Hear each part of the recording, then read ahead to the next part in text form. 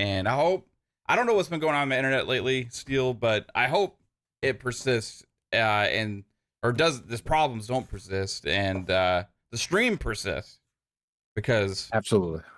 we need to have some summer game show coverage this week, and this is gonna suck ass if it keeps having problems.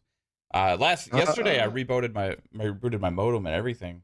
So did you hit the button to go live on YouTube? yeah, is it not live? Are we live? It still says upcoming for me. Really? Nope. Okay, it just popped up. For whatever reason, it popped up late. Wow. Are we here? Are we live, everybody? Are we good? Oh, no, it did pick up late. It picked up late for me. Like, it just started, actually, like us talking right now. That's weird, dude. Okay. Yeah, that was weird. Why such a long delay between when we're live? Anyway. Hi, everybody. What's up? This is Fun Speculation. We are here, and we are going to be giving you Summer Game Fest co-stream coverage as long as some weird shit doesn't keep happening and interrupting our stream. But thank you all for being here. You guys rock. Sorry for the last stream crashing. A second, be right back. Yeah, no problem, Steel. We got Steel Rain hanging out. He's stepping away real quick. But we're going to have some fun. We got lots of crazy shit happening already for announcements and stuff. We got a new civilization that's getting teased. We got Tony Hawk potentially going into Game Pass. There's more conversations about rumors and leaks about Call of Duty Black Ops 6 and different things about the structure of that game. There's more talk about Xbox multi-platform future. All these other kind of crazy things are all happening in the days leading up to the Xbox showcase. But the big show today is going to be Keighley's show, the Summer Game Fest. And I think there's potential they could have some Xbox stuff there, but there's going to be lots of stuff there regardless. It's going to be a good show, I think. In Keighley's words, expectations in check, like as far as new, big, huge game reveals. But I think we're going to see some pretty cool stuff at the Summer Game Fest. I don't think this show is going to be the one that blows everybody away. I do think the Xbox show is going to be the show of shows. I think the Xbox show is going to be the showcase of showcases. It's going to be, wow, why have all of us been so like doom and gloomy all year over Xbox when they got all this shit cooking? That's the kind of vibe I'm expecting from the Xbox show. But yeah, we're gonna have some fun covering it. Jasper says there was a 115 heat index in San Antonio 2 weeks ago. Glad you're out of there. Yeah, I hear you, Jasper. It's been storming like crazy here the last couple, last 2 weeks, really. And we're just now starting to get into the heat, I think, like normal. So we'll see how it goes. But shout out to the chat, Jason Max, what's up, Jasper, hanging out there from space. Sirve, Calorie, Decado, HNS 1998. How's it going? Ghost Fixter, Bold Alpha, Wolfpack, Sith Lord, Oscar, Emilio A. Gonzalez. What is up? Moggs, how's it going? See beautiful wife Caitlin hanging out in the chat. It's got Ballantone hanging out. Big Lou Ravens. Everybody, appreciate you all being here. Ready for these Keighley streams. Keighley show. I'm ready for the Keighley show. I'm just messing around with some of the stream stuff in the background here. Hey, Stephen Avery, come on, man. No Boston. Oh, what'd he say? He just said Boston. Oh yeah. Did Luca end up getting hurt for real? I heard a little bit of that. I haven't been paying attention. He's been banged up, but it's not. I don't think it's anything bad. So we'll see. I don't know. We were streaming our PM and the PM yesterday during the game, and I was gonna watch it afterwards. Right. But I kind of found out what happened and that's how it goes, man. Unfortunately, game was, and I was like, I can't. So I watched. You know how YouTube you can watch like the full game highlights where they have like every single play. Right. So you did that. I just ended up doing that instead. I wasn't gonna. But what the hell's up with Porzingis? Like all of a sudden, like comes out of the grave. The best team in the league had a ringer sitting on the bench, and he looks like he cares more and is trying harder than he's ever been in his entire fucking career. And actually is good now again. Like, just they had a ringer sitting on the fucking bench all season, the best team in the NBA.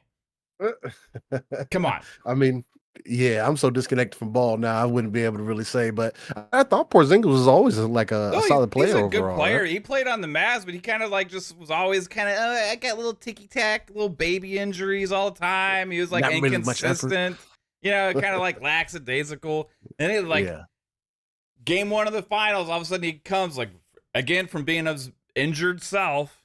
All the time he's always injured. Now he comes back. They's like, hey, let's activate Porzingis. It was even a question: was Porzingis even going to be in the finals or whatever? They're like, oh, let's activate him, see what happens. He comes out there and like is like their best player, dude. It's like, what the hell? Like they just had their best player sitting on the bench, the Celtics. Come on. Anyway, Definitely weird. It's weird. Yeah, it's weird. But that's Porzingis for you. I hope he goes. Yeah, he'll go back to his old self, hopefully for game 2. But yeah, everybody, this show's not going to be just about me bitching about the Mavs and Celtics. It's going to be about games, and we're going to have lots of games to see here at Summer Game Fest, Steel. But thanks for hopping in with me, man. I appreciate it. Hey, well, again, I saw you rocking, and I tuned in. I was like, oh, Mavs Live, getting ready for the Summer Game Fest. And I'm sitting here, I got dinner cooked and everything already, and I was like, it's time to lock in and see what's going on. Yeah. I'm not expecting too much here. Again, I know Keighley was trying to limit expectation, so we'll see, man. I mean, he's been pretty consistent. I thought last year was okay, and we'll see if he's trying to continuously improve or not. What's really off-putting to me, though, is knowing how much he's charging to show trailers. Yeah. It's like, how does that benefit the industry? Like, I mean, I get it. You got to pay the bills and everything, but good Lord, like E3 type prices, it feels like it's crazy. Yeah. I wonder how expensive it is to put on the show. I mean, like, the show might be expensive for sure. Yeah. It's got to be pricey, but damn. But yeah, like, it doesn't have to be an extravagant event, especially when you show that you don't care. It does limit how many people can partake. That's yeah, right. Yeah, exactly. But, I think overall, like, I don't know what the standard industry practice is for that kind of thing. I think the cheaper shows would be like the Guerrilla Collective and Future Game Show and things like that. They probably kind of do a little bit like, hey, this is the budget showcase. I guess that's my thing. It's like Jeff Keighley's trying at least this is how it feels. It feels like he's trying so hard to make it, to sensationalize it and make it like a movie type of thing where like celebrities get involved and all this other stuff. When it's like, it also comes across like you're trying too hard to be something that you don't need to be, because the thing that makes gaming unique is that it's about the games at the end of the day. And if you're going to do an event like this, that I thought previously it was supposed to be, you wanted to show some love to the devs and the games that are coming out. It seemingly over the years has become less about the devs, especially with the rushing and everything else. Yeah. And again, I get it. You don't want everybody speaking for 10 minutes. I hear you. But if you're supposed to be celebrating the devs, I guess, I mean, at least that's what I felt like I was sold on before, along with showing additional games. And that's what made what Keighley was doing unique, because nobody else is doing it. Of course, you have your smaller shows and everything, but those don't get the eyes necessarily. So it's like, is it because he's trying to placate to the audience and that's why he's been getting the attention? Or like, I don't know, because it's still crazy to see how things are going to play out. Because other than Xbox, I mean, again, you have your other smaller shows from the other players in the industry, and then it just doesn't seem cohesive, at least. I don't know. Yeah. No, I hear you. For me, it's like I definitely have my issues with him. As far as how he acts sometimes, like he just can't hide. Maybe it's not his fault, but he can't hide his preferences and biases on his face the way he acts, like with different kinds of things. You know what I mean? Right. And like some of the decisions he makes about what to have or like who to have there, the different structure things. But overall, I'm glad that we have his shows. So because we have the Game Awards, we have Summer Game Fest, and without him doing all this other stuff, we wouldn't have those. So No, 100%. at the end of the day, that's like taking the good with the bad. He ends up having two of the biggest showcases of the year. So Yeah, 100%. I end up enjoying them for what they are, and and then we'll nitpick and criticize them throughout the show, because that's always fun too, picking on Keighley, right? That's true. That's true. His decisions and whatnot, exactly. Yeah, it's like part of it now. It's like, hey, let's like watch and kind of tease and make fun of Keighley a little bit. Like, I will miss doing that if we can't do that anymore going forward. But what do you like? You said your expectations are in check, right? Like, is there something you are excited about potentially being here? Because they've actually said quite a few things that are going to be here. For sure. Excited to be here. I mean, of course, you're gonna get a lot of those third party deals that we're looking for. Well, third party announcements more so that we're looking for probably. I think I'm more so limiting it by it like world premiere kind of thing, right? From that perspective, but I could see the one thing that I was thinking about coming into here, and it could be a long shot, but I could see a gameplay trailer for GTA, right? Oh, just as an example, just to tease it, right? You don't even have to give us much, because if it was already, I mean, again, we got the leaks almost 2 years ago, right, of what GTA 6 was supposed to look like, some of the characters or whatever. Maybe that was fake, who knows? Or maybe it was in engine.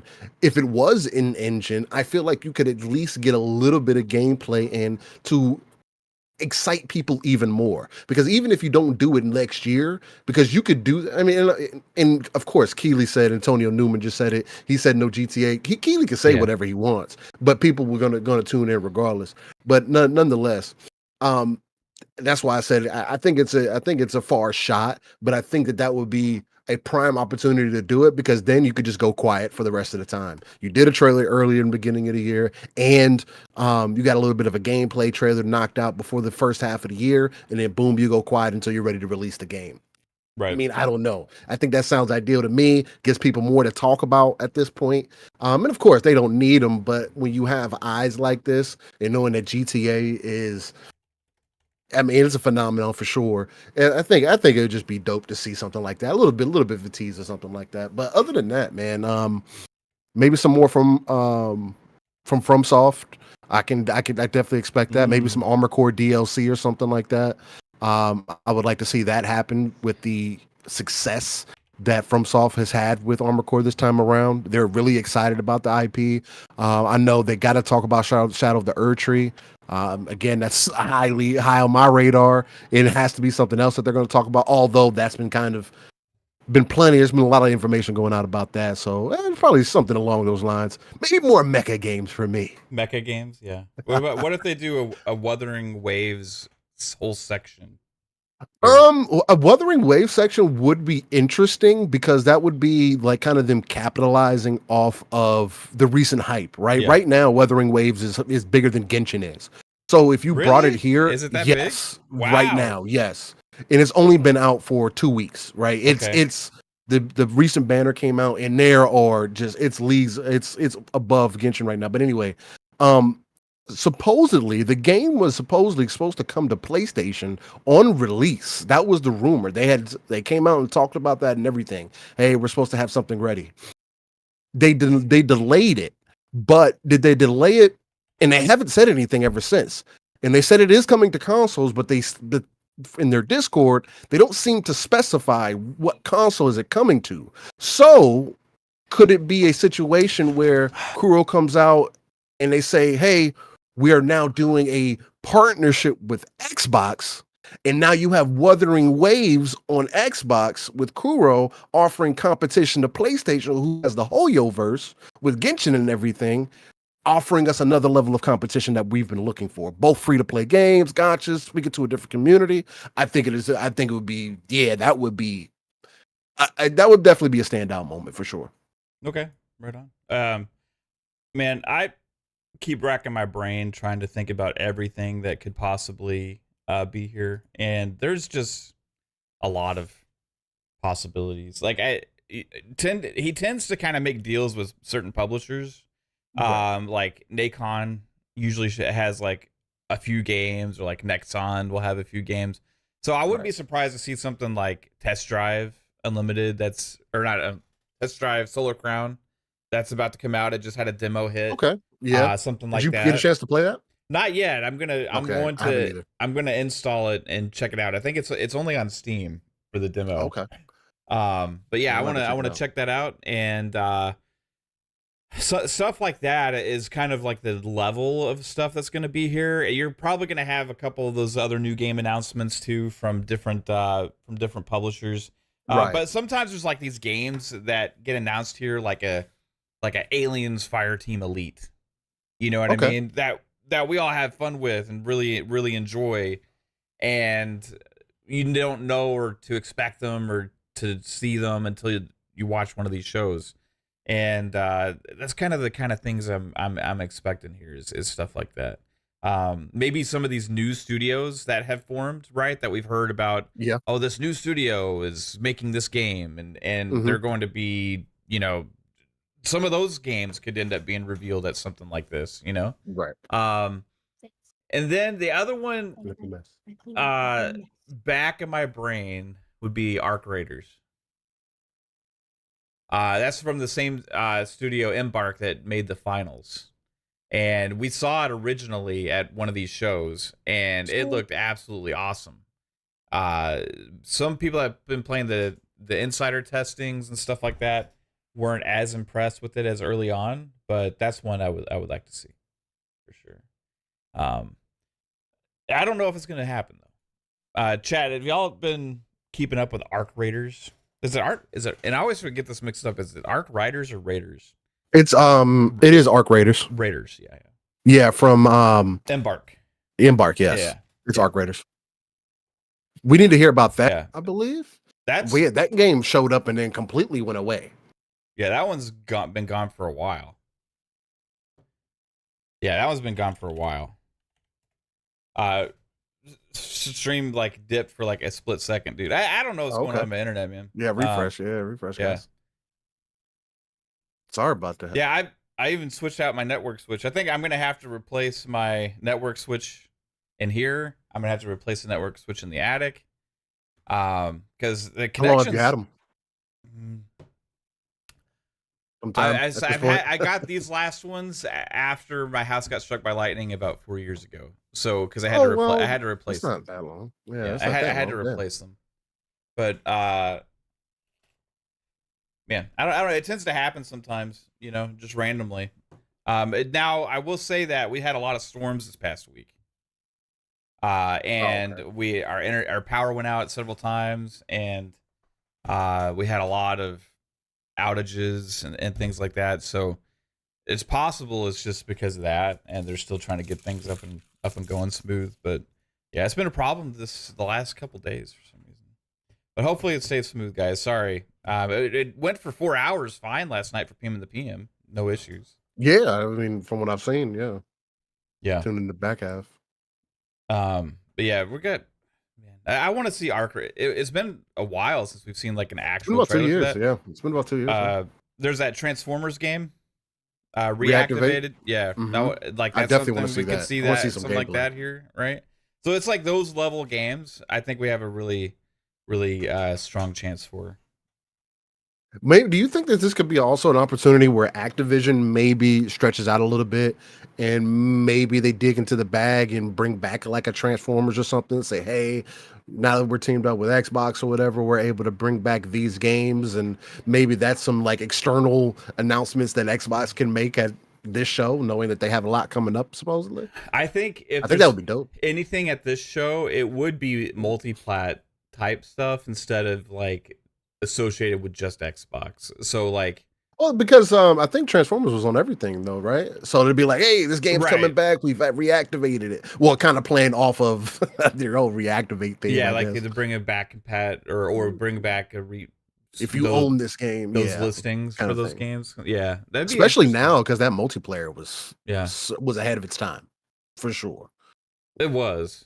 I just want to see High Moon be free to be able to make their own stuff again. But like these studios, you don't know what they're capable of anymore. If like they're a shell of themselves, like because they've become synonymous with Call of Duty, like seemingly, yeah. so even when they like make posts or show things, their studios, it's just like Call of Duty everywhere. It's like they lost their identities, you know. Yeah. Toys for Bob got theirs back when independent, so they're gonna be okay. But yeah, some of those, it's kind of weird to see them like High Moon, like, hey, our studios, we had to look when they made I saw some of the devs when they had some of the layoffs before, and like their studios are just like all Call of Duty shit everywhere. You know, it's like you guys were not that before. You know, you guys were doing all this other stuff. Crazy. But I think it'll be interesting to see if those other studios do get their independence a little bit to create their own projects again. I think that I've been racking my brain to think if there is going to be some kind of Xbox stuff here because of the rumors of how long the Xbox showcase was before, as opposed to almost has to be the rumors of what it has been cut down to now, right? So if it's been cut down to a 2-hour length show, from the rumors that we're hearing before about like how long the show was for Xbox, those things got to go somewhere, and maybe you give Keighley a little bit here. Maybe you give him some of the time slots you paid for Xbox. Maybe give him a little bit bigger stuff, you know, instead of some of the other things you had planned on. Do you think that this would be like a better stage, maybe to announce that Final Fantasy 16 or something like that, along with some other announcements regarding Square Enix, to be here instead of on the Xbox show? Or you think Xbox would want to make that more focused on them to kind of really speak to the audience and say, hey, well, you know, this is coming? Because I'm kind of more in favor of Summer Game Fest, just so you have more openings on your actual show. And because it speaks to a wider audience, I think, even people who aren't interested in Xbox. Yeah, I hope like, so. Oh, man, they're getting this. Yeah. I think overall, we're going to potentially hear some interesting things. But, like, as far as, like, bringing people in, giving stuff at Keighley's is always a reason why they show stuff at Keighley shows, right? Because he has that other audience, for sure. He has the PC audience, Nintendo audience, you know, PlayStation audience and all that stuff. Chat, I gotta step away for 1 second because I gotta make a work phone call. Steele, I don't know if you want to rock out and talk for a little bit or whatever, or if you can just hang out and chill. But I have to. Yeah, I'm down for whatever. I have to go do something real quick. Sorry, guys. You think? I'll hold it down in chat. What's going on, chat? What y'all into? How y'all feeling out? Starfield MMO? I think they would leave that for the Xbox showcase, though, honestly. That would be such a big deal if that's what they've been working on behind the scenes. That would be really dope. We got about 15 minutes before we go live, yo. Elden Ring DLC, I do definitely think is going to be here, Jasper. The only thing about that, though, is they've been talking about that a lot. Like a lot type shit. You know what I'm saying? So it's like, do you talk about it more here? Because there is going to be a huge eclipse. The First Descendant, Kyle Apocalypse. Yo, if the First Descendant announces today that the game is dropping, because they're supposed to be making their announcement today. If they're announcing the game is dropping, Decado, I better see you on the First Descendant, bro. Whenever you off of work, whatever the case may be, whoever's rocking the First Descendant, let me know. I'm maining Bunny. We about to kill it. I'm telling y'all. I am so hoping that is the case. The First Descendant is high on my radar right now. Super high. Really love what I got, what I played in the closed beta.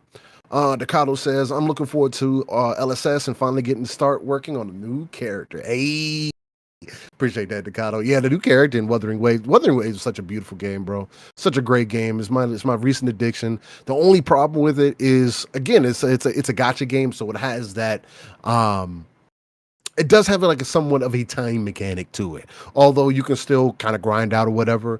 It does limit you on energy and stuff if you're trying to build up like your mods, I should say, your mods that you can get additional stats and stuff for. Kind of limit you in that way, but again, it is what it is. This type of game that it is. It's not meant to be a game that you necessarily play forever and ever. I got plenty of time in it. I'm really loving what I'm getting. I can't wait to keep playing. Omi Tony says, Steel, if you could voice act in any game, what would it be? Gears. Guaranteed. Gears is the only game that pulled me away from Halo. The reason I don't remember Halo 3 as vividly. And mind you, I got the boost arm in Halo 3, so I mean that should speak enough. But Gears was the main game that pulled me away from Halo, and COD even. And Gears is definitely one of my number one IPs. And to be a gritty over the top, like I wanted to be like cold, but like really get into it. That'll probably be my pick. But I mean, other than that, it'd probably be like an MMO where I could be like one of the main quest people or whatever the case. Even a main character, maybe. I don't know. I haven't really thought about it too much. I thought about voice acting every now and then, but I just haven't taken that serious. Let's see. The first ascendant will be there like Donkey Kong again. Decado. I think that they're about to shadow drop at a release date, and if it's today, we're about to be on and popping. Void Rat says, I'm expecting this to be a pile of shit. Well, damn, Void. I hope not. That would be absolutely terrible. But because Jeff Keighley needs to continuously, regardless of how people feel, people need to continue to ask for better, and he needs to continue to make it better, right? Decado says Star Rail has overflow energy. Wish Wuthering Waves did the same. Wuthering Waves does do the same. Decado, they actually recently updated it within this week, where you can overflow the energy. So like if you use all your cubes, it will go way vastly above whatever number that it's at. You can go to a 2,000 out of 240 or whatever they say the cap is. So like, yeah, so now it's uncapped. So like if you didn't get on for a couple days or whatever, it's going to continuously build up no matter what. There's the same thing in Punishing Grey Raven, so that's dope. Starfield guy says, anyone else excited for Flight Sim now? Because it becomes more than a game about flying around. To be real, Starfield, I think I'm a little bit more interested in it. Right? That was the main thing that kind of, well, I never really jumped into Flight Sim because it's like, flying around is cool. The realism of it is cool. Knowing how much a petabytes a day that they pull in for accuracy, weather accuracy and whatnot is super dope to me. And I consider it a game overall because it is. Simulation or not, Forza literally pretty much taught me how to drive Forza 2, Motorsport 2, for the most part. So it's like, especially when I was learning how to drive stick and whatnot. Yeah, man, I think Flight Sim this time, understanding that they need to become a little bit more gamified, is super dope. I just hope they don't do it make it a yearly thing, because I think that's kind of corny. Decado says, still after the last beta, I'm switching to Bubble Chick main. Hey, I heard she was all right. I think Mav has gotten back. I'm back. What's going on, dude? Man? Thanks, man. I'm probably gonna have to answer the phone again in a minute. Oh, Trying to do this stuff while I've still got like crazy busy work stuff going on, guys. So bear with me. Apologize for that. But I keep a lookout for something. You're talking about Starfield a little bit, right? Right. There's some kind of feeling that there could be the add-on type. What do they call it for Fallout? And then Elder Scrolls for the mods. What do you mean? Creation Club, right? Oh, Creation Club. Okay. Yeah. So because Keighley shared a shot of his dashboard, right? Okay. And on it said Starfield add-ons. And like it was kind of strange. Yeah, he's like, I like seeing Summer Game Fest on the Xbox, but on his Xbox dashboard it says download Starfield add-ons. And it was like a little advertisement for Starfield, right? I wonder if Xbox would be petty and do a PlayStation announcement here for Starfield. Oh, no way. I can see Jeff Keighley being petty doing that. Oh man. Do you think if that happens, if it's true. Yeah. If that happens, Xbox fans going to freak out. But you think that's going to be set a bad precedent going into the show? That it may be a later thing? Yeah, they would be like, that would be a dumb decision for just because of the reaction from the Xbox community leading into their own showcase. Absolutely. I think if that happens, it'll just be kind of like a random announcement, That's what I'm saying, but I can see him being petty for that. Yeah, I appreciate the Xbox, but I agree. I think it'd be dumb as hell because then you're just setting a bad precedent going into your show. But we could see Elder Scrolls Online or Fallout 76 stuff here potentially. Yeah, I could definitely see that. Even Fallout 76 would be dope. Even Sea of Thieves could show up here now because it already is on PlayStation. Also, there's certain kinds of things that could show up here that wouldn't have before. You could have some of Blizzard stuff show up potentially even here. That's true. Like Overwatch or World of Warcraft. Hey, they've done that stuff in some of these kind of shows before. So I think a Starcraft announcement would be dope here as well if they did something like that. Maybe a little tease. I think because of how powerful that for the is, Xbox. Yeah, I think how powerful that IP. Like I told Pong last weekend, Starcraft is probably the only game that would make me play RTS again right now. Yeah, for sure. At least try to. Yeah, maybe. I think for StarCraft's one of those like just old school classic franchises that's never gonna go away. That kind of the heart and soul of the genre, right? Command and Conquer is that for me, like what StarCraft is for many. I feel that. Like, I feel that. I'm a Command and Conquer. I love the game. I love that. Old school. That was like one of my first. That's my first PC game I ever played. Yeah, Red Alert was mine, I think. I mean, except for before that, Solitaire or like Minesweeper, right? That don't count. Those are like packets. Yeah, but for like actual game, like I remember I was in San Antonio visiting my uncle with my dad. This is like the only time I went there to visit him, but like he was a gamer, right? But he was a PC gamer, and he had a PC, and I never had a PC as capable of playing games well, right? Back then. He had a PC, and he's like showing me games and stuff, and he showed me Command and Conquer, the first one.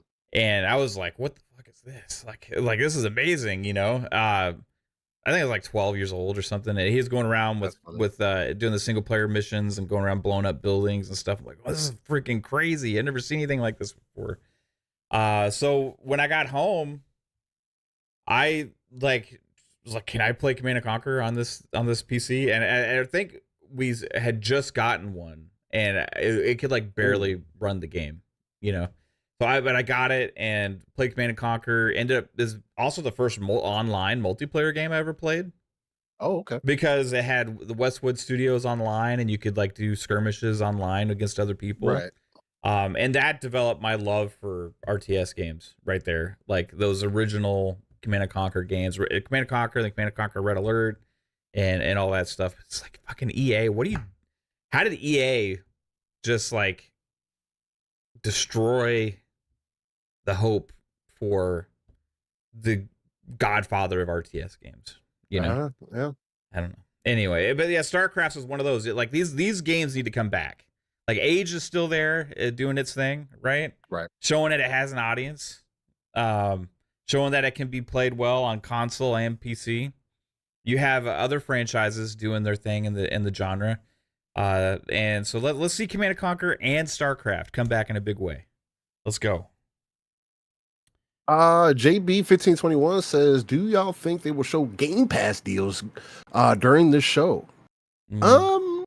I think Xbox wants to save those. Maybe a sizzle reel, especially trailer. If they're newer. Yeah. If they're newer announcements, they may do like current Xbox Game Pass deals. What's happening right now? I could definitely see that doing an advertisement saying, "Hey, tune in Sunday." I think that would be cool. And Crow, I mean, he says StarCraft would be too difficult on console. If they've been able to do it with the rest, again, I always go to Supreme Commander being the easiest example of how easily an RTS can be done on console. And I think StarCraft could easily adapt that as well. And again, I also agree with like things that Pong has said before, like allow it to be on console and just say, hey, you got to use a mouse and keyboard. I mean, that compatibility there. So, I mean, I don't know. I get it. I do think that going more of before they do an RTS, I do think that maybe approaching that StarCraft Ghost territory again would be the first step. A third person over the shoulders or third person action StarCraft game, espionage, maybe even in that ilk, because it would just be prime opportunity. StarCraft has so much lore and story and things that hasn't really been touched on like that, that I think would really send it into the next stratosphere if they did it like that. Well, you could also bring back traditional Warcraft, not World of Warcraft, but like because that's a RTS also. Yeah. Right. So it wasn't as great though as for in the RTS genre, unfortunately. StarCraft is what push things really forward for them. But Right. yeah, the original Warcraft games are pretty fun. I see Ghost Victor say Supreme Commander 3. That'd be amazing. There's a lot of RTS games coming back and stuff. So there's one actually made by former StarCraft devs, Stormbreaker or Storm something. Yeah. I mean, of course, for anybody that's interested, and of course, they're the devs from the original, so it's kind of like, well, most of them are, I believe. So it's like, yeah, something to take in consideration. But I don't know, man. StarCraft just hit different. But again, I guess we'll see how people feel about it. We are 1 minute and 53 seconds away, and I'm crossing my fingers the internet holds up. If it doesn't hold up, guys, I apologize, and I will have to go try and reset my modem and stuff again. Even though I don't know if that would help because I already did it last night. Yeah, if you already did it, I don't know if that would help. Decado, I'm right there with you as well. He said, I never thought Age of Empires would have worked well on console, so I'm optimistic. I'm right there with you. I didn't think so either, especially how I used to play played the way it was. Yeah, I thought it was going to be difficult. But, I mean, they're doing it, man. I mean, again, I will never shy away from innovation. If the devs can innovate, if the manufacturers can innovate, that's what it's about. Yep. Yeah, push versus things forward. 310 watching. Ooh, 310K watching on the award show. That's a lot of people, bro. Over 250,000 people are tuning in live. That's a big deal. Yeah. He gets a lot of people that watch, guys. And that's just counting his mainstream. Yeah. You know, that's not counting all the co-streams from the other major publications too, like IGNs or GameSpots and then also all the other co-streamers and just regular streamers are going to be watching this. Like, then all the views afterwards as well, like that aren't live. These things get watched by millions and millions and millions of people. That's why it's so valuable for these spots. That's why he can charge what he does for the spots too, for these things. Yeah, I think it's still crazy. He probably should cut that price, man. It probably was when it first was kicking off. It was probably a lot less, I would think. Probably, you know, like $5. Give me $5. I'll give you a trailer. Hey, if you guys want me to show your trailers, I'll take 20 cents. You know, just send me a check, 20 cents. I'll show you a trailer. Let's go. Summer Game Fest.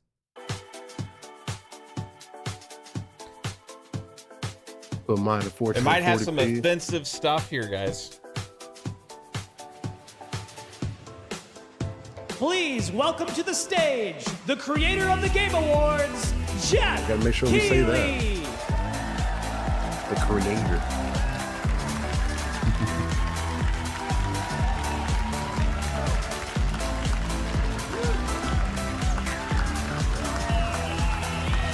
Look in the crowd. You might see some familiar faces.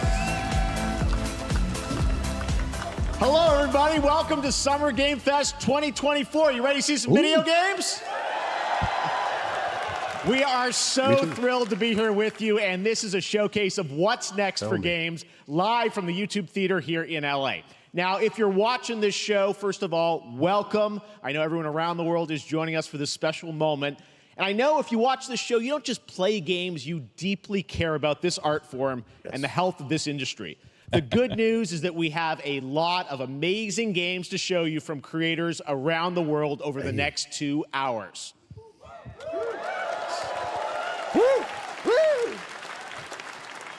But let's also face it, this has been a tumultuous and difficult year with company layoffs and studio closures, which have disappointed all of us.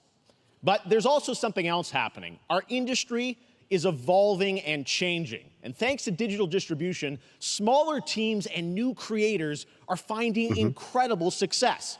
Take a look at this list from Game Discover of the top 10 best-selling new games on Steam so far this year. Two of them are considered, big company games, but the other 8 come from indie, mid-sized teams or solo developers. I look at this list, it's pretty cool, right? And I get inspired that new ideas, new teams, and smaller creators can and will break through. It's a reminder to big companies that they have to treat their developers right. You see that, Kate? Today, Supermarket Simulator? there are many paths to sustainability and success, and that's what makes this industry so great. And you'll see that reflected in the show today, because over the next 2 hours, we'll have big franchises on stage like Star Wars, Batman, and Harry Potter, but also smaller titles, including a few games made by single individuals and first-time creators that we invited to be part of this show, because we think this platform is important as a way to show you new things that you might not even know about. So when you see a game that piques your interest, please wishlist it, or even better, send it to a friend and get them excited. That's how we together can grow the gaming community. And we are going to do that today over the next 2 hours, as we have a lot of games to show you, plus Day of the Devs directly after with even more indie titles.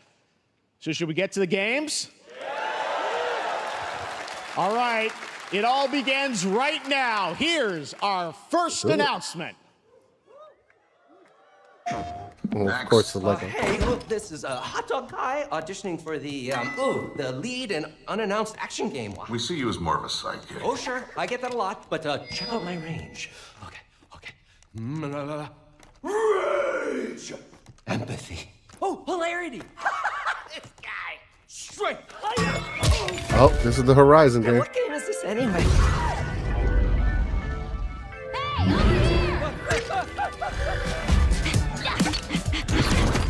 Hey, neat costume.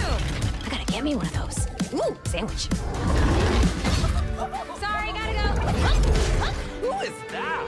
That hot dog guy is Aloy, an amazing video game lead. Thunderjaw went mad and is tearing through the valley. Don't worry, I'll bring it. Man, she got more energy than the actual real character. That's crazy. And fire attack. Who knew a Lego game? A lonely hero, hunting machines all by herself. Hello, I have friends, you know. Let's do this! Oh, it's co-op. Right, a friendly hero, hunting with her pals. That could be fun. Ow. Hey, whose side are you on? Exploring, Wow, what is this place? collecting all the shiny things, Woo, money. and making a home. I like the customization aspect of it. Okay, so it's not just. Aloy, the Thunderjaw's back. Oh, right, the Thunderjaw. Ooh, that's a big one. Here we go. Yeah, it looks like it can be some fun. Down you go. Woo. Yeah, this definitely makes me want a Halo Lego game or a Mega Block game. I do remember that.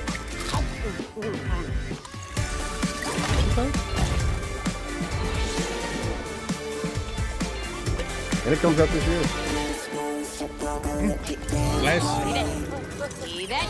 Like Astrobot and that be two family friendly. Pretty good.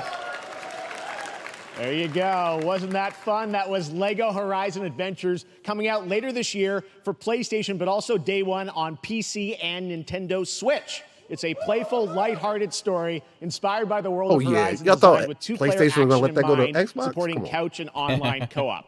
All right, now we're going to completely shift the tone to the next game from Torn Banner Studios, the developers behind Chivalry 2. For their next project, they are proud to announce No More Room in Hell 2, the sequel to the 2011 award-winning Source mod. 8 players start separate in the dark, and it's up to you to find your friends and survive with permadeath. Here is the first look.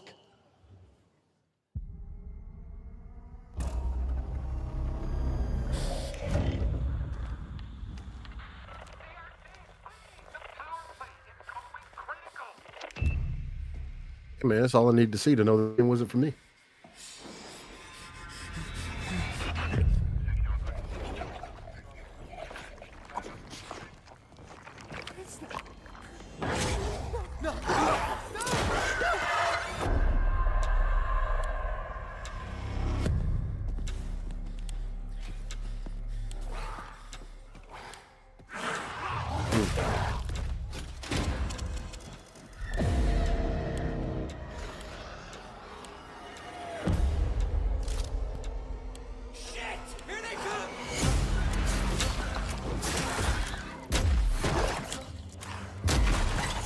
Giving me Back for Blood vibes. Something a little bit more scarier, maybe.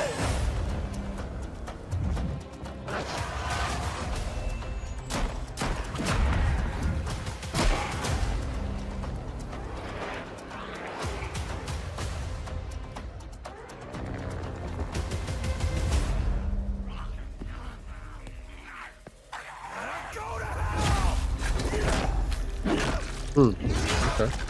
Early access. Coming this Halloween. Looks really, really intense. All right. To introduce our next game, please join me in welcoming someone who I've known for over a decade. She's been a huge fan of some of our reveals like Street Fighter VI a few years ago and, of course, Final Fantasy VII Rebirth last year when she was sitting in the audience. Well, this year, she's joining us on stage. We're thrilled to have her with us. Please welcome Curious Joy. Hey. What up? Shout out to Joy.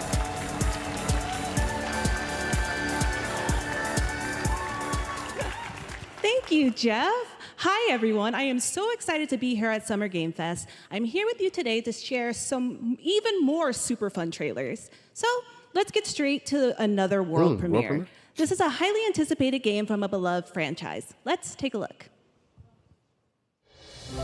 As young witches and wizards, we all dream of soaring through the sky like our favorite heroes. When it comes to Quidditch, So they we've all changed wondered, it up completely. do I have for what it Quidditch? takes to be the next Quidditch star?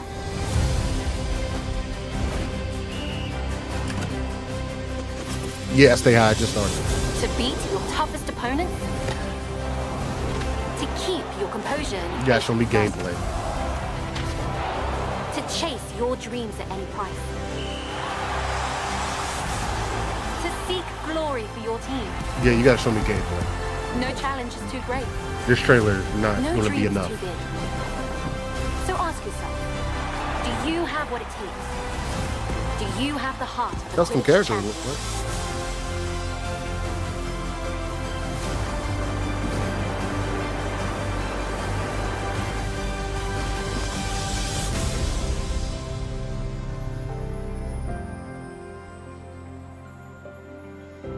Well, they completely changed the style of it to do Quidditch. So, okay. It's on everything. That's Harry Potter Quidditch Champions launching worldwide on September 3rd for consoles and PC. Now we move from the Potterverse to a brand new world. It hails from a single developer, Gavin Eisenbeis, up in Seattle, who has been making games all by himself for a decade. His last title, Choo Choo Charles, was a fan favorite, and he showed me this next game a few months ago, and I really wanted to debut it here. Get ready to backstab, race, or cooperate with up to 20 of your friends in Cuffbust. Oh, God. It's going to be a good YouTube game.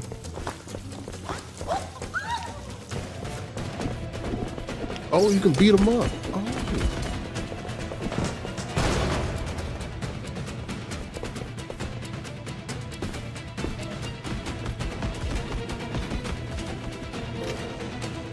Nah, JB, it's going to be its own separate game. The Harry Potter Quidditch game.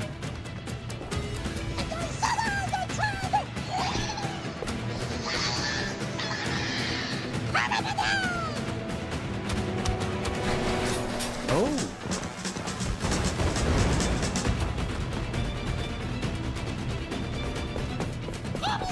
Yeah, bro. Streamers are going to be all over this. I can see YouTube going crazy with this one.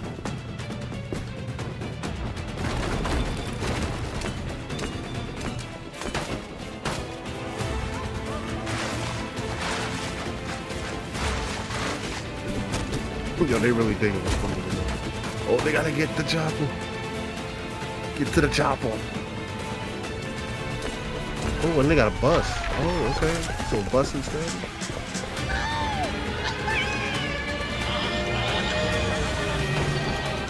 Oh.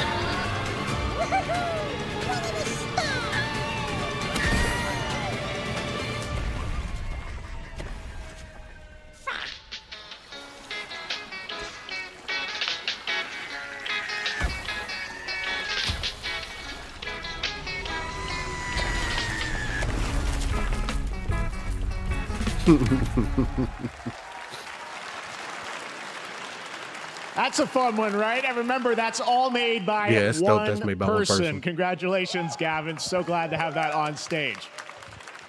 All right, next one of this year's most anticipated games is Star Wars Outlaws, coming out on August 30th from Ubisoft and Lucasfilm Games, the first open-world Star Wars game where you live the life of a scoundrel. On Monday at 12 p.m. Pacific, you'll get to see a full gameplay showcase during Ubisoft's Forward event, streaming as part of the continuing Summer Game Fest events. But right now, we've got an exclusive new glimpse at the game, just a small taste of what's to come.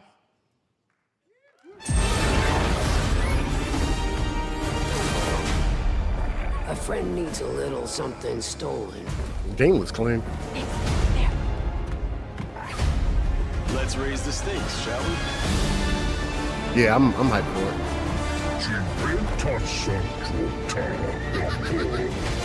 Hold tight!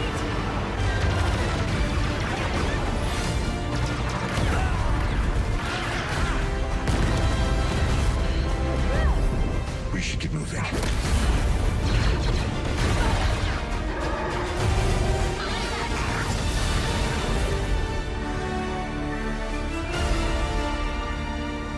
Clean.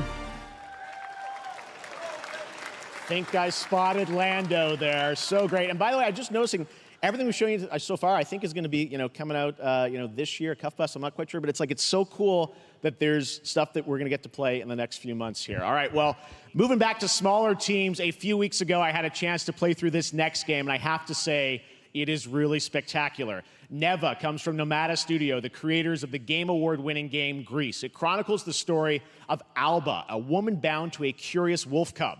Here's your first ever look at the gameplay. Nomada,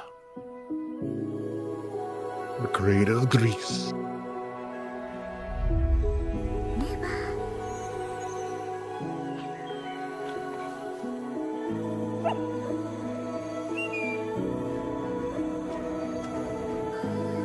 That's a good question. Stephen Avery says, how are these indie devs affording 250K spots? Yeah, that's fucking crazy. Paul Soul says, we skipping over the fact that PSIP is going Nintendo day one. Hey, it looks like they got a strategy over there, huh? Now, supposedly this game is supposed to be pretty dope. I like the art style. Similar to like Hollow Knight, Metroidvania, Ori. It's definitely clean.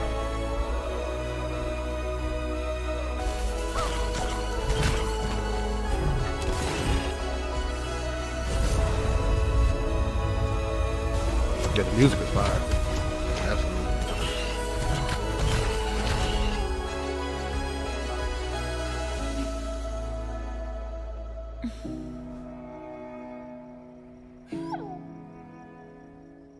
Never. Okay, I kind of like that. Never. Trust me, that game is such a true work of art, especially when we get into some of the combat. It is tons of fun to play. And there's much more coming later today in the Devolver Direct, which will air directly after the Day of the Devs on this same stream. So we've got lots more for you. All right, next, it's time for our next game announcement.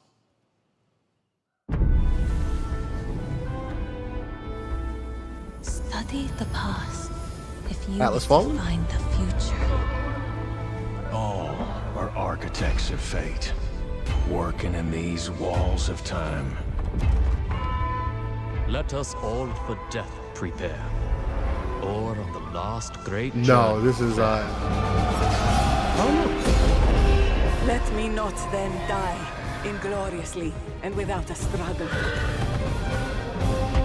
Good point. But let me first do some great thing that shall be told among men hereafter. Each of us shall endure this world's life until the end.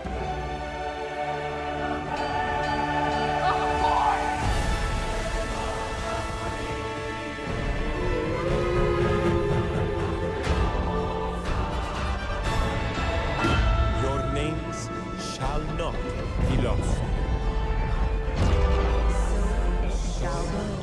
So it shall be. So it shall. Yep, Sid Meier's Civilization 7.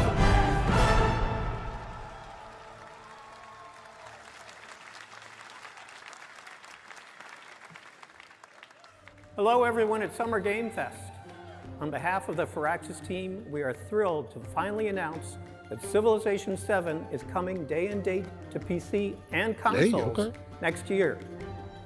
I'm in awe of the amazing team that has brought us to this moment, but we also have to thank you, our incredible fans around the world, for your overwhelming support of this franchise for over 30 years. We can't wait to share more, and we hope you'll join us later this summer for the full reveal of Civilization 7. In the meantime, stay civilized. Game science, okay. Black Myth.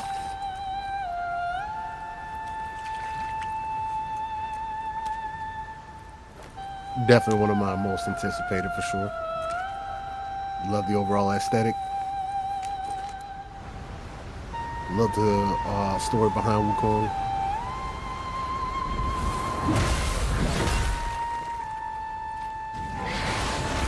Loving the gameplay.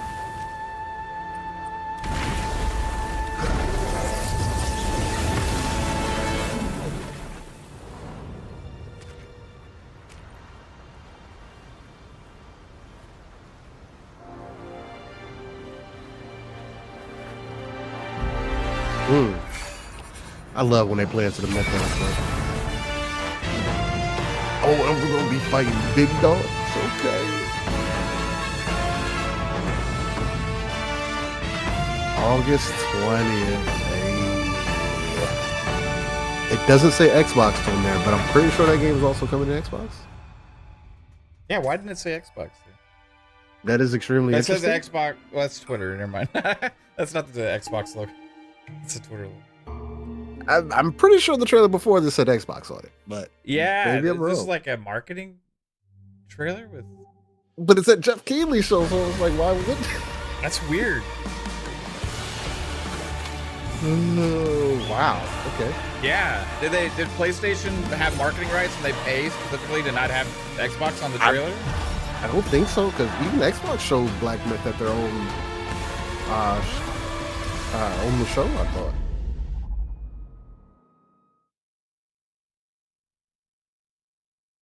That's weird. I almost That's really rewound weird. it. We'll look back at it later. What? Heaven and returning with a gift. What is this? But mankind was given more than it wished for. Not progress. This is a Steel game. But chaos. Yeah, it definitely is coming across like it is, for sure. Brings a terrible. Now it's a Pong game because it's a female lead character. Yep, exactly. Still glimmers. Oh, what the fuck is the little guy? What the hell is that? Olaf? We died. What is going on? Oh, it's co-op. Okay. Oh. Interesting. Okay, now it's more of a Madden game. Well, now it's become Remnant. Yeah, the greatest resilience. It's fucking funny. It's 4-player? Wherever we remain. Yeah, it almost looks like Remnant. Once human. Once human, okay. Yes, I am excited for this game too. Okay. It's only going to be on Steam though. PC. Yeah, Once Human looks really dope. I want that to come to consoles for sure. There's Game Pass trailer.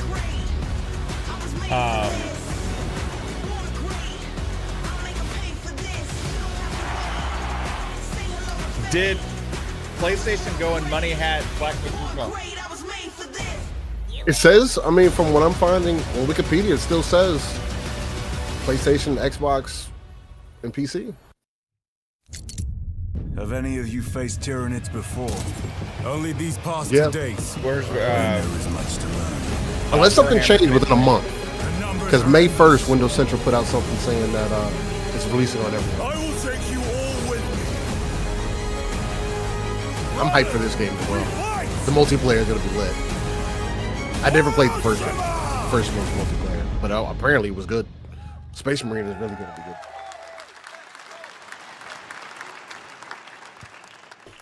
All right, welcome back to Summer Game Fest. Hey, Keighley, what's we've up got with the some Black amazing Wukong developer trailer, guests bro? joining us throughout the show, and I'm very excited to introduce our first guests. Unless they are PlayStation legendary paid for the creators who spot are working on a for brand them new to be fantasy here. RPG Maybe. Metaphor, slated to launch this October. Please welcome the director and art designer of Persona 3, 4, and 5, Katsura Hashino and Shikanori Shojima. Yeah, Arthur, but up to a month ago, it was announced that it said it was coming to Xbox. So within a month, if you're saying that if somebody's saying PlayStation did something, that's crazy. This is a PlayStation ありがとうございま showcase. す。アトラスの橋野です。今日は副島さんと一緒にこのステージに立ててとても光栄に思ってます。Thank you, everybody. It is a pleasure to be here. My name is Hashino, and I am the director of Metaphor. It is a pleasure to be here with Mr. Soejima. Yeah, this game's going to be on Xbox as well. アーキタイプという So 他 let's see の what they ゲ do ーム with でい this うと one. ころのジョブですね。 Yeah, その the Xbox 姿 has に主人 marketing 公たち rights が with 変 this 身して I really want this game to come to Game とて Pass. も熱い RPG です。 This game is an RPG in which the party members Calorie transform says into their Black jobs, Myth which Wukong we call website still archetypes. shows it's coming to Xbox. These archetypes Yeah, allow you to so fight they against just did PlayStation something must have funny. got the marketing rights アー for キ it タ or イプは something. 誰もが持つ不安と向き合うことによって覚醒する力です。すべ I ての don't think アート Black ワー Myth ク is coming to Game Pass. 力強さとオリジナリティを意識して描いています。その総数は40種類以上にも及び、経験を積ませると一部のアーキタイプは進化することもできます。Archetypes are the embodiment of power born from the Yeah, will fine, to they- face they your would have fears and updated the site. anxieties. We give Like, it they our wouldn't all leave to it like instill that. each and every archetype Yeah, with no. a feeling of And strength it wouldn't make uniqueness in each sense. of their designs. In total, there will be more than 40 For types now, of archetypes I don't know. available I in feel the like game. that's too late. I These feel like this is archetypes a can gain marketing experience and even evolve. Some of them can evolve into stronger versions. Metaphor is not going to be in Game Pass, JB. メタファーはアトラスの RPG、我々 Unless が they 作 end って up きた doing another RPG surprise のノウハウ announcement, をすべて Yeah. 結集させて作っています。とても大きなボリュームのゲームです。今日はこのアーキタイプをテーマにした最新のトレーラーをお持ちしました。ぜひご覧になってください。 Metaphor, ありがとうございました。 Yeah, so good, dude. So we are pouring all of our acquired expertise into this game to make it as exciting as possible. In fact, we've even brought our latest trailer today, which is centered around the topic of these archetypes. Thank you very much, and we hope you enjoy it. Yeah, that's why I was kind of hoping it was coming to Game Pass, because it's sitting in that in-between place for me, where I'm not willing to spend money on it. To see if it's cool. They had the Xbox branding at the beginning of the trailer. Is we oppress, we fight. God, this looks so good, dude. This is like that mix of like A great Atlas evil flows and through like this land. Persona and Final Fantasy. You have found a Yeah, way almost, to like- wield true magic. I like that transformation. Oh yeah, it's badass.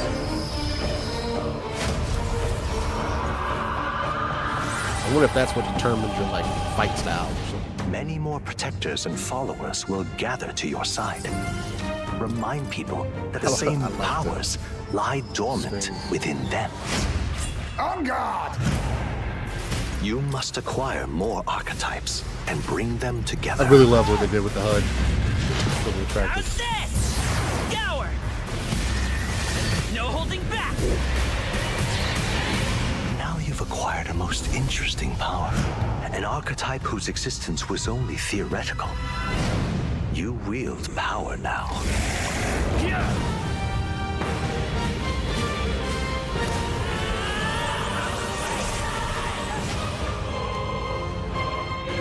ReFantazio. This one's at Xbox One, so. Yep. Yeah, they had the Xbox logo at the beginning too, and the end. So yeah, they definitely such an got some honor to marketing have for Hashino that. and Shojima with us on stage. Thank you guys, and for that deep look at the archetypes, such stunning visual designs. Now we're going to jump into the Arkhamverse. Batman Arkham Shadow is a MetaQuest 3 exclusive VR game coming later this year. As Batman, you face a new threat, the mysterious Rat King and his cultish devotees. Here's your first look. No at the Xbox story pre-order for Black trailer Myth? For Batman Arkham Shadow. Y'all say that's what's happening right now? You said they changed the site, Mill? I'm about to go look at that.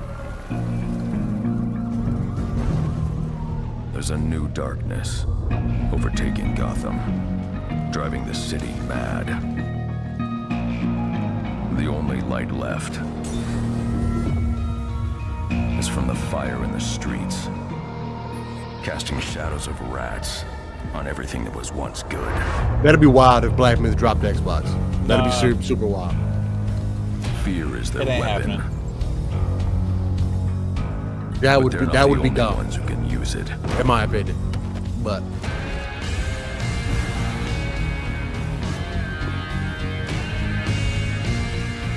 maybe stop at nothing to destroy maybe because you decided to go with the Crimson Desert instead. Maybe. I don't know. I think it's just the trailer with the marketing deal.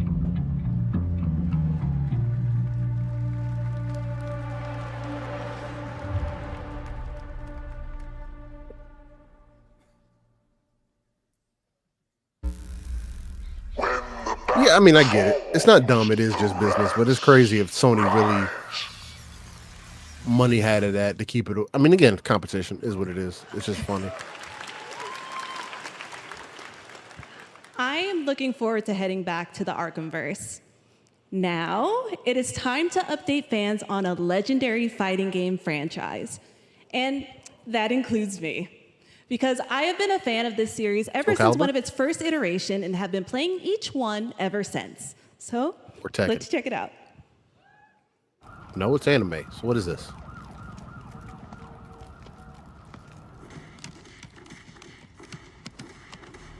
It's almost Street Fighter style. Oh, is it no, it's Street Fighter.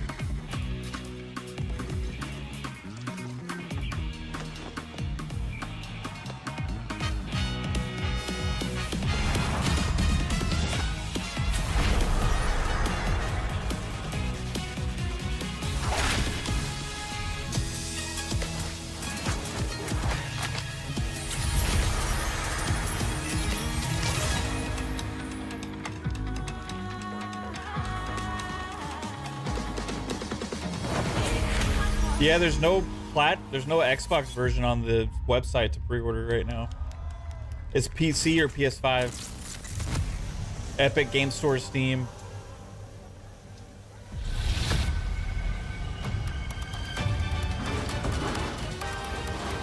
It's interesting.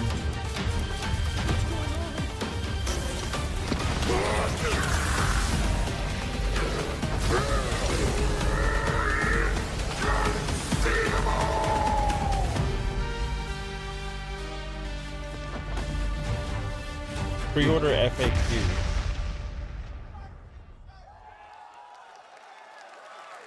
Okay, on which platforms can I play Black Myth Wukong? This was updated today. PS and PS5 users can enjoy the full game starting August 20th. We are currently optimizing the Xbox Series X and S version to meet our quality standards, so it won't release simultaneously with the other platforms.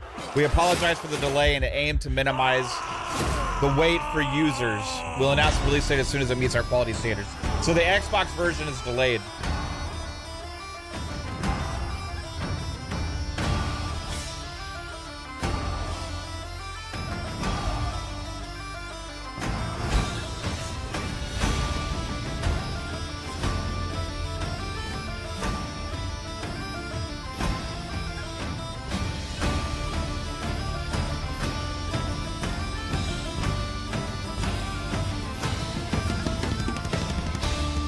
Priority of development always goes to PlayStation, right?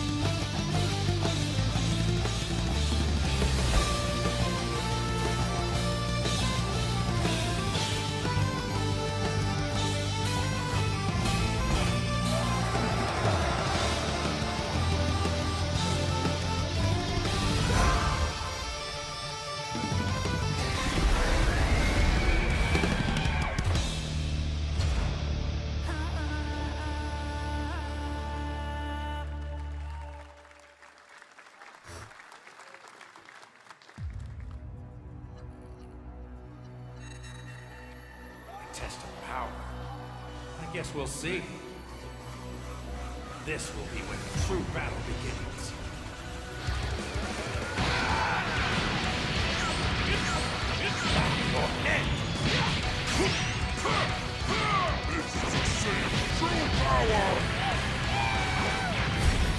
You'll move into a million pieces! Here you go, Steel. Dragon Ball. You talking about thrilling? Don't you dare! I'm not going to hell alone. You were only on a ride. Are you ready? Do it! Well, the way you slice it, there's only one way to save Earth. Goodbye, my friends. No matter what it takes, I need to rescue Gohan. Goku, wait! What? Never forgive you for this! Now you will suffer my wrath. No, it says on their website that it's delayed, survey. That they're pushing it past months. It's on their FAQ.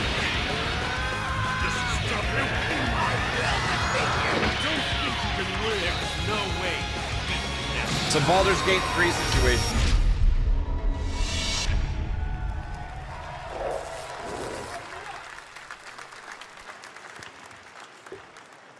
There you go, Internet. We got your release date for Sparking Zero, October 11th.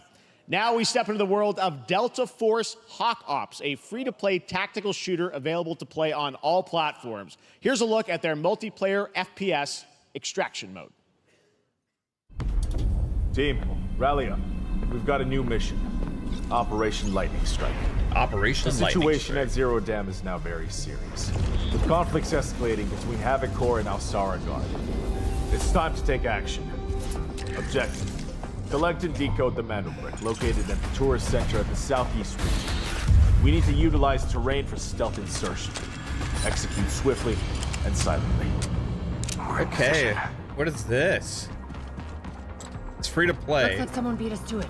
We need to pick up the pace. Clean the balcony. On your mark. Balcony clear. Go, go, go! Clear the area. Go down. I'm going in. Shit! They've got a flamethrower!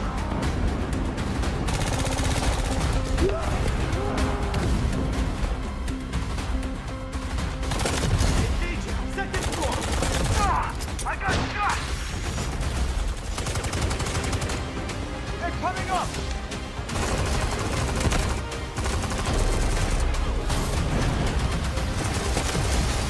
All clear. Prepare for decoding. That's all for mission briefing. The drill is over. Operation commences. Good luck. Delta Force Hawk Ops. PC only?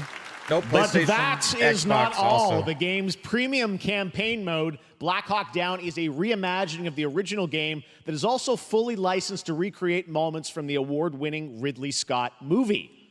Here is your world premiere first look at that gameplay. Interesting.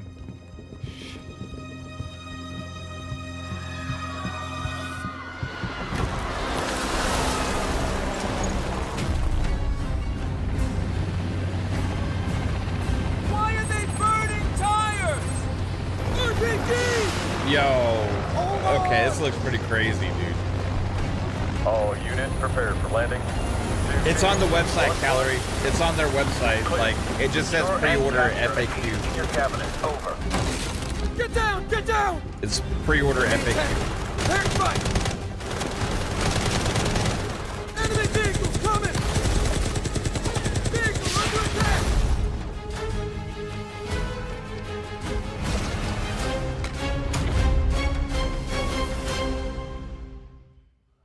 That looks pretty crazy. And now, I have an update for you on Fatal Fury City of the Wolves. For real this time.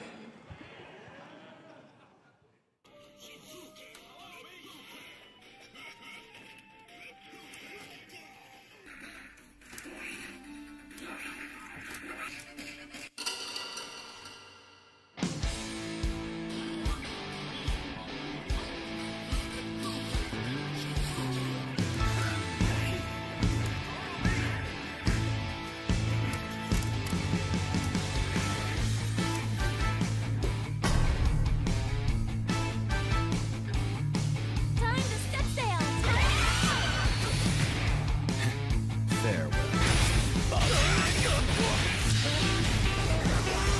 This looks good.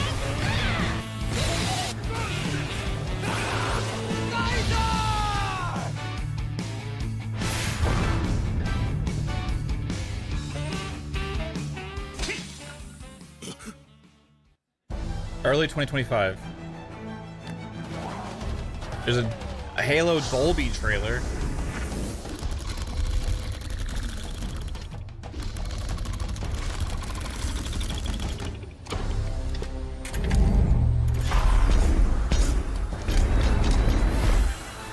You're on mute still in Discord. I don't know if you realize that. I see your I see your bars moving for the Steel Rain, but I didn't hear any. Yeah, nah, I appreciate that. I did not know.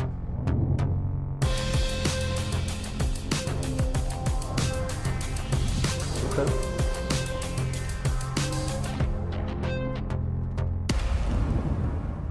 So what do we get from PlayStation? We got the Lego Horizon trailer. We got the Black Myth, if you want to consider that. Well, mainly.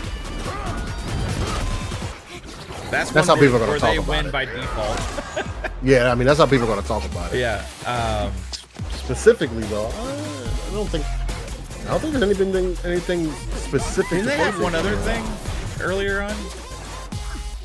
I am naked, Nate. Though. I am.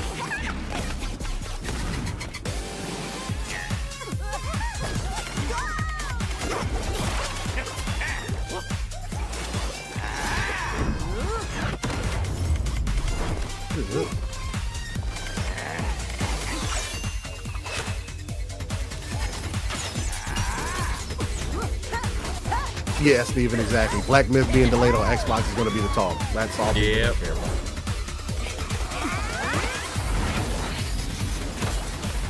Oh, okay, it's one of those type of games. Okay.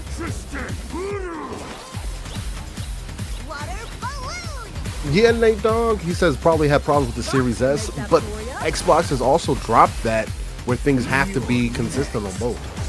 I think it's just priority of development, and PlayStation usually gets the lead development, right? So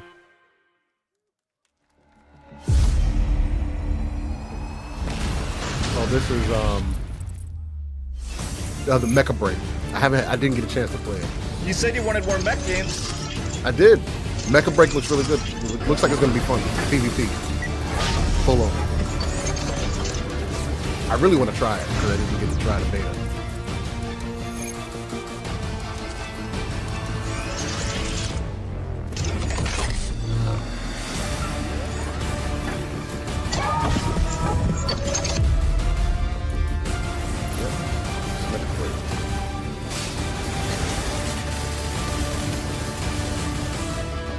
Right up my alley, man. Yeah.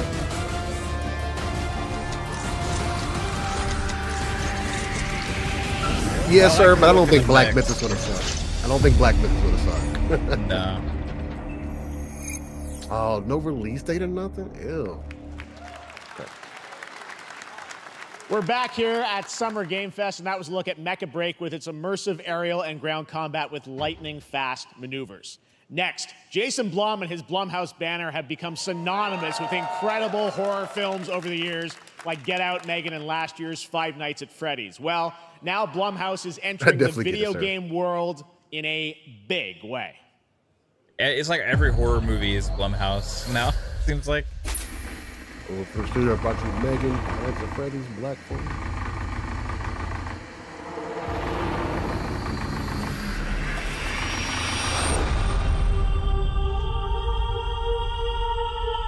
Oh, I'm good. Puppets? Dark times await us. Vengeance will take shape.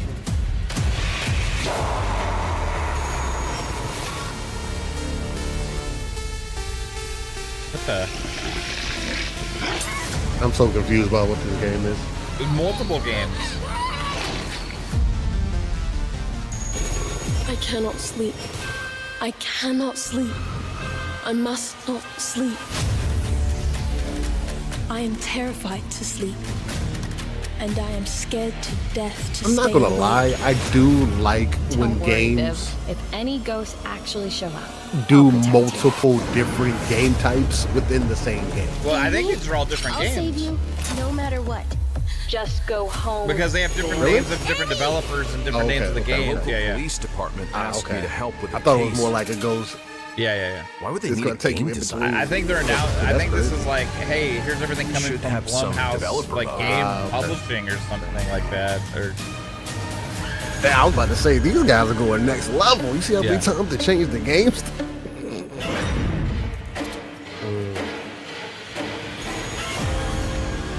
Dark times await us.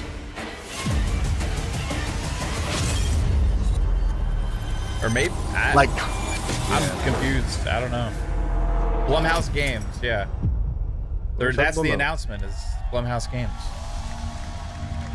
Yeah, but that was my point, sir. It's just I like to see that. Nier did it really well. Wuthering Waves has done it. Scarlet Nexus did it. It's just dope. Please welcome Jason Blum, CEO and founder of Blumhouse, and Luis Blaine, creative lead at Blumhouse Games.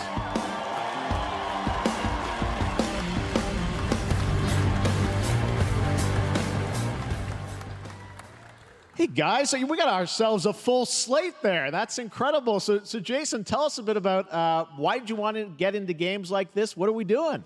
Well, we've been very, very busy. I'm very happy to be here. Thank you for having us. Thank you guys all. Great to hear the fans out there.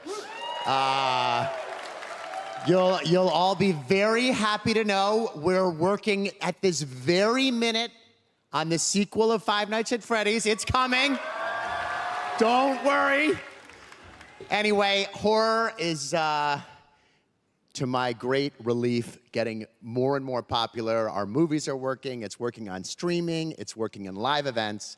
And we wanted to try and take our approach to movies and apply it to games. And that's what you see here. We're going to do independent games. We're going to look for creators and give them a platform and encourage these creators to be weird and subversive and find the most effed up, scariest things they can and put them into really cool games.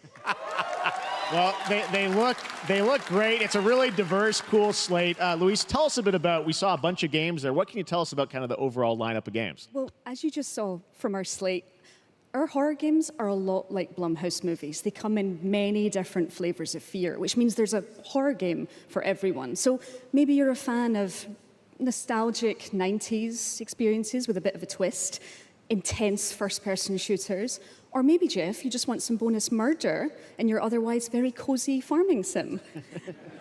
I think, we as horror fans, we know that there are so many different subgenres to explore, and our independent development partners, they feel the same, and they're just as excited, which means we've got psychological nightmares, we have supernatural scares, we have cosmic horror. And our team has worked really hard to work with global, creative, talented partners. And that means for us that we really want to, as we're working in indie projects, which means that we can take risks, we can be flexible, and really we can push the limits of what's possible in scary storytelling, and we're so excited. Yeah, no, it looks awesome, all the stuff you have there, and I know, we'll get into when games are coming out, but some of these are coming soon, Jason, right? We got a good slate. Well, yeah, we're on PC and console, yeah, we wanted to start with not just one, but we wanted to start with a few games. So you want to tell us about those? Yeah. So Fear the Spotlight is our first release coming later this year, and it really hits our mission statement. It's an amazing 90s horror experience. It's got great characters, a compelling narrative. It's also super creepy, and I think people will be big fans of it, even if you're not normally into horror. And quickly, actually, Fear the Spotlight is getting its first trailer as part of the Day of the Dev showcase. So stay tuned after the show. Directly after. Awesome. Well, I know this is just the start, so we'll probably be seeing you in future years with more from Blumhouse Games. Guys, what do you think of the slate? Pretty amazing, right? What these guys are pulling on.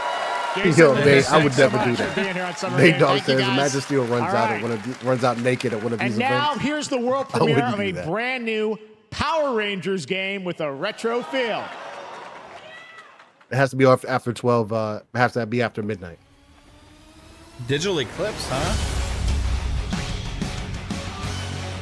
It's gonna be like a TM. It's gonna be like a Ninja Turtle game, like a beat 'em up kind of. That's what I'm getting the vibe. Hey. Oh yes. It's gonna be like the Turtles game. Yo, I can't wait. Yo, we had a fucking blast playing Turtles. Yeah. I'm definitely down for this.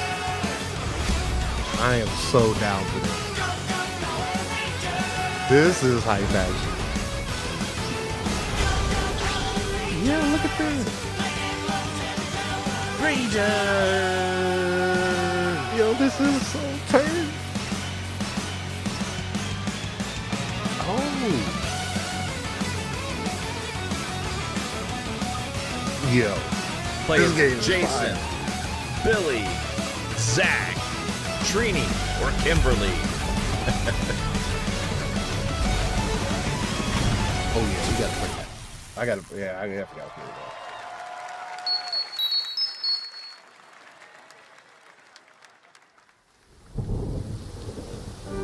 But then did that say the platforms at the end? I missed it. Was it everywhere? No, I didn't see the platform. I didn't see the platforms. I was writing it down. That should look fun as hell. Steam? Just Steam? Just Steam? Fuck. Never mind. It'll probably be more platforms.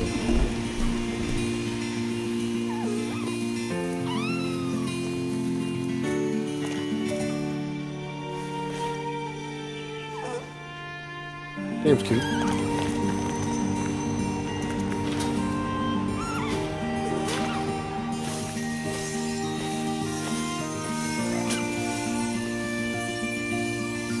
You know what, Nate Dogg? He said that sounded like Kim Possible's cell phone at the end. You know what's funny about that? I think Kim Possible made it sound similar to that because that's when I hear that, that's what I think of first. Power Ranger. And then Kim Possible because it's also the same. Well, it's very similar.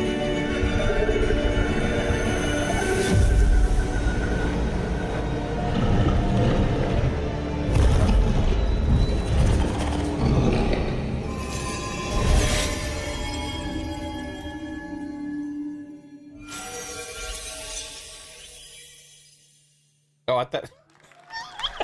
Dear boy. What a beautiful game, Dear and Boy, which comes from first-time developer Jason Boudet in Paris, who started that project alone in 2020 during the pandemic, and now has a team of 8 helping him realize his vision with financial aid from the French government and games like that, or why we do this show, giving first-time developers a chance to show you what they're working on. All right, next, after a long wait, Kingdom Come Deliverance 2 is arriving later this year. This is a first-person open-world action RPG from Warhorse Studios. Here is a brand new look. God. Yeah, JB, if you knew what we... The best laid plans of men. What thought we said. Don't always come to fruition. Man proposes. But God disposes. Deep Boy is funny, but not as funny as what I think he was. Boots you right in the balls. These 2 young fellas, I need to find them. One's a smart-ass smith, and the other's a blue-blooded fledgling. You behave like a spoilt brat. How dare you speak? Gentlemen, praise be to our Lord Jesus Christ. Our Father, there are many sinners in this world. Okay. Wow. But in the end, we will face your judgment for what we should have done, but lacked the courage to do. The last time I ran away, I lost everything. Yeah, them saying the Series S made this game smaller is dumb. That makes no sense. God, is this retribution for my sins? It's funny. To the task!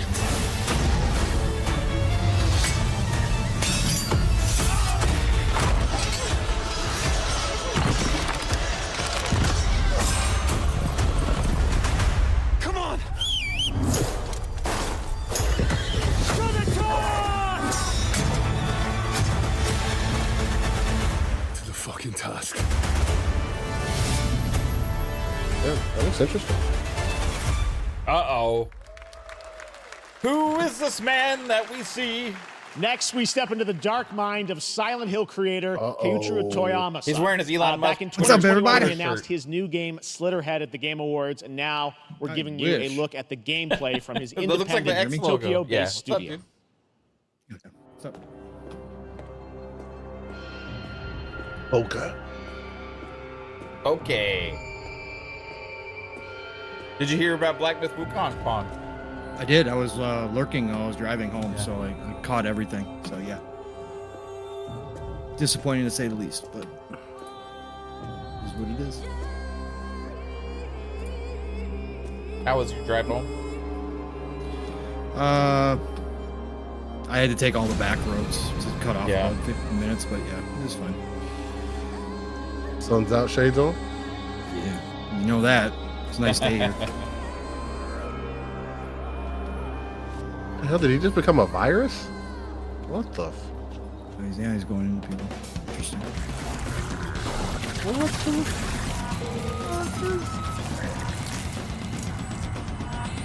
Parasite? Yeah, it's some kind of parasite. How do you game. fight back?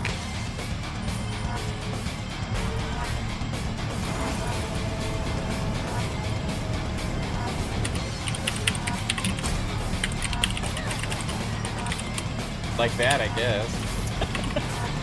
Oh, man. With your fungus hands. The gameplay looked a little stiff, though. Yeah. It looks stiff. Looks very stiff.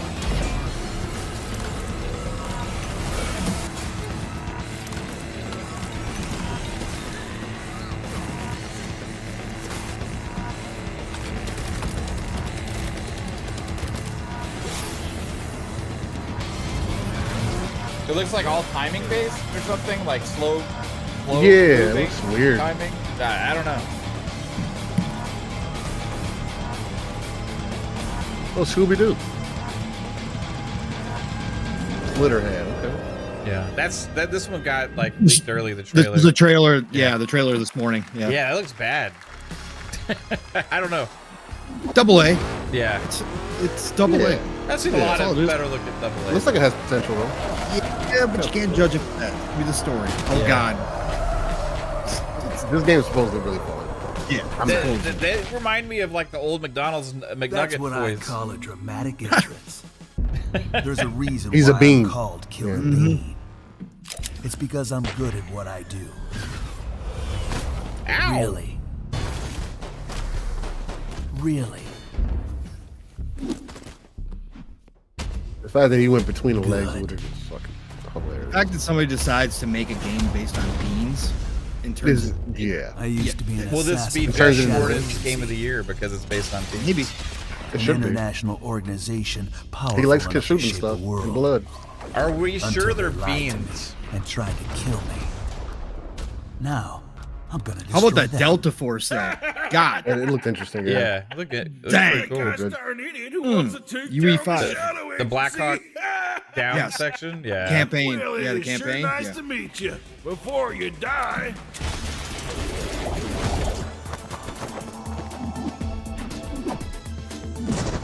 Wrestling moves, takedowns. Interesting. Yeah, this game is like way over the top for sure. Fighting beans. Man, how about PlayStation going full third party? Nah, man, don't worry about that. Day one, bro. They made It's me Lego, who I man. am. What do you mean? Huh? I will make them It's cry Lego. for What do you it. mean? It's Horizon. Oh, it's Man, on it don't Xbox. matter. No, it's on Switch, Nintendo. Oh, Day one. They announced that right then because Keighley made a big deal with his. Glad you excited like that voice. one. That was Killer Bean, a I was, like, third-person in the middle roguelike of shooter work stuff at made the by time when they another had that. single developer, believe it or not, right here in Los Angeles. Jeff Liu, who previously worked as an animator on movies like The Matrix. No, I don't think it's going to be on Game Pass, but it's not an so expensive fun. game. It's It's amazing like a what can happen in this industry. $20 All right, to game, I think. introduce their brand Fire new game, everybody's please soul. welcome from the Game This is Bakers, a badass. small You can break independent dance. studio in Montpellier, France, Audrey LaPrince and Emmerich Toa.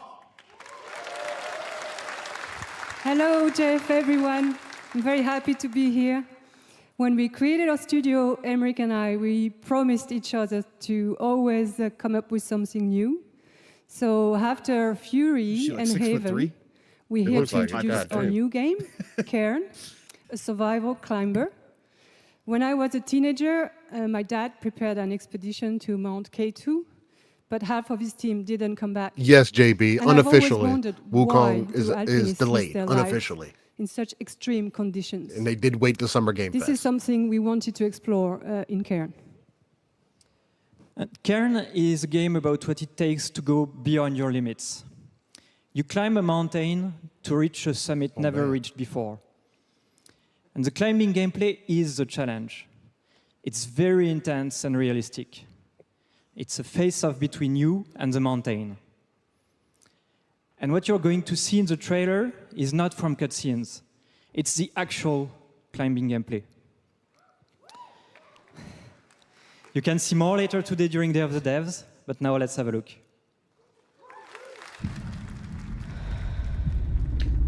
The Game Bakers. When they talked about this as real gameplay, I thought it was going to be like some oh, I can't believe this is it, you know? But I mean, it looks the like a idea of video game. mountain climbing, I guess, is cool. It is cool. Kind of like Jusant, slower.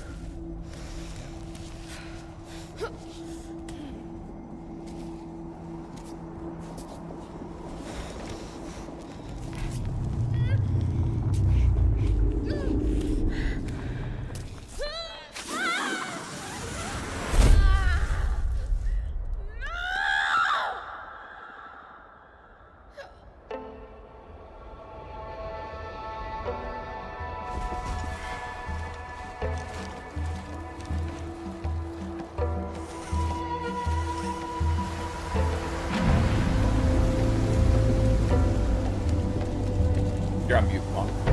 I know. It looks almost exactly like Jusan. Yeah. Jesus. Like a more cel-shaded version? Yeah. Yeah. More technical version? Well, kind of. Yeah. It looks like it's taking the rock climb a little bit more seriously. A little bit, yeah. Seemingly. She got far to go. Grunting's over the top. Yeah. Karn? It's a little bit, you don't want to exert yourself that much. You save your energy. Yeah. Karn. Okay. And I'm down for chill games. I mean, again, that would be a chill game, except for her screaming. You can hear her suffering. That's right, Game Pass, Dad. I'm a fighter. I'm meant to be in the arena. Oh, you're meant to be in combat. Okay. But instead, I'm out here in the middle of the woods, running a tea shop. I don't think Keighley's does running a regards tea shop and hints are involve? just directed towards Xbox. Well, I think they're directed There's a towards lot of gardening. lots And of I've big had to get companies used to the laying pretty closing unique tea studios and machine they've got layoffs. here. None of these tasks are all that hard. They just take patience. And I'm not really the patient. But Xbox would be included in that. But I'm surviving.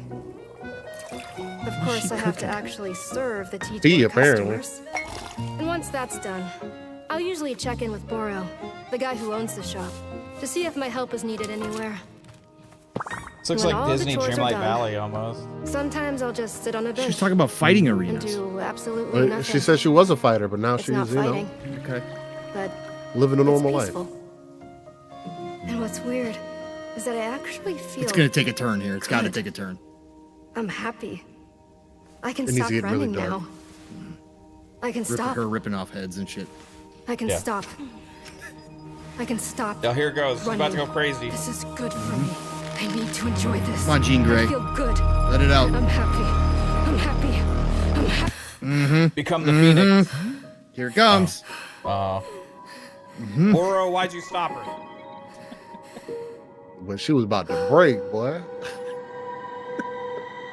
So you gotta like try and give her Hey, baked PS5. goods so she doesn't turn into a ravenous, like crazy That murderer? was Wonderstop, the announcement so. of the next game from Davey Redden, the creator of the Stanley Parable. Stanley sense Parable, I there's heard a it was twist good, coming, so as you would maybe this expect one's from gonna be him and Ivy Road. Cannot wait to play that.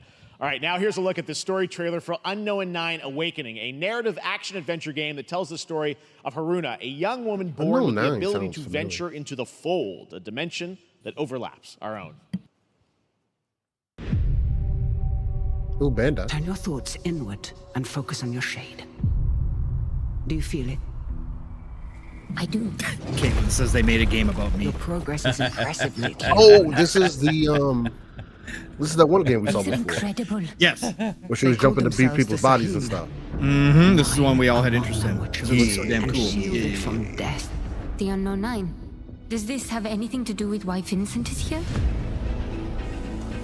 Humanity has like lived multiple for elements to eons it. at the mercy of denial. Yeah, it looked like Assassin's Creed when we It's time we first saw it. took control of our own destiny. Looks like it has like a blend between like in moments like Midnight Suns and action gameplay. Why are you so interested in Vincent, anyhow? He killed someone I loved. Remember stepping. Find your target and bridge the gap. You don't belong here. You're wrong. This is exactly where I'm meant to be.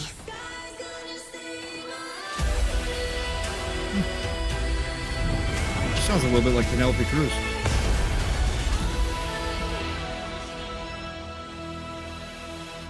The Fold is a strange place. Vincent found something down there. Session.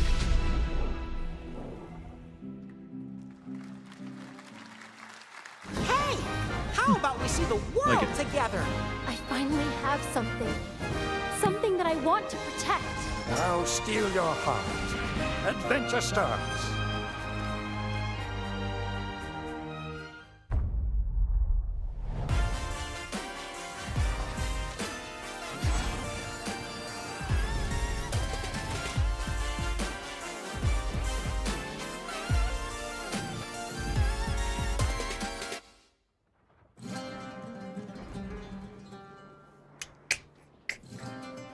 Giamma Games. Is this another Robin Hood game? I wish they finally make a good one. I've been waiting. Some kind of like puppet Robin Hood or something. It's weird.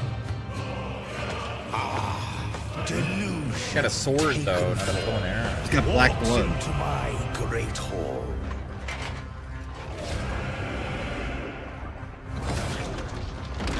This is gonna be another Souls game. Steel Rising, like that's what this looks like.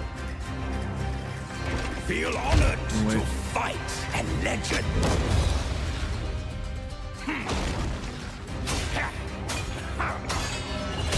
Jasper says New World. On guard. Oh, this is a New World trailer? Okay. Because it's coming to console. Your greatest final chapter.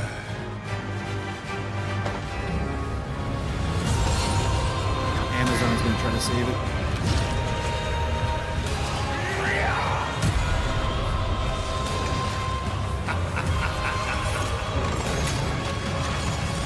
Gesture with the big hammer, huh? Okay, I like it. Wow.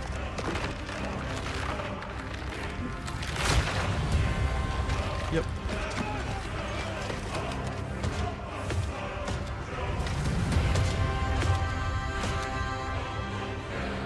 Ripped off his freaking mask face.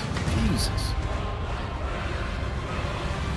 There is but one certainty in the cosmos. No, Notria. Okay. Inotria, Okay. the last song. Inotria. Jasper was wrong. Okay. It is a Souls-like. It is a Souls-like game. Souls-like game. Okay. Action. All right, we're back got the here whole live Bloodborne for cover, more too. Summer Game Fest. The first copy Descendant, Bloodborne, Jesus. powered by Unreal Engine Jasper's 5, lost is his a touch. next-gen Let's go. shooter shooter with Yeah, dynamic Jasper's been gone in the cooperative future too gameplay, long. including a grappling Is hook this- mechanic. is this It gonna be a final finally announcement? set for release, and we're very happy here we go, to Steel. debut the new trailer and the A second, not far off. Damn. It's coming July everywhere. 2nd. Next on. Next month. That looks awesome. The first Descendant will be available across PlayStation, Xbox, and Steam. Wishlisted now Like and it. prepare for the release on July 2nd. And now, please welcome two developers whose hit indie game, Among Us, took the world by storm and a couple of game awards. From Inner Sloth, here are Victoria Tran and Forrest Willard. Yeah, I don't know how that game's gonna play on last gen for sure. First Descendant's gonna be weird. Who's in the audience, man? What's up, gamers? Can you Next believe Descendant they is just let us be on this stage? Like, no chaperones. Like, I know. Can we announce something totally fake? Oh, Do you like- think they'll let us do that? Among Us 2? Among Us 3? 4? Oh, all right. Well, turns out we actually have something very real we wanted to present to you all today. Among Us show. There's been so many great indie games in recent years, but it's also been no secret that it's kind of a rough These people time who in the made industry. Some devs don't really get the chance they he just deserve, said so we thought we could help out a little bit. That's why we're excited to announce our side project, Outer Sloth, an indie game fund we made that offers the kind of deals we would have wanted back in our less popular Among Us days. This is our way of saying thank you to our crewmates, players, peers, by helping some games and devs have the funding and freedom needed to ship their games. And then we all get to play them, which was the real plan.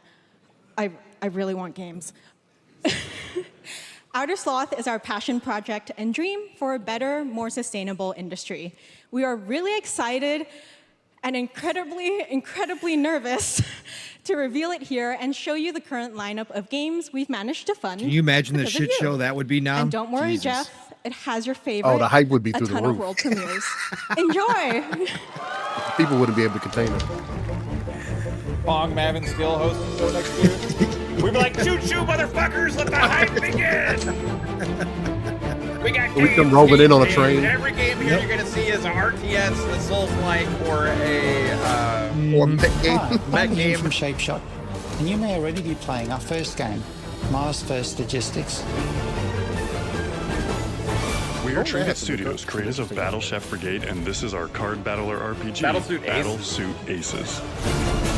We are Studio NE%, and we're making the Marsfield Archives, a game about building and exploring connections.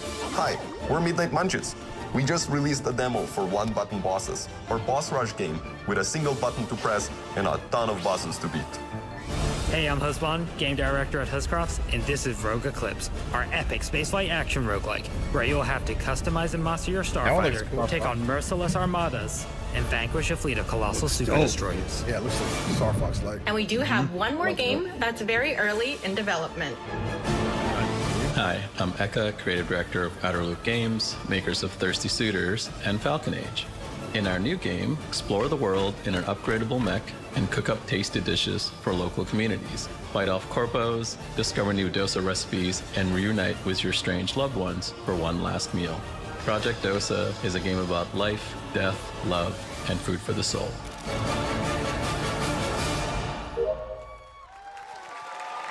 Dope. Thanks, Victoria and Forrest. Those all look fantastic, and I cannot wait to play them. But all of those amazing indie games aren't the only thing coming out of Inner Sloth. Did you know that there's going to be an Among Us TV show? Of course there is. Why would there be? Sounds like you did. Yes, there's going to be an Among Us TV show. Check out this sneak peek. Although I think it's kind of late for that, but.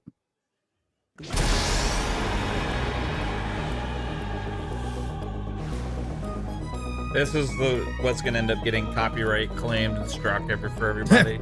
Probably. It's from CBS.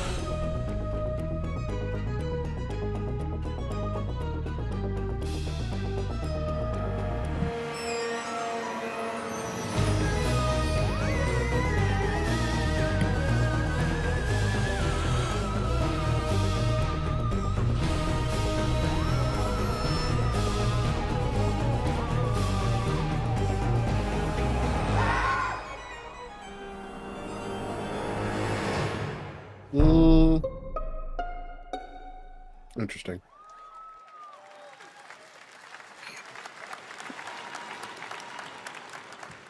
Up next, we have Sonic X Shadow No Generations. What?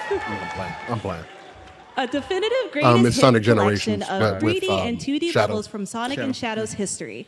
Now it's time for a glimpse of Shadow's brand new powers and gameplay from a standalone campaign, as well as the official release date announcement.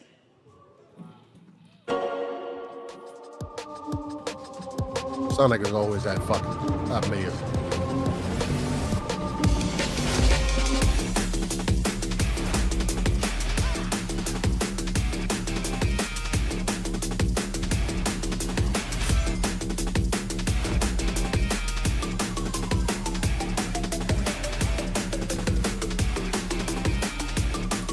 I think there's a Sonic game every year. Of some form.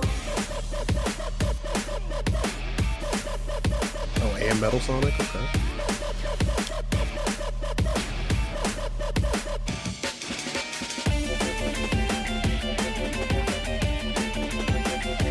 Got some Sonic Adventure 2 vibes going on in there. Looks solid. Yeah, I like the mix that they're doing. I never played the original one, so.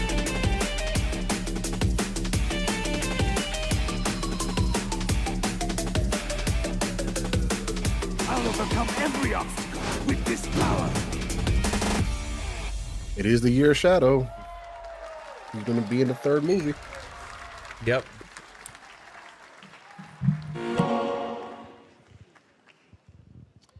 The Year of Shadow, right? A movie coming in December too. Exciting stuff. Did you see Civ 7, Pong? In the upcoming online survival game Dune Awakening from Funcom, 2025, thank one God, not small this year. decision Jesus, that I can't do it anymore. Dune Awakening, here we go. Which set the stage. Here we for the go. story the player A lot of will people are experience. saying this is Let's find really out for good. the first time. Was it the MMO That or is. Yes. RTS? Okay. Yes. The only piece I find. The first trailer for this was crazy. Yeah, it looked good.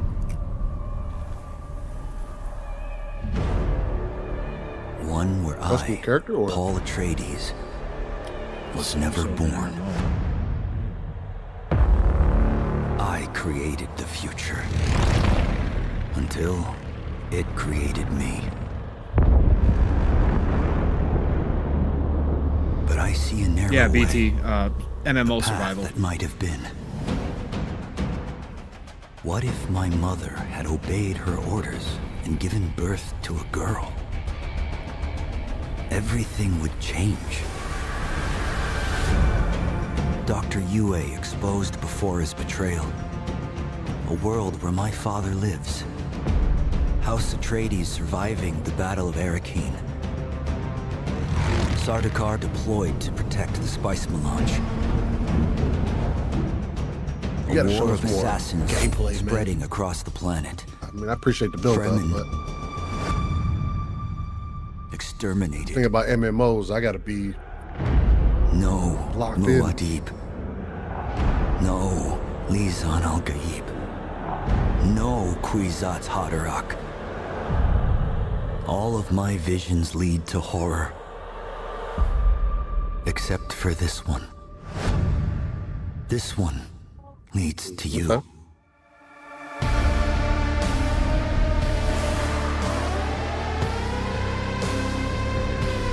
Has there been any gameplay of this? Yet, Everything. Pong? I don't think so. I think the last trailer they showed It maybe had a a little bit when he was running Now it through is the time person, to see the I think. announcement But of yeah, another third new person. game from a brand new development studio. Okay, Gamescom. Lightspeed. Oh, is this Uncapped game. No, never mind.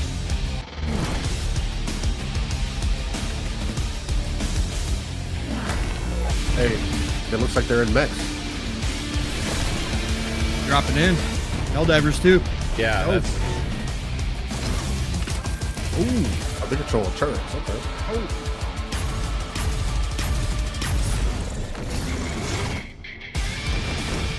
I like that. I want to see the game now. Let's see what it looks like.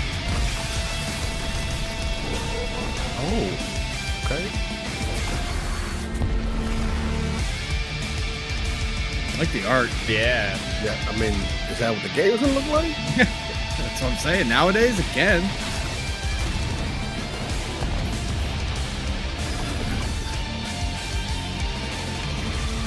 Battle Aces. Okay. To tell us more about Battle Aces and show you the gameplay, Here we here's go. David Kim from Uncapped Games. You have my attention, Thanks, David Jeff. Kim. So Battle Aces is the And RTS, RTS. game for everyone. RTS? It's for players that are brand new to RTS as well as RTS go. veterans. Let's we go. really want to bring the core fun of RTS to everybody, kind of like how games such as World of Warcraft did for MMOs or Hearthstone did for card games. So Battle goals. Aces is an action-packed army versus army game that has a high emphasis on the strategy. We want to bring this type of very specific RTS fun to players in two major ways. First, we want to amplify both the in and out of game strategizing through unit decks. And what makes unit decks very cool is not only will players be able to define the exact way that they wish to play, but also players will be able to experience an endless possibility of strategies. Second, we want to eliminate the tedious clicks required to play an RTS as much as possible so that players playing this game are experiencing only the fun parts of playing an RTS game. It's part of RTSs, though. If you want to learn more about Battle Aces, That's part of the fun. If you want to sign up for our beta test that's coming up very soon, then please make sure to visit our website at playbattleaces.com. Thank you. Nice. Okay. Thank you, David. That was fantastic. All right. Our next premiere unveils the exciting new destination for a game that shadow dropped at the Game Awards last year, the finals, with its unparalleled destruction wrapped in the world's most deadly game show. Now, after dozens of updates in 2 seasons, we're unveiling where contestants will be going in the all-new season starting next week on June 13th. Sharpen your katanas and welcome to Season 3 of the finals. Okay. If they hit that reset button. How's the player base been doing on the finals? It's been dropping. Yeah, but it's a good game. It's still good. It's still been consistent. Yeah. It's like people are playing. A game like the finals, as good as it is player base not being able to stick in there with it being free. That's what has me worried about. It's because of the skill, Concord, all that kind of stuff. Yeah, it's because of the skill that the game takes. If you're not playing with a squad, most times regular people aren't going to have a good time. Get that Easter flavor, Steel. Oh yeah, I definitely like it. It's a 10 riot. They stole it from Halo. Ninja. Ooh, blocking bullets? Yeah. Oh, we blocking bullets? Let's That's go. Cool. I want to play the chef, the sushi chef. I do like it though, man. Yeah, it's a good game. The finals in Kyoto. All right. Please welcome multiple Game Awards winner and a dazzling Game Awards performer, if I do say so myself, Sam Lake from Remedy. Sam. We don't see enough Sam.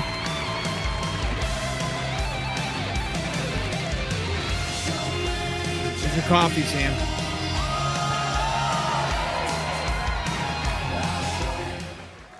I think that's enough. Thank you. Hi. You see, this is now the only way they let me come on stage to tell you something exciting news about Alan Wake 2. Many of you have been posting your Remedy game collection pictures on your shelves with Alan Wake 2 so far digital only, sadly missing. Well, we are excited to announce physical deluxe editions. Everybody rebuy it. And physical collector's editions for Alan Wake 2 coming this fall. You can lock in your copy starting tomorrow. It'll be a limited run. Next, we promised you some expansion content for Alan Wake 2, right? I'm thrilled to introduce you all to Night Springs. It contains 3 episodes with 3 familiar, fan-favorite, playable characters in mysterious, terrifying, and quirky what-if scenarios. Very Twilight Zone-y font It was there. a chance for us to really say go that, sir. That's out exactly what's there, popping in my head. as if we already didn't. Night Springs will be playable in less than 24 hours. Tomorrow. Good move. Thank you. Now, with this world premiere, I invite you to step into Night Springs. Night Springs, a special place, a shifting space, existing in a Very countless Twilight number Zone-y. of parallel It's realities. Twilight Zone. Different every time we set upon the road that leads us there, and yet Yep, always that's exactly familiar what to we're us doing. in Yep, Night exactly. Springs.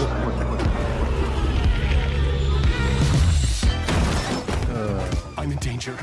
Please, my #1 fan, you're the only one who can save me.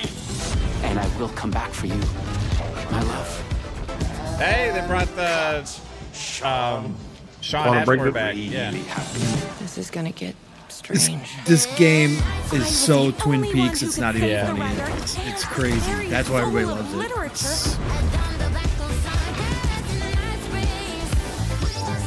Something was different.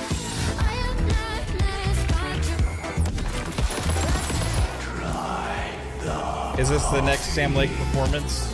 I have a shotgun. He said, try the coffee. Wait, I am done. That's a real shotgun? Who can ever truly know how deep the rabbit hole goes in Night Springs? That's a Matrix reference. Oh, here it goes. Here goes New World. Endless tides of New World, yeah. They've come. I don't like the combat in New World. Seeking mastery over death itself. No. A cruel and beautiful paradise where primal forces clash over the island's deepest. Will this be the first Amazon published console game? Where ancient mysteries await. To actually drop? I think so. It should be. Are forged and demons are born. I know they got Tomb Raider coming. There was another one that they had announced before too. Can't remember what it was, but is Eternum. I should show people some gameplay. But it's an MMO, Grim. That's right. New World. Is it pay per Eternum month? will Like you have to pay launch for on it PS5, Xbox monthly, Series or? X and S, and PC on October 15th. I don't know now what you can their play the game scheme start is. to finish as a solo player or play Or co-op what and use how they go about crossplay it. as well.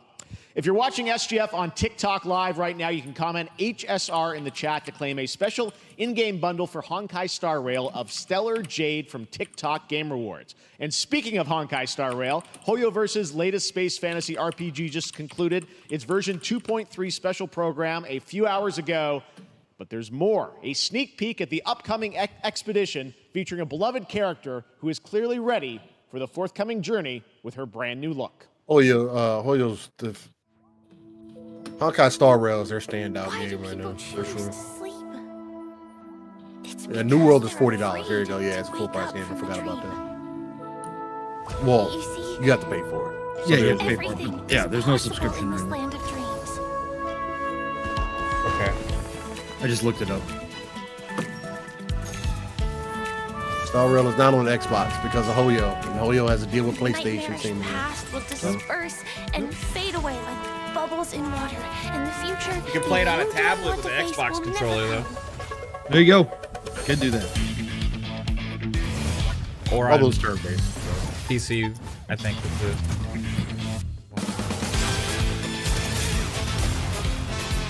What do you mean, Five Night? It's a turn-based game.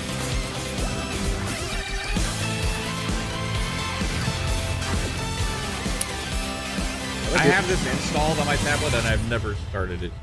I heard it's really good for I know. For a turn-based game. I heard it's really good. The story's really good. Gameplay is good. It's completely my style. I just because in the end, haven't much. been into it. Yeah. from our dreams. Oh God, He says you're not, I'm not- you're not that. Yeah. Oh my God, Five Night. You're being extreme, but I got you. I don't think you have to be either or for this to be an interest to you, but.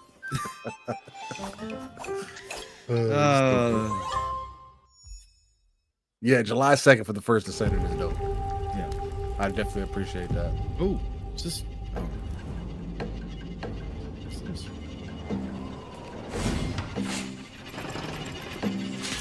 Dark and dark. Is this VR? Looks like it. Why does the skeleton have blood come out? I don't know. Why do Transformers have blood? I don't know, they got the juice. Never made inside. sense either. They got the juice inside, man. Yeah, bullshit. They gotta oil those gears. Garbage. Gotta stay lubed up, man. Garbage. You know, those mechanical pieces, you know? Worst decisions ever freaking made. It's red oil. Yeah. Yeah, it's oil, man. Yeah. Let's go with that. Energon. Transmission fluid. We had to humanize machines because they weren't human enough. No, we made them more machine-like. It's just fluid.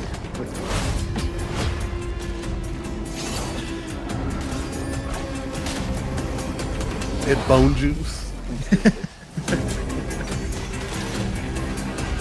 Yeah, I don't get why melee skeletons has blood. This is not VR because it's got Nope, it's got it's not? keyboard prompts. Yeah. Oh yeah, you're right. But it is. I guarantee you, nobody's going to be complaining about the animations and the combat look for this game after. Play for free. Okay. Okay. All right. There you have it, the Give it a unforgiving go. fantasy FPS dungeon PvPvE adventure. Dark and Darker is now live it's on live now. both Steam and Did you Epic say Games Store PvEVP? today. So play this PvPvE, weekend. All yeah. right. Oh, wow. Lots We of were just fans are talking about joining that us the here other day. in That's person at the YouTube Theater, and we thank you for First that. person? Yeah, Ahead of somebody the asked show, us a question. 4 lucky fans were upgraded For to our first-person VIP section thanks to PvPvE, Discover so- Orange I Ticket. think it was Scott, upgrade. actually. With Discover, you don't have to be a VIP Might have to been. be treated like one. All right, now here's the announcement of the release date for Capcom's upcoming Path of the Gods. Kunitsu-Gami Path of the Here Gods. we go. Let's go. Dude, I This can't looks wait for the music. gorgeous. Yeah, more and more gameplay they kept showing. Keep Gorgeous, man. looking better and better. Yeah. Highly interested. This is coming to Game Pass. Yep. God. The colors and just Yeah. the art of it. It's Just the overall aesthetic, yeah. Yes. How the sword cuts through space and time.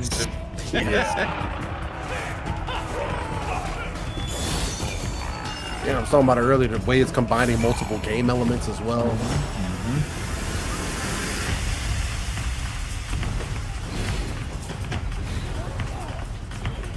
Monster design. It looks like a festival almost. Bro, Like, yeah. crazy. Like it looks like I should be like happy and whatnot. Yes, and it's exactly. a monster. Yes. That slug, man. Jesus. July 19th? Oh, Wow. let's go. Next month. That is not far away, guys. No, it is not. Hey, I'm excited for this game too. Hyper Light Breaker. Oh, Hyper Light Breaker. Yeah, Dakota was asking Yeah. about this yesterday. Last night. I think this one's supposed to be getting a release date as well.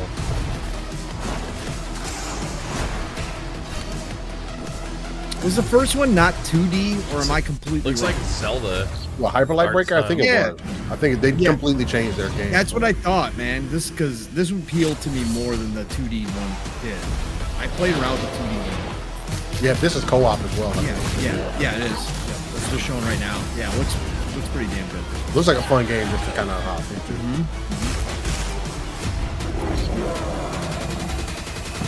Yeah, there's Dakota. Hell yeah, here we go.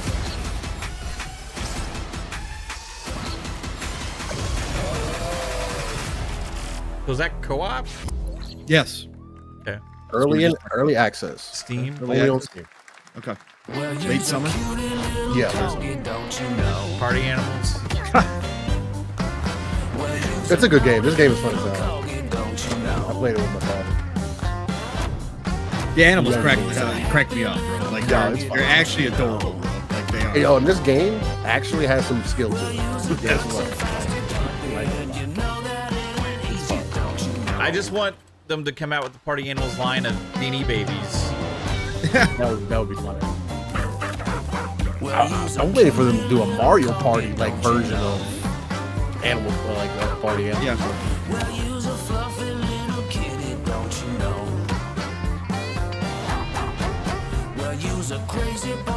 Look at that reindeer.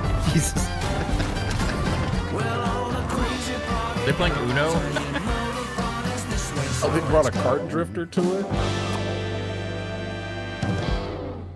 Hey, that's what it's about, man. These games are putting other games inside their game. Yep. We know you may have heard the stories about the fine people here at This Emport, is like a so Devolver we wanted to fucking take this time to dispel Yes, which I any love. I of love these Devolver. completely unfounded rumors and allegations, and reassure you that things here at MCorp and the city of San Amsterdam have never been better. Things are going great here. We have absolutely nothing to hide from the citizens. Everybody here at MCorp loves this town. We think this town rules. Why would we hurt a town that rules? I can't stop thinking about how you're saying we're selling the city for scraps. That makes me sick. That makes my whole family sick to their stomachs. My wife hasn't been on the toilet for weeks because of what you're saying about what M-Corp's doing to this town, all those lies. Everyone in M-Corp is really good. Stop crying, all right? This is business. Look around, pal. This is how businesses are run. Now, you should have known that when you were hired on, okay? Jack, tissues. Come on, pal. I like the boss.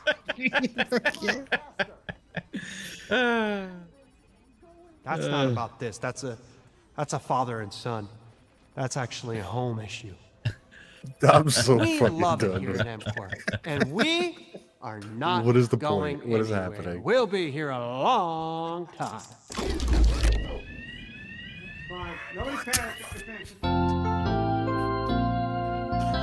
What is the payoff? What is the payoff?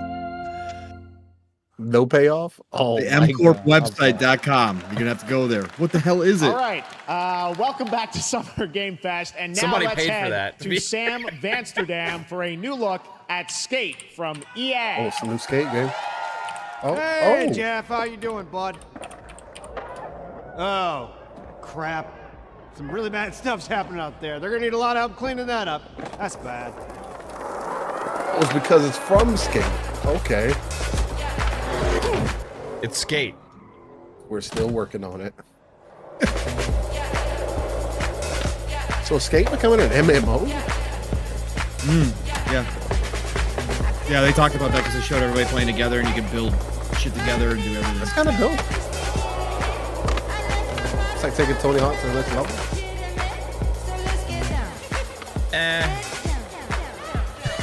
Not really for me, but I'd rather Way more, man. Skate 3 looks better.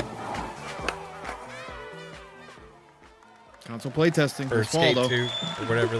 What was the last Skate? Was it 3? Very exciting that people will finally be able to play Skate on console in the near future. Skate 3 looks better. Our next world premiere is an indie sensation from Japan that is adorable, deadly, and has over 25 million players worldwide. That's right, I'm talking about Palworld. I mean, just look at the giant depresso. Cheer up, buddy. It's Summer Game Fest. Now, here's the first major update announcement. A whole new island is coming. A whole island is coming. Whoa. Oh, that's pretty gorgeous. Not gonna lie.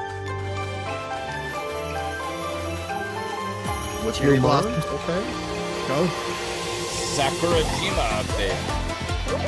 It might be time. Oh, you even got the architecture now too, Steel. Yeah. Build out your dojos.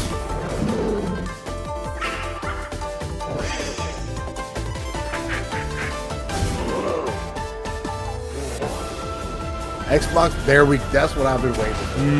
Xbox dedicated servers. For me and the girl. New builders and level cap. Subspecies. That's really dope that they did that. Adds more variety to the month. A new race. Stronghold. That's Metal Gear 5. Yeah, exactly. Arena. Okay. Oh, you still shooting? Okay. This game's pretty fucking crazy. Everything they're doing to it already. New faction and boss. That's it. I like that character design. Wow, shout out to Palworld, man. Might be time to return at some point. June 20th. How are they producing content so I'm gonna be quickly? playing Overring.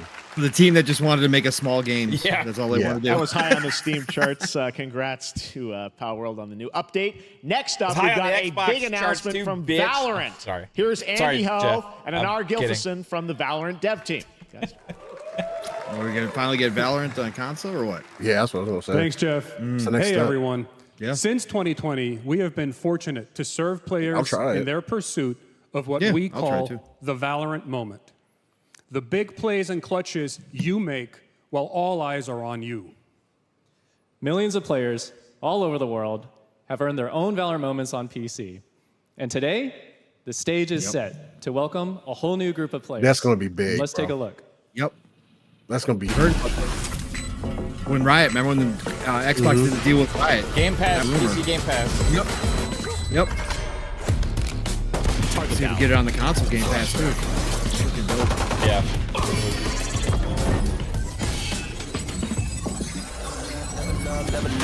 More matches says mobile. Yeah. Mobile? That would be cool.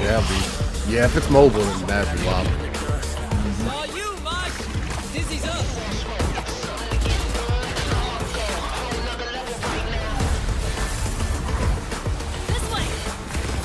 Also makes more sense than mobile, but I can see them doing mobile.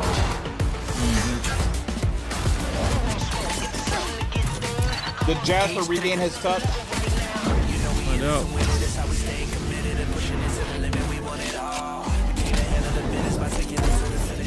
Time for the fireworks.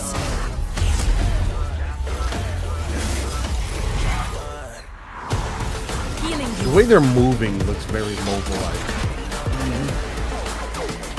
Like somebody's playing on a screen. You mean the way it looks awful? It's just like the pausing before they move, like yeah, moving like and stuff. there's no aiming. It's just like I don't know. It's weird. No fluid movement. Reeling them in. I don't think it would be hard to aim a controller. It would be. I mean, all other first-person shooters work. Yep. It's like the movement like it's so slow of the actual character movement.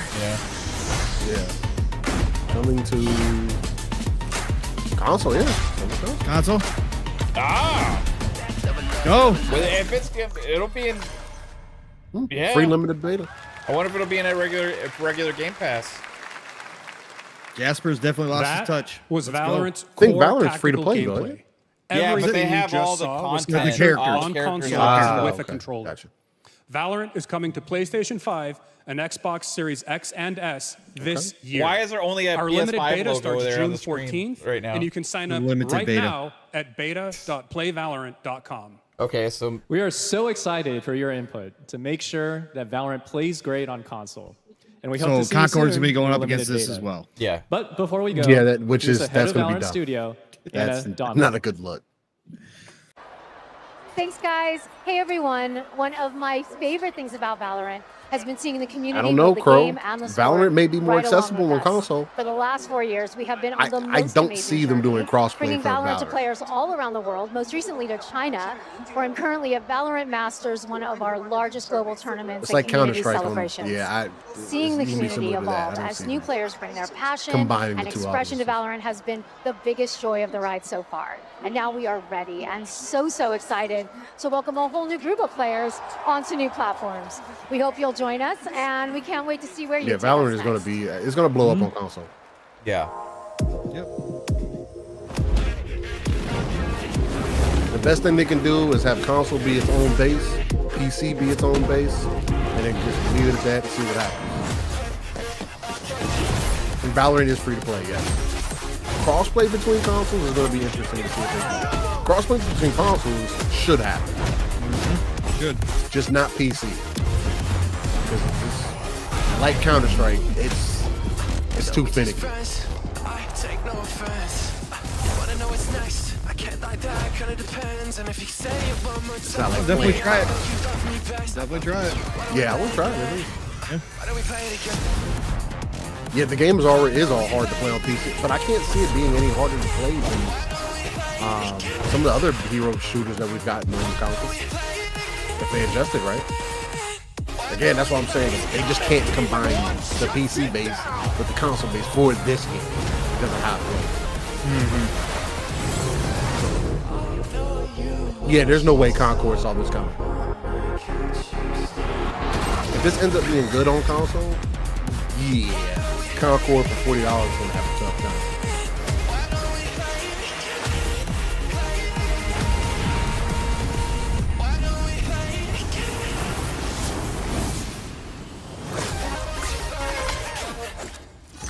Crazy.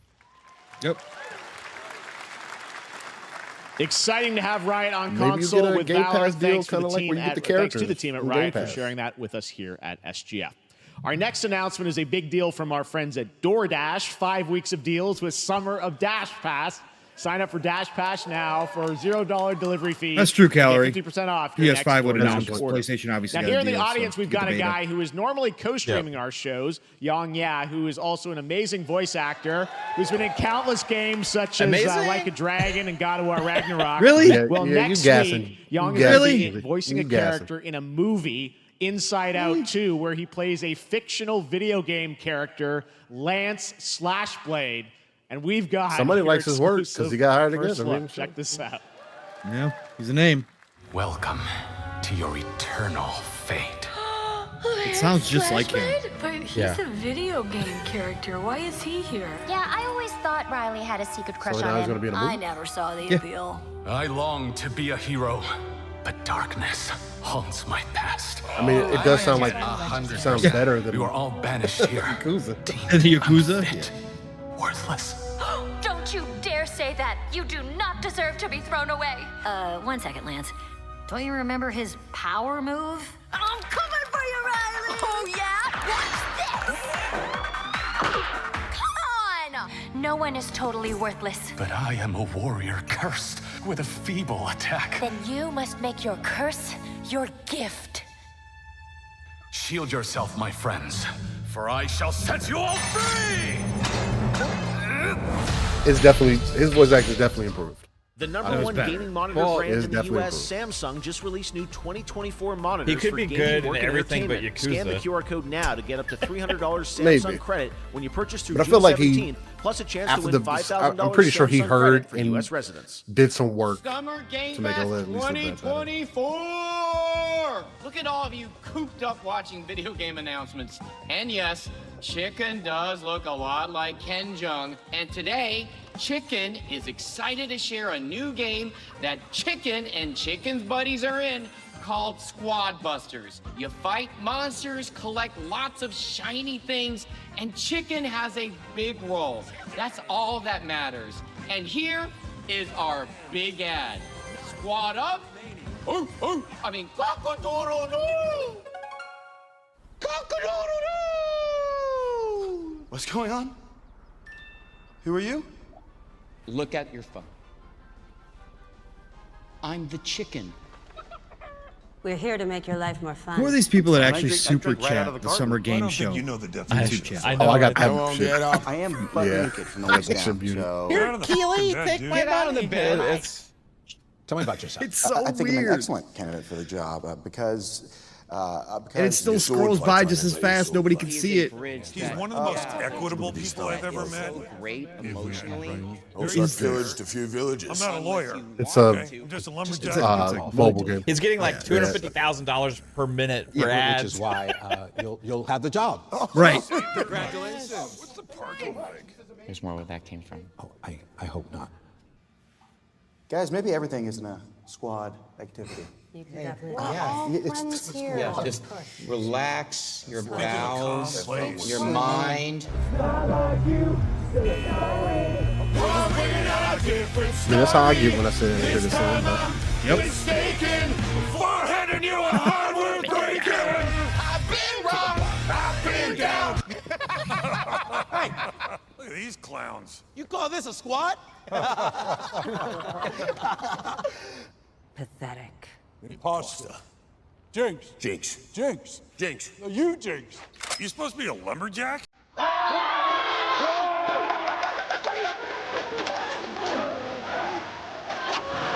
Hey, you wouldn't happen to want to go chop some trees, would you?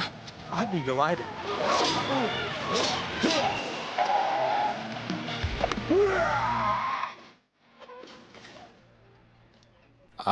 they spent a lot of money on this trailer. You can't leave. Because I don't care. Here.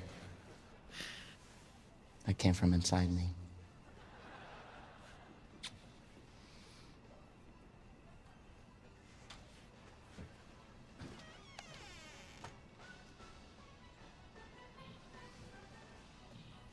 Do you want me to shut the door or?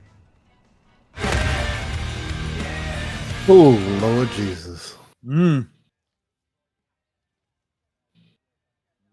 That is the corniest trailer I've ever seen. It's right up there. That was terrible. Series producer, Tujimoto! Mr. Let's Ryozo go! Tujimoto! Ryozo-san! He said, thank you. 今日はですね、モンスターハンターワイルズの最新 Jeff の and 映像 Mobile を持っ Money てまいり name ました。 a more 今回で iconic すね、はですね、 Crazy. 後半にですね、完全新規で、今回初お披露目の大型のモンスターも出てきてますので、そちらも注目していただけたらと思います。Thank you, Jeff. Hello, everyone. We've prepared a very special trailer today for Summer We just Game seen a trailer Fest. too. I want everyone to be on the lookout for a very mysterious large monster near the end of the trailer, as it's an important monster within the game. はい、本作ではですね、This lady needs to be 突入 translated 感 for こちら Kojima の融合 because を she 目 doesn't 指 miss して開 anything. 発を進 That めて guy お was りま just す。 making up shit モン half ス the ターハン time ターワイ with ルズは Kojima. 2025年にプレイステーション5、Xbox シリーズ XS、そして PC で同時発売となります。また今回はですね、プラットフォームの垣根を越えて一緒に遊ぶことができますので、そちらも楽しんでいただけたらと思っています。As you'll see, we're working to deliver a gaming experience that merges immersion and action. I hope players look forward to playing with their friends across different platforms when the game launches simultaneously in 2025 on PlayStation 5, Xbox Series X and S, and PC. Is there going to be cross progression はい、 though? 最後になりますが、8月に行われるゲームズコンのオープニングナイトライブ、こちらの方でも新しい映像を持っていきますので、皆さん楽しみにしていただけたらと思っております。またですね、ゲームズコンではですね、初のプレイヤブルのできるような形で出展も考えておりますので、そちらもぜひ楽しみにしていただけたらと思っています。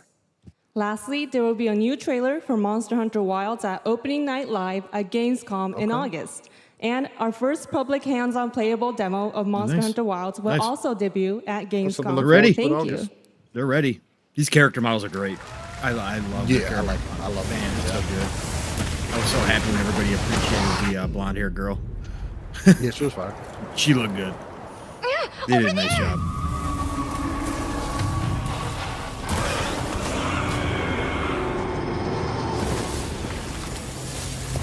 Why are you here? You can't do this alone!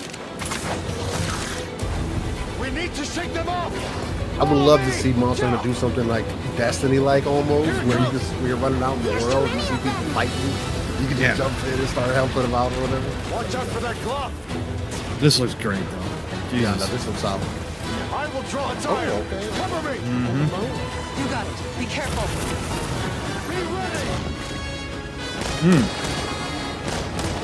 If we can make it to the rocks, we may lose them.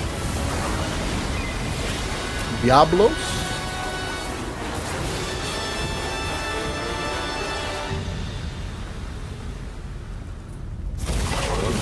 Weird. As I feared, it picked up our scent. I'll handle it. You find someplace safe. Thank you.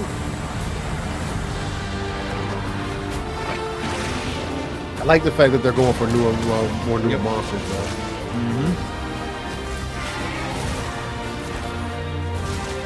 At least from what I know. Maybe oh, the monsters fight each other even heavier this time.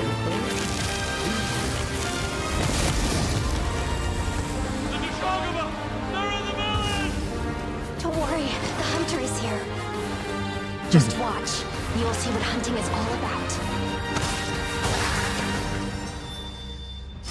Yeah, that game's gonna be a stunner. Looking good. 1.5. Another spring release, probably. Thank you, Ryozo-san. I'm gonna We will get see you at Gamescom in Get August. summer? Or Now, maybe during late last spring. year's Yeah, like PlayStation April, May. Showcase, the game Phantom Blade Zero wow. from S-Game wowed us all with its blazing fast combat and stylish art. Gameplay? Well, I'm honored to share with you the brand new trailer for the game Here we featuring go. all real real gameplay. gameplay. Here's Okay. our final game of the Let's see show, if it looks the Phantom way that they Blade sold it. Zero. This could be another Black Myth where we didn't know if it was real up front, but certainly And looks this like is it. PlayStation only, right? No, it's supposed to be coming to everything. It's supposed to be coming to everything, Okay. but it was showing at the PlayStation, but there was no confirmation. Kind of like Black Myth when they first showed up. It'll probably be announced for everything and to be delayed on Xbox. How many days do I have left? 42 or 41. Looks good. Looking pretty damn good. Quite the trailer level. Pretty damn good. Don't go up there. Turn back before it's too late. Is that horse okay? Yeah. No. No. Oh, button prompts. I like button prompts. I like that. Me. Yeah. Batman style. Batman-esque. So, not so soulsy. Got a shot here.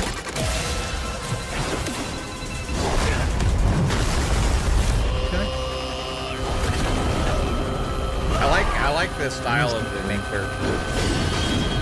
Like Raiden-esque a little bit. Oh no, lots of parry there. Lots of parry. Yeah, that was a lot of parry. Shit. Yeah, that was a lot. That was a lot of timing. Oh. This is looking pretty damn good. Oh, okay. Wow, she's like a foot person.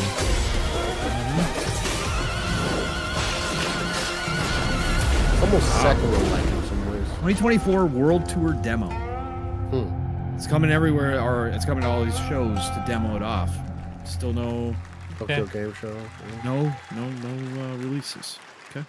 No platforms or anything. That looks so good. Full demo that media will be playing this weekend, so you'll hear much more about that. And that's going to do it for our Summer Game Fest live show. Thanks to Joy for joining us. Thank you, Jeff. I had such an amazing time. Happy Summer Game Fest, everyone.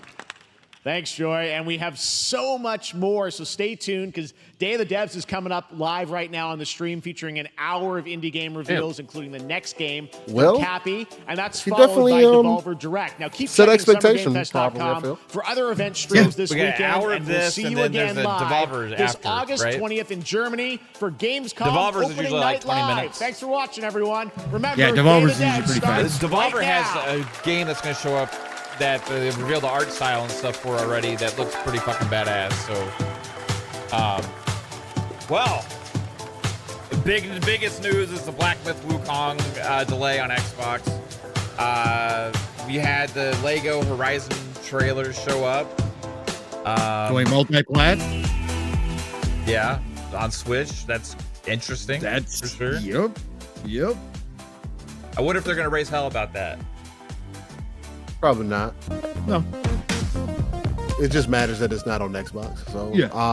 And again, I mean, it makes sense. It's Horizon. And I mean, I think it's kind of out of the loop for Lego to do it that way. But again, I mean, that's the deal that they cut. So I mean, I guess it is what it is. But I don't know if it's like something to write home about though. It did look interesting though. It did look like one of the more fun Lego games. Yeah, no, I'm not saying it's like some massive game, but it's just the simple fact that a PlayStation IP is going elsewhere. I mean, again, that's something they denied was going to happen day one. They denied it was even going to happen to, a single player game on PC, right? Up to this point. So to have it show up on Switch day one, that means it's going to change internally. Also, for sure. What they were remember when they just had the whole thing about their console and everything being super important and all that kind of stuff too, and we were saying like it's just corporate speak and shit, like this is talking about they're going to be making those moves, right? They're going to be making those moves just like Xbox did before as well. So you're right, Pong, 100% on that,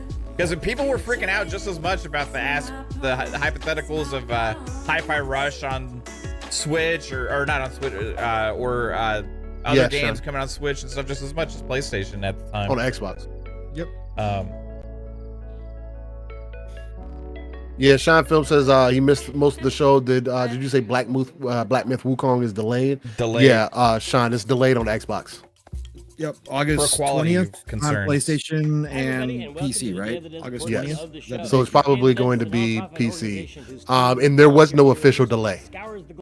It's right now. I mean, I haven't seen an official delay, but apparently the website and everything else only says PlayStation. And Mav also there looked was an at the update. FAQ. Yeah, I'm in talking the about like an FAQ. official. I'm talking about like like somebody came out and says, "Hey, by the way," you know what I mean? We love Cappy Games. It was like it's an undercover incredible games delay. For 20 years I would in say. Toronto. You might know them for games like Below or Super Brothers. Bold says Space Marine 2 will have new gameplay overview on June 20th. That is big news. Space Marine 2 is going to be huge, I think. It's going to be massive. The Civ 7 was shown. Civ 7 was shown. This is a Capybara game. Hi, I'm Eileen from Cappy Games. And I'm Dan. I mean, overall, I mean, I think that the show did they definitely showed some things. Right now, I think I'm sitting at. Introducing right now, I'm probably sitting at about a somewhere. I say 6.5. There was some things to pull out of here for sure, but it wasn't that. It wasn't nothing necessarily overly new, I guess I could say. The Alan Wake content was kind of a cool surprise. Alan Wake was cool. You know, that's definitely cool. But I think that what really is putting it right there, I think is more so like the feel of the show, right? I don't know about necessarily the pacing because I can't complain. Show, right? Like it wasn't like a lot of excitement.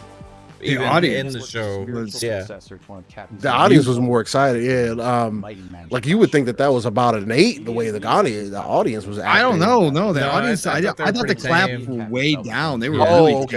You know what I'm saying? I'm saying the opposite. I'm saying that the audience kind of because with a live show like that, because like a live show like that, a lot of it is the audience. I'm not talking about like you got to be rowdy or anything, but I'm just saying no game really got that over the top ovation. It didn't. At all. Like we didn't hear any like over the even when I was listening to you guys in the car, there was really nothing. I mean, I don't know, man.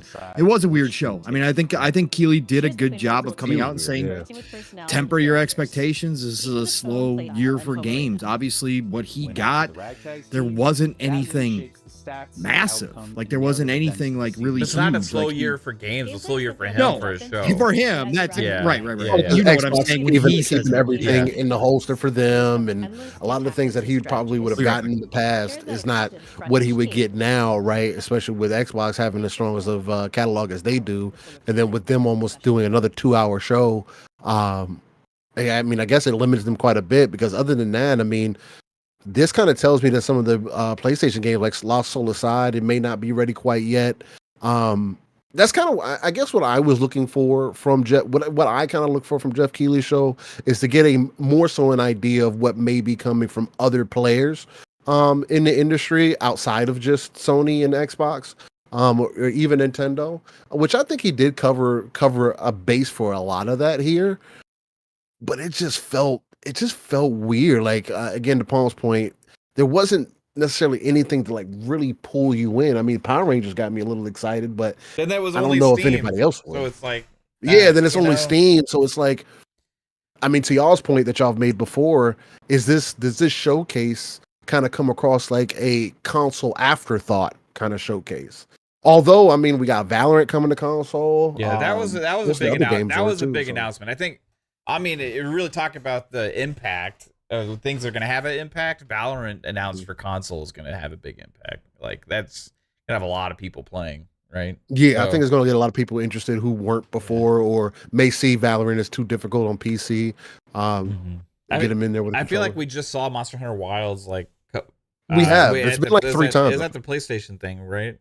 Yeah. So, like that doesn't necessarily hit like crazy because we keep seeing it. You know, I think everybody is excited for it for sure. Yeah, we're excited for it, but yeah, it's not. We had Metaphor show up. You had that looked good again. You had Kunitsu-Gami Path of the Goddess again. That looked really good again.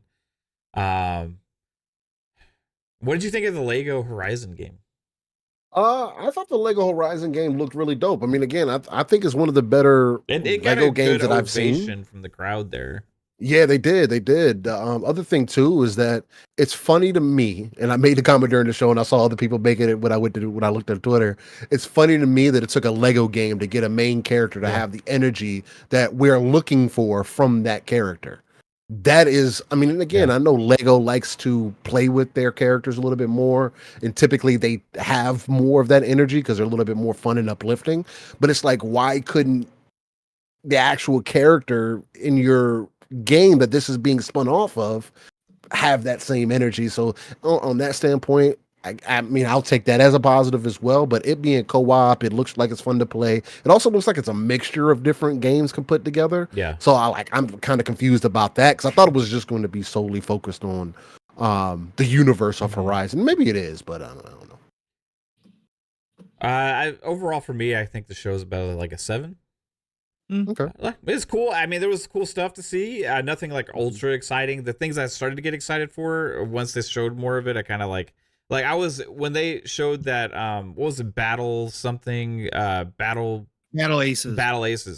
Man, that the art style of the trailer and stuff, it was like, oh fuck yeah, this is gonna be amazing. I was getting like 80s cartoon vibes and like amazing animation and all that stuff. And then they says RTS. I'm like, yes. And then they, talked the way he talked about it is like they toned it down a lot from what a great more casual RTS. It didn't look like there's any base building or anything like that. And then I started like kind of seeing it and I'm okay. Like, is this going to be another one of those like little flash in the pan RTS games that comes out and doesn't really do anything? So we'll see. I've still got my eye on it. But I'm trying to think if there's anything new that really got me hyped. And I mean, Civ 7 we didn't see anything from, so that's next year. Yeah. So like there's not, and that's what's missing for me, I think, for the show is like that new thing that's like, oh, that is amazing. I can't wait for that. That didn't really happen during the show. Civ 7 would be the one, but yeah. I was watching that too. I need to go back and watch the reveal, but the trailer was more of just like a the usual. Yeah, usual kind of trailer. History through time, things, all that. Yeah. Exactly. Yep. And then the Black Myth Wukong thing, that would have been an exciting moment, right? But then there was the whole kind of twist on that kind of affected it. And I think in general, gamers should see that as a negative. Like when regardless if it's on your platform or not, like when you see a company that had announced a game for all these platforms and then all of a sudden decide that they're going to go ahead and proceed with the others and then just leave one by the wayside, I don't think it's ever a good look, regardless if it's your Xbox or PlayStation or whatever. Like imagine like another big game that everybody's excited for said that, hey, we're just going ahead and launching on Xbox and PC and we're going to delay the PlayStation version. Like it's never a good exciting thing, you know what I mean? And I don't like how they kind of just threw that under the rug and didn't really address it. They just kind of had the trailer there and we had to like go and figure that shit out for ourselves, but based on the FAQ on their website. Like I know they're not going to say, oh, yeah, that's what's weird. Delayed I know they're not going to do that on the stage, but like even though their Twitter posts just focused on the pre-order, they didn't really address it like there as well. Like I don't know, it just kind of felt like slap in the face to Xbox gamers a little bit. Again, like happens a lot of times. We just went through this with Baldur's Gate 3. So I mean, again, it's the same type of scenario. It is what it is. It kind of, whatever the reasoning is, it kind of makes me like less excited for the game. And what's crazy is I'm going through the list and just kind of counting with what I kind of found here, and I have over 10 games, maybe 15 games here that I pulled out that are interesting. Kingdom Come Deliverance 2 was actually more interested. Had me more interested than I ever been before. Let's go, Steel. We get you into that. It's on. So that was kind of crazy because it gave me some of those Bethesda feels, right? So it was like I was like, okay, that showed better than I was expecting. But I mean, I think I'm gonna stick with this. I'm gonna move up from the 6.5 and do it at a 7, mainly because I mean I go down my list. That was a good trailer. Horizon Adventure was a good trailer. The Harry Potter Quidditch.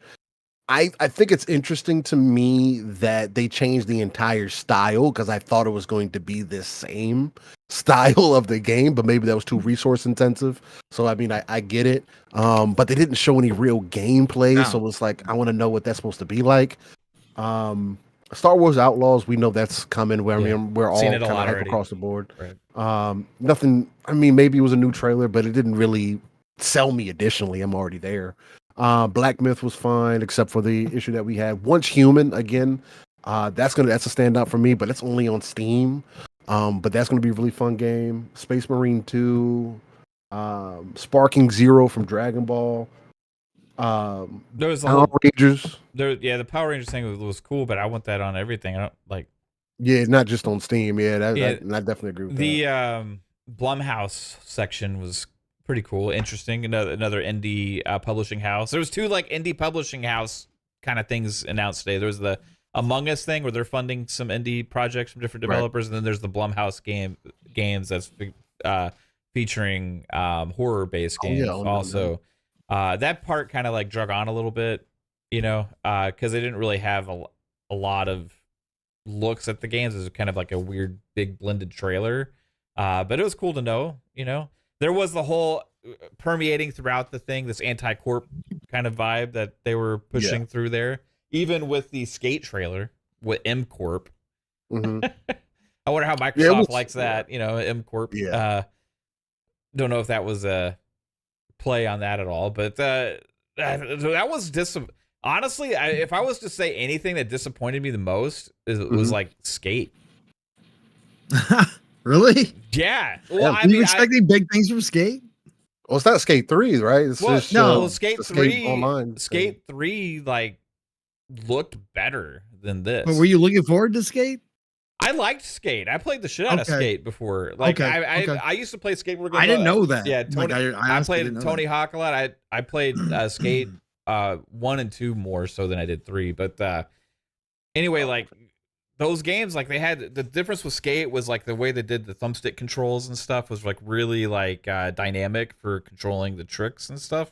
And you could just spend hours just rolling around the city and kind of just fucking around, doing whatever you want, kind of creating your own moments. And that's what I loved about Skate. But part of it was because the city looked so good, it mixed with the flow of that. And to me, like I don't need like a multiplayer MMO thing for a skateboarding game. Like you're sitting there doing the shit yourself anyway. So I don't know how much it adds to the fact that you see a bunch of random people doing it too. Like it doesn't really fit what I would get excited for a skateboard game. And seeing Skate come back, I wanted them to go push more of the graphics, push more of the controls, keep evolving more of what they were before. And it seems like they just are trying to do games of service, live service thing now, and based on the property. And that's what disappointed me with it. I got you. Apparently, Monster Hunter confirmed that there's going to be crossplay. I didn't understand it that way when they announced it on this stage, but the Monster Hunter main Twitter page is saying crossplay confirmed. Has announced that Summer Games Fest crossplay is coming to Monster Hunter Wilds. Okay. I don't know about cross progression, but right. But crossplay at least, yeah. I mean, again, opening night, Summer Games Fest, like. You guys know me. Like I always find stuff that I just, again, I thought obviously I've said it multiple times, but I think it's interesting that, that Switch is getting Lego Horizon Adventures Day 1. Mm-hmm. I thought the game looked good. It looked like a Lego game. Yeah. I used to play a ton of Lego games back in the day with my kiddo. Like that was our thing. We did a ton of them. Really enjoyed the hell out of them. I like the voice actors for Aloy. Yeah, Aloy. Yeah. And they're obviously they gave her a whole transplant of her attitude, personality for regular. Yeah, her personality. Because I thought it looked really good. And again, I like Horizon, so I'm one of those guys. So for me, I thought it looked great. Right? Is it gonna be something I run out and play? No, it's not gonna be something I run out and play because I don't play Lego games like that. Play it on my Switch. I thought it was cool. Yeah, you might. Yeah, that'd be kind of dope. Because I'd like to hear about it. I'd like to see people play it. Star Wars Outlaws new trailer. Again, they didn't show much because they're going to do more, obviously, at the Ubisoft Forward, or maybe even on the stage on Sunday with Xbox. But continues to look great. I thought it was a cool trailer. Quick trailer, but it looked great. Again, it's giving me more Star Wars vibes and feels than anything Disney's done. So, except for obviously Nyx, the little freaking creature. But anyways, outside of that, Star Wars Outlaws look great. Civ 7 being announced was awesome. I was kind of excited for Borderlands 4. We know it's coming. Because that was the initial rumor from Xputer was there was Borderlands 4 here. we'll eventually get that announcement at some point for Borderlands. So, but seeing Civ 7 come back, I did not play Civ 6 as much as I've played other Civs. There was a lot of issues on the console version. I am probably planning on picking up Civ 6 at some point because it's on sale now for ridiculous. I think it's on sale right now for $2 or something crazy somewhere. So I'll eventually want to pick him. But that was dope. Black Myth Wukong, again, outside of the delay for Xbox, which sucks. There's no way about it, especially like Mav said, not announcing it beforehand, not letting anybody know. Still, I just went on their Twitter page. There's still no official announcement. Yeah, that's weird, but it continues to look freaking fantastic. Now, how long the delay is, if it's only a couple weeks, okay, whatever. It's only a couple weeks. 3 months. If it turns into a Baldur's Gate 3 situation, I think it will. It's bigger. Just an Xbox. For Xbox in general, that's not something you want to have happen with a big game like this. This is a big game. This is a game that a lot of people are freaking excited for. Now, it might come out and it might suck, but everything we're seeing is this going to be another Baldur's Gate situation where everybody's going to be wanting to play this game. There might even be Game of the Year considerations being thrown around for this game, and it's not on your console for your fan base. Kind of sucks, man. And it's not their fault per se, right? We don't know what the reasoning is. But it sucks that a game like this is going to miss again this year, right? So, but again, continues the game itself. This trailer, fantastic. I hope it is more actiony so I can play it because I'm going to. I didn't think we were going to be fighting fucking Goliath. So. Yeah, Goliath, yeah. I want to see how they do this deal. If you're going to be climbing or whatnot. Swords Wrath, like I mean, that's what I got. That's the feelings I got when I saw it. Yeah, that Once Human trailer looked great. That looked interesting, like you said, Steel. Open world MMO. Open world, all about it, man. Metaphor ReFantazio, another great showing. This game is going to kill it. I don't know if I'm going to have time to play this game, but this game, I'm going to have my Atlas run at some point. But my God, this game looks gorgeous. I know, Matt. I heard you gushing over it again. Freaking looks fantastic. Which game? Metaphor. Yeah. It looked amazing, dude. Delta Force, free to play. Oh, it's downloaded. And if that campaign costs money, which it sounded like it's going, that's fine. You're going to let me replay Black Hawk Down straight from the movie. You got the licensing for it. So I'm going to replay Black Hawk Down, one of my favorite military movies of all time. Hell yes. Unreal Engine 5 is kicking ass right there. It looked beautiful. I thought it looked like a cool ass game. So I'm definitely all about Delta Force. I thought that looked great. What else? Kingdom Come Deliverance 2, great trailer. I'm already sold. You guys know this. I'm going back and playing the first one again. I've got it on Steam now. So, but that looked awesome. They are bringing it. They're upping their game a lot. So I can't wait to play that one. Unknown 9 still had a great showing. I really like the look of that game. Will it be in my immediate rotation? Probably not, because there's so many other games, but I do want to get to that game at some point. Thought that showed great. The First Descendant. Again, I was already sold watching Steel play, but looked awesome. I can't. Next month. Can't wait to drop into that. Battle Aces, like Mav said, is it fully what I wanted when they first started showing it? No, but I'm willing to give it a go. It's a freaking RTS. I'll give it a go and see how it plays because the actual battles look pretty dope there. Kunitsu, Path of the Goddess, again, Game Pass day one. It's rare. Yeah. Every trailer they show, I said this months ago at the beginning of the year when we first started getting looks at it. I think Capcom's got the potential for a brand new franchise here that does kick off with the blend of genres. I think that this game's got the potential. We'll see how it all plays and works together because, again, when you start mixing and matching, right, you just never know how it's all going to turn out. How does it feel? How does it feel? Yeah. But I'm saying the quality level of this game, there might be Game of the Year considerations for this game. Like I think art style, something. Yes, it's gorgeous. The story looks interesting, like everything about that game. So I love that. Of course, Monster Hunter Wilds, again, impressive showing. Keighley getting Phantom Zero at the end of the showcase, instead of State of Play. I think that was a W for Keighley. And it kind of remains because I would have thought we would have seen this trailer. There was rumors we were going to see this trailer at the State of Play. We never did. So maybe this is still wide open. They didn't say anything about any platforms here, nothing like that. But PlayStation button prompts, but yeah, it did, which we knew because it was already at a PlayStation show once, right? When they showed the initial show. But to get to see the gameplay looking close to what they showed us in the trailer. Because when the trailer first came out, we were like, a lot of people called bullshot right away and said, "Come on, guy, you really." But it looked close and it looked good. It looked good. Yeah, So I like Phantom Zero. I give this an easy 7. All right. I give this an easy 7 for me. Again, not judging against anything else, taking out some of the stuff I didn't like. I thought pacing was decent. Not a whole lot of commercials, not a whole lot of breaks. Keighley got away from the celebs so much on stage, talking for long extended periods. The one advertisement, right, for that mobile game was awful. Okay. He did some monitor stuff too. Yeah, he did some of that stuff too, but I thought overall kept it going. So yeah, I give it an easy 7. There's a lot of stuff in here that I like to see. Nothing surprising though.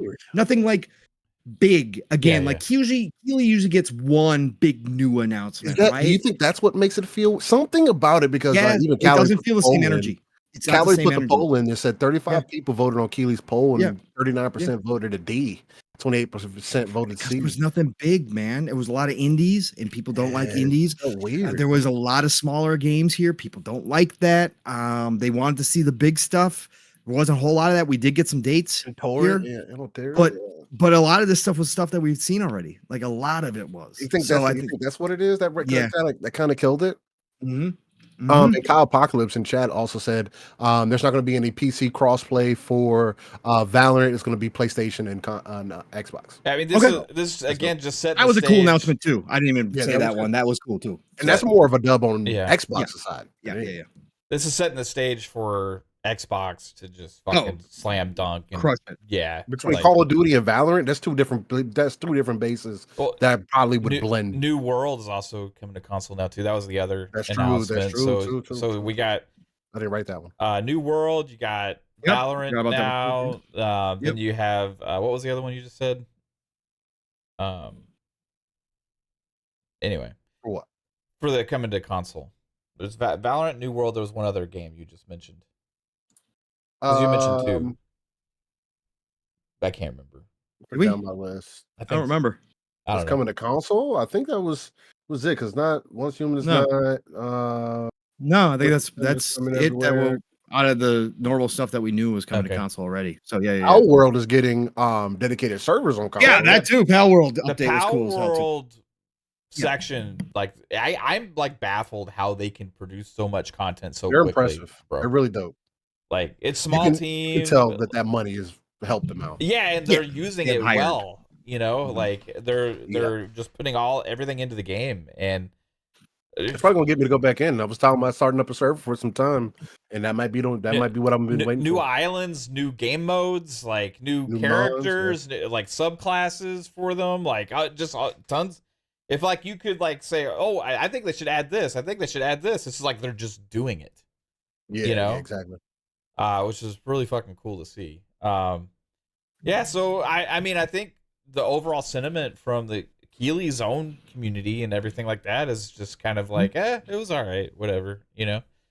Which is what he said it was going to be. So this time he was accurate on his expectations. He said his show was going to be kind of mid, and it was kind of mid. So.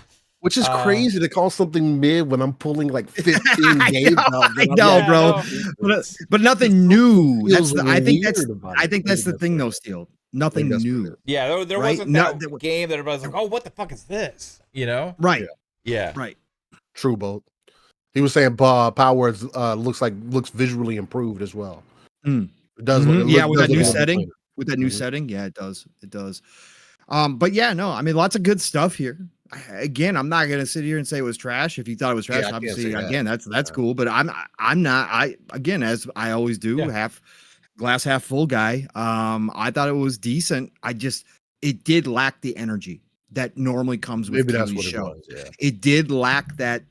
It was even that the extra announcers level. and everything too, though. They just kind of like those casual vibe throughout the whole thing. They were kind of going through the motions, and again, the audience was going through the motions. Seems like that's what it seemed weird. Maybe that's what it was. Maybe if it would have had a better somebody on stage that had that energy, like for an example, like Joy didn't bring a lot of joy when she was. I think she's cool people, and she's cool people from what I know. Like, so it's like she was nervous. You could tell. You could definitely tell. The young segment, I could have completely done without that. Like, like Inside Out. But he stayed away from a lot of that, which was good. Yeah, right? that was a fucking movie trailer for Inside Out. You know, like that's what that was. Trying to tie it to the video game world by including Yang Ya in there. Like, it's like, Def, I was gonna say something like that. Like Keighley seemed bored. Like almost he knew that this wasn't his normal show. Like he had missed out. That's bad energy, bro. It is. But that's what he started with by coming out and downplaying it, not and saying, "Hey, everybody, can keep the expectations down here." But you can keep the expectations as a professional steel. Absolutely, of course. That's where maybe that's keep the energy straight up. I just felt like he wasn't as engaged as he normally is, even if it's fake on some of his shows. He wasn't as engaged. It didn't feel like to him this was one of his better shows. Like you almost saw him walking on stage knowing that this wasn't going to be one of his better shows, and that came across in him as well. Like he just didn't have that extra tonight. PlayStation should have put the Horizon thing in their own show. Yeah. Well, they wouldn't have said it was going everywhere else, though. I think that's so that might be part of the that might be a part of the problem. And it might also be a deal with Lego that Lego is not allowing them to do that. Yeah. Lego could have said that we needed to promote the Switch, version as well, right? I mean, y'all already cut out Xbox, so we want to make sure everybody knows it's going everywhere else. So, because PlayStation, I wonder how much that game's going to be. $60. 60 Legos are 60. Right so now. For PlayStation first party content roadmap for this year, we got for the second half, we got Concord, Lego, Horizon, and Astrobot. Could we throw Lego in there just because they're using the IP? Gorilla is tied to it. They use the word their IP. Gorilla's supposedly helping on it or something. So, but what was there for first party at the first half of this year for PlayStation? There MLB? was Stellar Blade, MLB. Second party, first party. Well, there's MLB. Yeah. Stellar Blade is in second or third. Is that second or third? So was there another first party release this year for PlayStation? No, Final Fantasy. Square. Yeah. No, we knew this is what this year was going to wind up being. Yeah, no, that's it. Literally, that's Concord. Concord. That's literally all that has been. Astrobot, and that's it. And MLB, Lego Horizon. Yeah. MLB's multi-plat. Like, I mean, it's their first party though. Like, I know. I'm just trying to give them something. Give them a bone. It's just so funny, interesting how everybody talks so down about Xbox's first party lineup, and like about this is almost equivalent for first party wise, like the 2022 for Xbox. I would say without the additional deals going into their service. Now, mind you, I have seen that there has been some good games going into their service. I couldn't tell you what they are right now, but nowhere close to even what Xbox was doing in 2022 in comparison to make up that difference. Right? Xbox 2022 had Grounded full release. They had Pentiment. Dusk Till Dawn. As Dusk Falls. As Dusk Falls. Sorry, Dusk Till Dawn. Yeah, Tarantino made a game of Dusk freaking amazing, man. I had Thelma on my mind because I saw some more pictures of her today. God, 57 years old. Pentiment, As Dusk Falls, and the Grounded. Yeah. I mean, you got your live service game with Grounded, right? You got your smaller game with Pentiment and As Dusk Falls. So, like, I would put that in the realm of a Concord slash. But we've already talked about they don't add up to that same level. Lego, they count Final Fantasy, and they count they obviously count Stellar Blade. They count them as first party deals because they aren't anywhere else. Yeah, I guess they count them.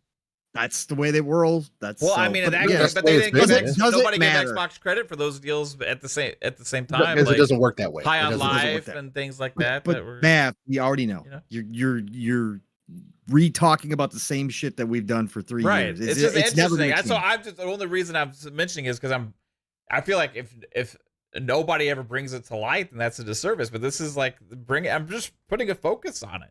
You know what I mean? Like.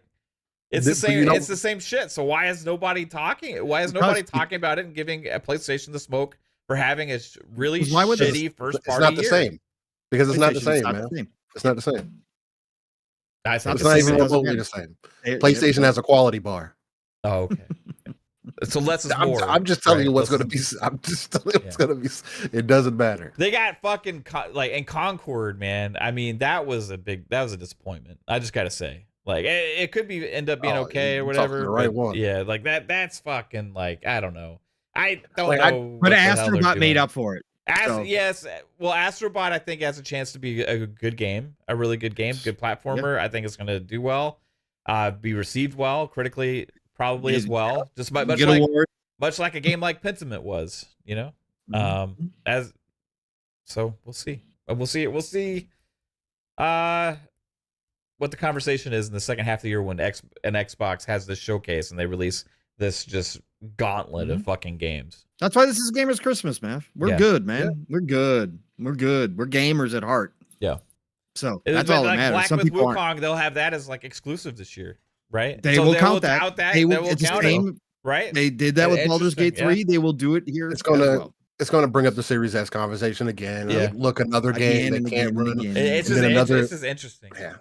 And then 6 months later, we're going to get an update that says, man, Black Myth can run even better now because of what we had to do for the Series S. I don't know. Yeah.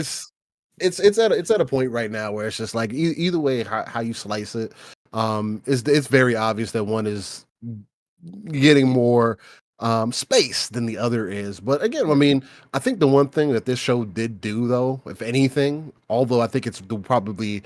Again, it's so difficult. I'm pulling out 15 plus games that are interesting to me. But for this to be one of Keighley's weaker shows over the last few years or so, at least energy wise, I'll put it that way. I do think that this sets a good stage for Xbox this on Sunday, at least for sure. Especially with it's kind of like they're working against the grain with that Black Myth thing happening, because it's like, man, so how do you deal with that, or what's going on with that? Why was that allowed to happen? While also knowing that there can be a literal avalanche happening on Sunday that is going to be unstoppable, where it makes us kind of forget about it. Yeah, I mean, dude, is this that moment? Is this because of the sentiment right now? A little bit like people were down on State of Play. The casual audience, Keighley's audience, right? Crazy. People were down on State of Play. People were down on this. Xbox has this chance with this showcase that people are saying has the potential to be like the showcase of showcases for Xbox. Is this the time that they actually have the opportunity to get there in front of everybody and be like, look, and pay attention, because this dominated everything else you've seen from showcase season so far. Like, look what we have here. Like, they have the potential to do that on tomorrow, right? It's like they cleared space. It's like everybody else cleared space on Sunday, not tomorrow.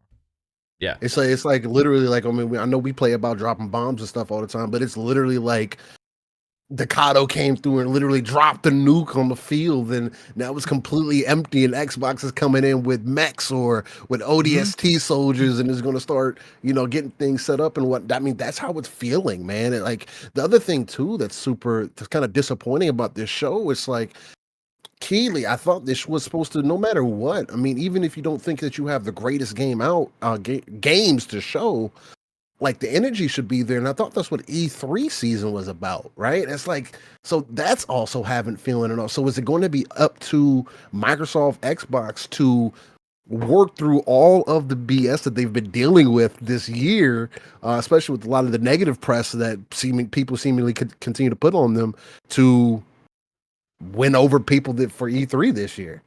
And wouldn't this be like the second year in a row that because they were strong last year too? I thought, man, they've had a strong show the last couple years, bro.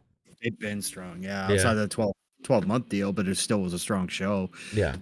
It made it worse that they didn't hit the target on like 75% of the games, right? We were critical about that. If they had hit the target on the 12-month show and all the games, it would have been like, hey, that was a great idea, smart, you know what I mean? And they did it, but like they didn't.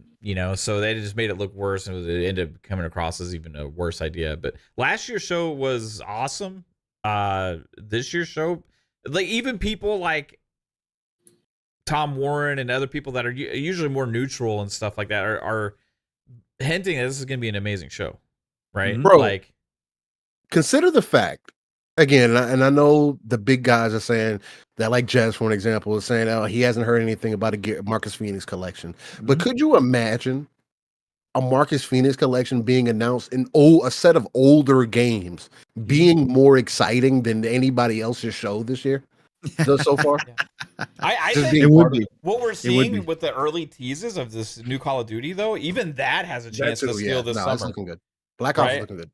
Like they're talking. What was the latest teaser that they're talking about bringing the original system back for guns and stuff? Oh, right? the prestige system. Prestige system, which Right. gives. Oh man, I missed the. So you don't have to wait. You don't have to wait season to season to fucking prestige or to level up. Yep. It's you hit prestige, you prestige, right? Like you continue to level up. You get It was a new big icons moment, and stuff. man. Yeah, I love prestiging. That was freaking dope. super special.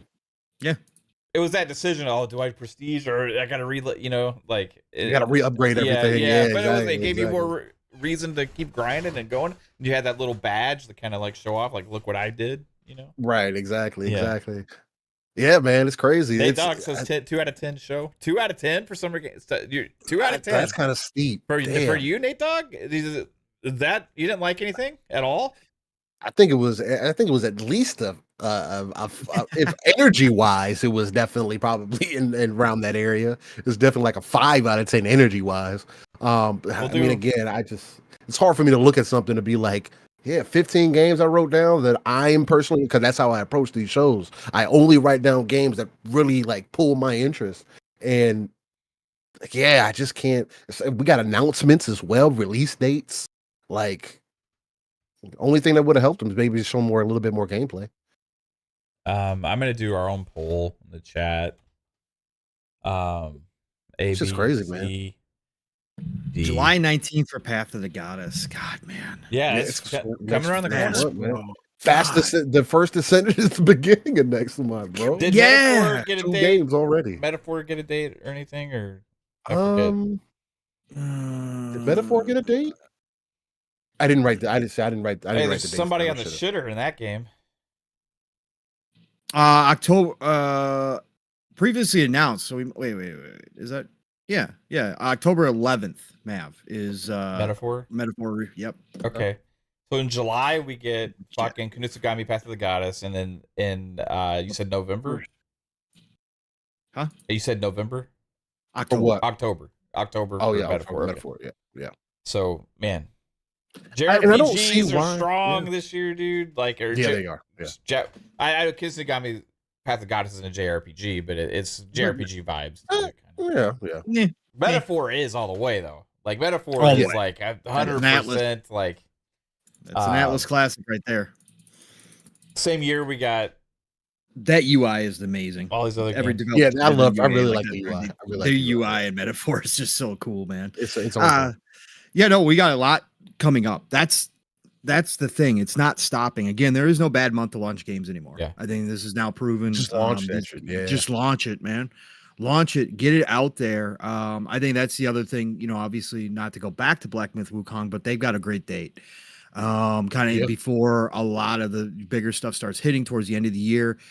So that delay for Xbox, again, if that shows up all of a sudden in November when we got Avowed, potentially in an Assassin's Creed, and you got, Stalker 2 right around the corner, Indiana Jones. Oh, shout out to Calorie. She said, Calorie says that the website says the Power Rangers game will be on everything. Oh, so nice. why not have it at the end of the fucking trailer? Why do they do this? Weird. Like, that's a really did they that's take a game the that you should pick up. Steam money? I mean, that doesn't make any sense. Like, maybe it's early access for Steam that's coming. I don't know.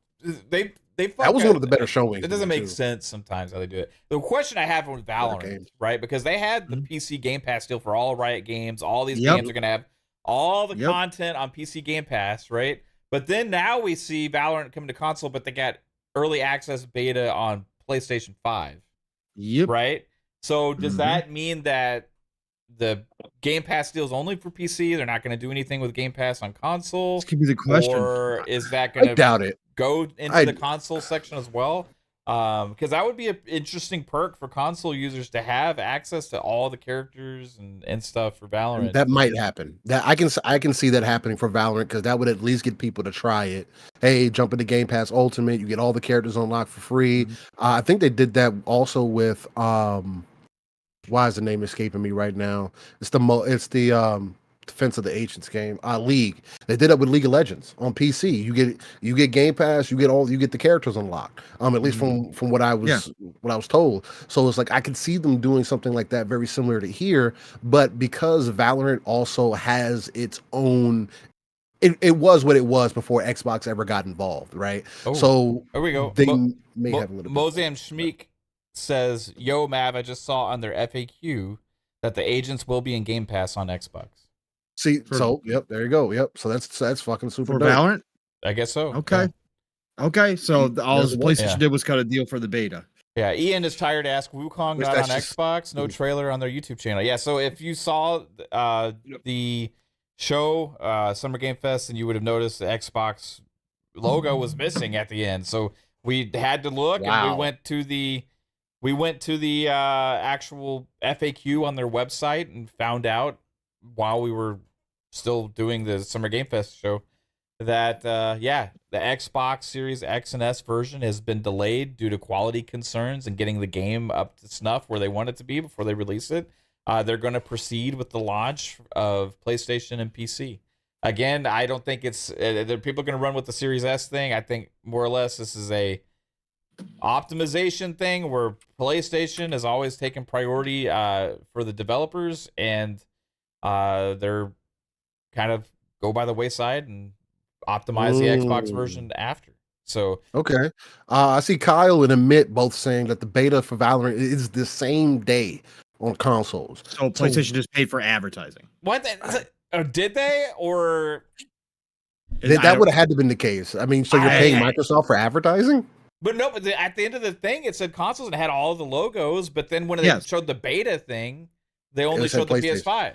I'm telling you, man, it's that brand recognition. That's why they're doing it. That's so weird. And Calorie said, I DM'd you the Power Rangers tweet. They only showed Steam because they want people to wish list per the tweet from Digital Eclipse. Well, okay, you people will still see the Steam logo and know you can wish list the fucking game. You don't have to exclude all the other platforms to people to understand that it's also on Steam. Like that never makes any damn sense. You can still have Steam and like wish list on Steam and still include the other platforms.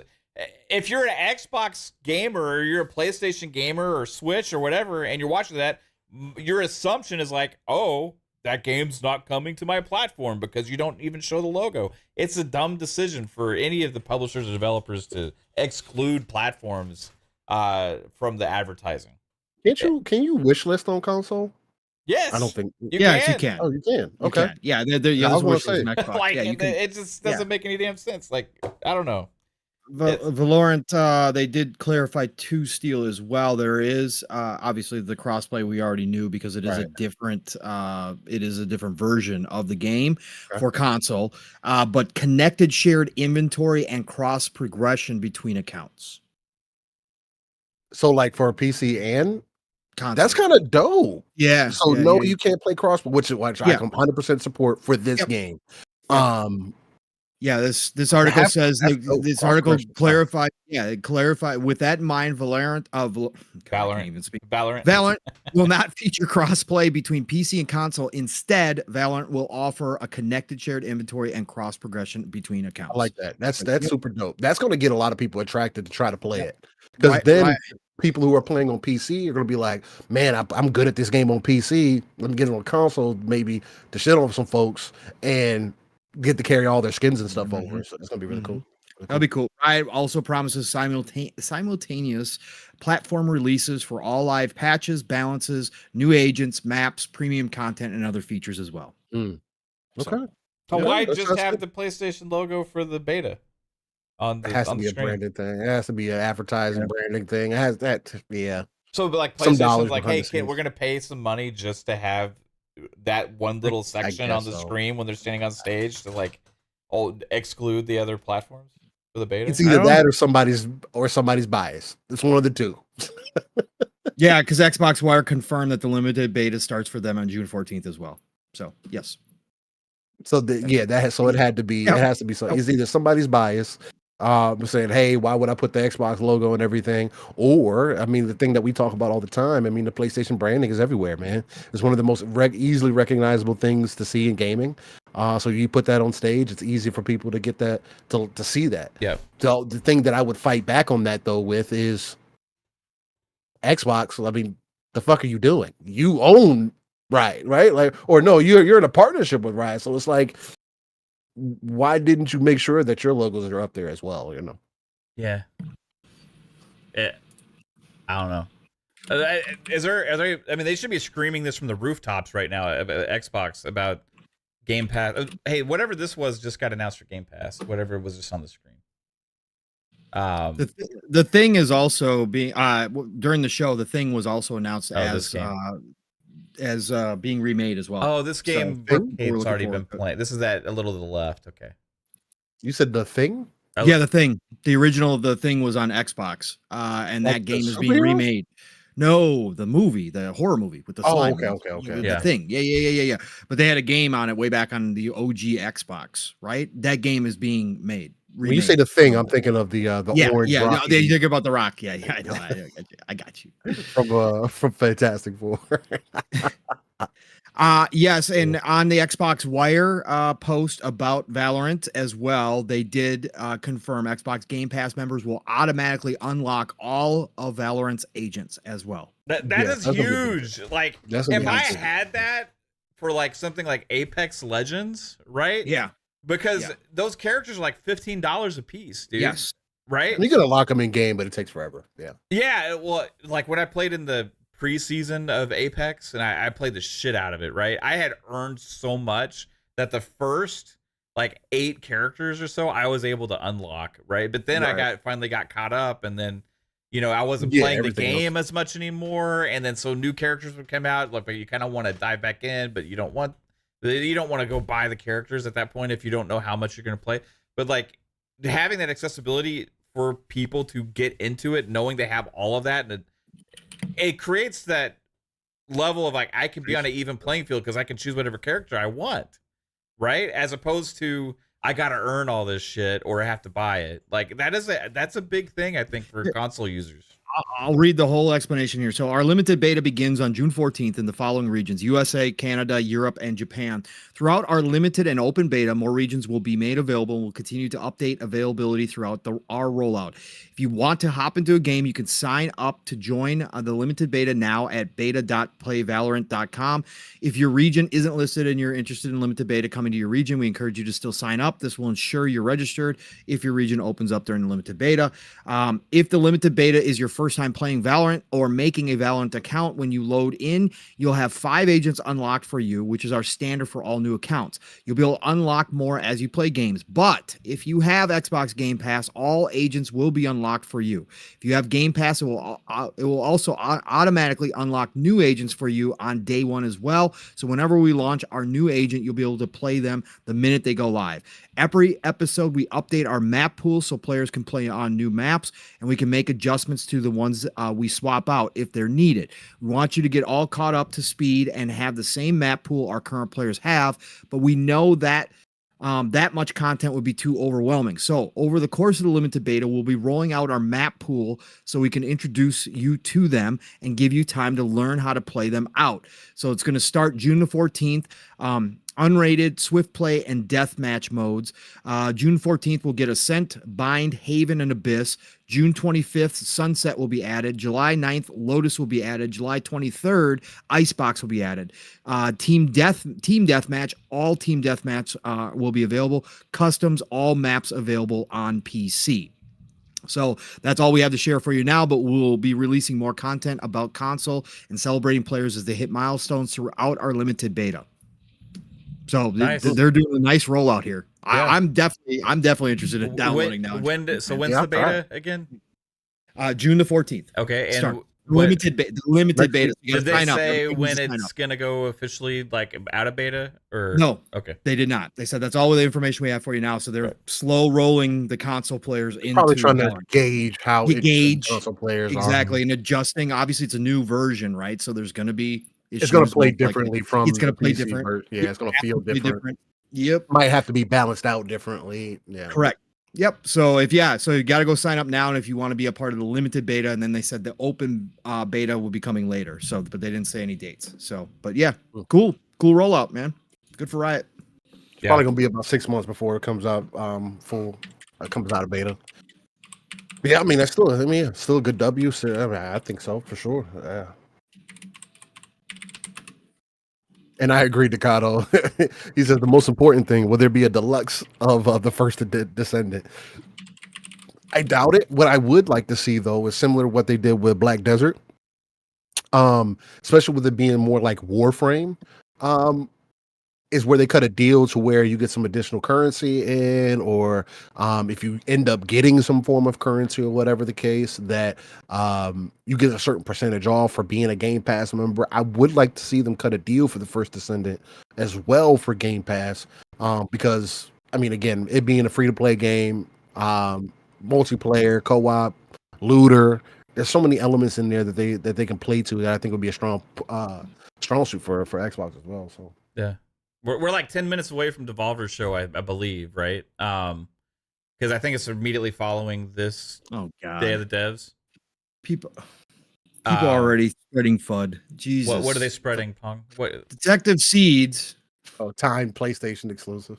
Yeah, Black Myth Wukong is a timed PlayStation exclusive due to issues developing for the Xbox platform. The Series S will release on Xbox 6 months to a year later. Just making up bullshit. Just all of it. Did anybody say 6 months to a year later or anything? No, Jazz right underneath the tweet is like, where did you get this information? Right. Running with it. They're just absolutely running with it already. Yeah, like it's fact, like everything. That's the problem when these things happen, though. That's like, that's why the lack of transparency to 100% about what's going on, about doing it the way they did. That's what I'm saying. Like when I say like I'm less excited about the game now, it's because I feel like the developers are disrespecting, or the public, whoever's responsible for the funding and publishing of putting out and releasing the game, making those decisions, is disrespecting a large player base, and it's like a slap in the face, right? It just allowing this whole thing to happen. A lot of publishers would wait until it's ready for everything. I understand this is their first game, right? But when you do it, even if you do have the issue or whatever, and you're not coming out clear, setting your expectations, telling what's going on, all this kind of stuff, it allows this stuff to happen, right? And it's just not good for gamers. It's not good for any gamers really, like at all, and it's not good for the industry. I just don't like it. So it happened with Baldur's Gate 3. The one thing with Baldur's Gate 3 is the developer came out and he actually was trying to defend Xbox and the Series S immediately when people were going after it. I want to see what happens here with the with these devs and what they say and how they react to the shitstorm that they caused now with this lack of announcement and people having to discover this themselves on an FAQ, right? Without any kind of actual information to go along with this surprise delay, right? Like that's where I kind of like, you know, you guys had me as a little kind of excited. It's not necessarily my kind of game also, like, but it looked really impressive to where I was more interested in it. But like, when you do something like that, I'm like, okay, well, like, fuck you too then, right? Yeah. Yeah, it's all true. Again, that's why I said I'd like to see more transparency from the devs. Stop bullshitting us and just come out and say what. Again, you don't have to give us every detail, but just tell it. Again, why? Why do we have to hide shit? Stop. Just give us the lowdown, the basic lowdown of what's happening. And if it is something bad, or like if it's tell us. You know, that's cool. That's cool too. Like I want to know, instead of how you do that. Like you say, quality concerns for those releases. I didn't tell us shit. Like, when it comes across to me is that Xbox was never a priority for you for the development, and that's why you're proceeding with the release and excluding it, and you're going to eventually get the Xbox version where you want it to be, and then you'll release it. Yeah, which is, I don't know, like. I don't know either, but it is what it is. Like I said, it's rough. We'll see how long it lasts. Again, if it's a short one, no big deal. If it's a longer one, like Baldur's Gate 3 was, you miss out on a great game for your players, which sucks. And again, it's not necessarily their fault, but it is a miss this year. Again, we've got so much to play. I'm not worried about Xbox players. It's just that obviously the way Black Myth is looking, it's looking like one of those games that is going to be talked about a lot. It's just Baldur's Gate 3 all over again. Yeah. Yeah, a lot of it is like but... the same a huge release last year, game of the year candidate last year.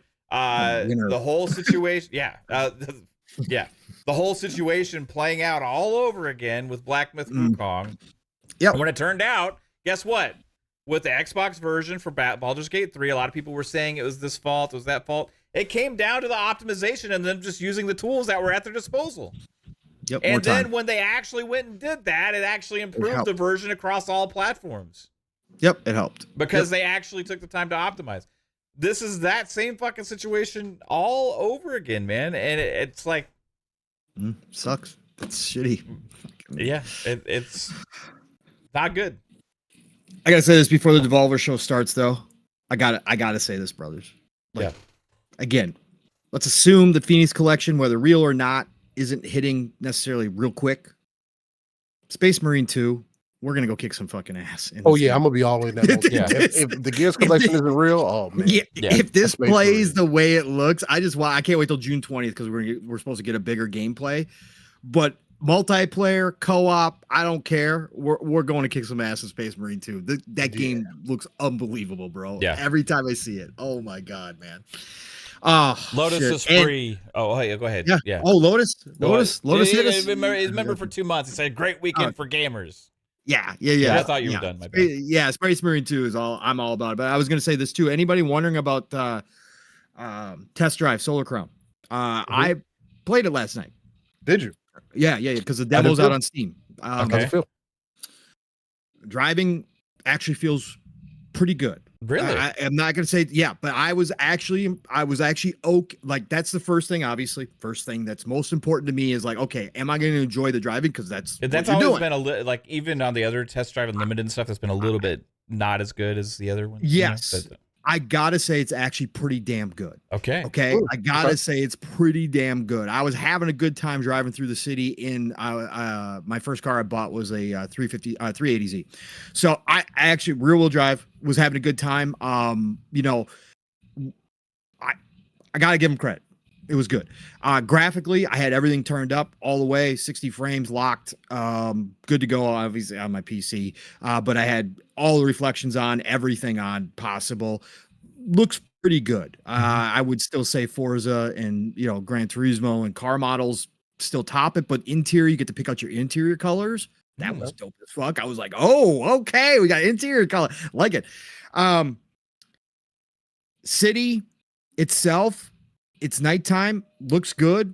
All nighttime? It doesn't change? Yeah, it doesn't change from what I played so far. I think it does have daytime, but this part right here, because I'm playing maybe it's just for the demo, like the opening. Yeah, I'm playing the open. They do let you play up to a certain level 15, I think. So we'll see if I get there or if I keep playing it. City, a lot of copy and paste buildings.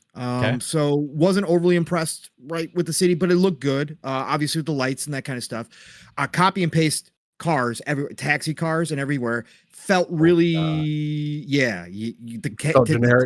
the taxis completely generic, bro. Completely. I was like, yo, okay. Kind of empty. Again, it was nighttime, so maybe there is a difference. Kind of empty. Come on. But everything is online. Right. Just like the other test drives. So the last two. Yeah. Went to the races. 15 minutes of disconnect. 15 minutes I tried to get in the race. I went to the opening spots. There's multiple spots right away that you can race at, right? I went to back and forth between them trying to connect. You lost server issues. Yeah. Connect, lost servers. Same thing when I was trying to log in. So beta, demo stuff. We'll give them a little bit of a pass. Gotta roll. I'm going to give them some time. I didn't delete it. I'm going to go back to it again and try and see if they've got some of the servers, but that's not a good look when you got an online all the time game. You can't there's no, but you get points, like Horizon driving around the city, obviously drifting, all that kind of stuff. You get points, you get a chance. You have, the choice to bank those points, so that you bank them before you crash, so you don't lose them. So you get all that stuff, there's a lot of that to it. I like the UI is really clean. Graphically, the character models, last generation. Okay, nothing special to look at, right? The character models, but again, you're driving, so whatever. But UI very clean. The look of everything really clean, kind of high classy stuff. Kind of good feel to it. But yeah, just want to give everybody my overall impression so far. What I tried last night, but 15 minutes, didn't get into one race, not one race. I haven't installed it yet, because I've been so busy. But I plan on playing it this weekend. Yeah. Jax82 hit us with a $2 super chat. Says, I refuse to be the Series S. I refuse to believe the Series S is a problem. No way. Yeah, I mean, I think optimization is the problem. Really, time, and priorities. Yeah, 100%. Yeah, the priority is going to be on PlayStation because that's the base. I mean, again, it being an Eastern game, it makes sense, but in the same breath, it's just like, hey, if maybe PlayStation sent some people over there to help with the development, and that's part of it as well, maybe. Or it's just them internally, and that's what they wanted to do. Because I can't. More familiar with the hardware. It's hard to blame Series S just because we know that Xbox has removed that, everything needs to be available on both. They could have said, Series X in PS5 day one, and then Series S is coming later. And then we got Lotus Esprit hit us with the 5 Fun Speculation memberships. Choo-choo, motherfuckers. You're on mute, Pong. We got to do this real quick. Attention, ladies and gentlemen, aboard the Fun Speculation Hype Train. That's right. You've been enjoying the Summer Games Fest opening night, the Keighley's. That's right. You've been enjoying that. Wow, we've been flying along at Mach 2.0 to start out the night. That's right. We got the Devolver Showcase coming up here soon. So guess what? The Lotus Esprit. Remember, folks, he doesn't fly overhead like a lot of people do when they drop off those bags of coal. He drives because he's a Lotus Esprit, everybody. That's right. He came on by and he said, I got a couple of bags of coal in the back for y'all. So we grabbed them, threw them in the furnace. We got this thing up to a Mach 2.5. So that's right. Buckle up. You got to make sure those 4-point harnesses are down tight. Pay attention to the attendants and welcome aboard all you new speculators. That's right. We got a whole new car of speculators thanks to the one and only Lotus Esprit, keeping us ad free in 2024. Hashtag no beans. Choo choo, motherfuckers. Thank you, Lotus Esprit. And of course, Bold Alpha Wolfpack said, I got a single ticket for somebody. That's right. I found some coal myself. So we are up to Mach 2.75 thanks to the Bold Alpha Wolfpack. That's right. Getting on the court with a nice little easy mid-range shot. The single gifted membership. We do not discriminate around here. So thank you, Bold Alpha Wolfpack. Choo-choo, motherfuckers. Choo-choo. Let's go. Yes. Gamers Christmas is here. It is. We're Nate Dogg just said the Curious Collection won't be there because he hasn't heard anything about it. Yeah. Unless Jez has said something more recently than that. But on his show with Rand, he just said he hasn't heard anything about it.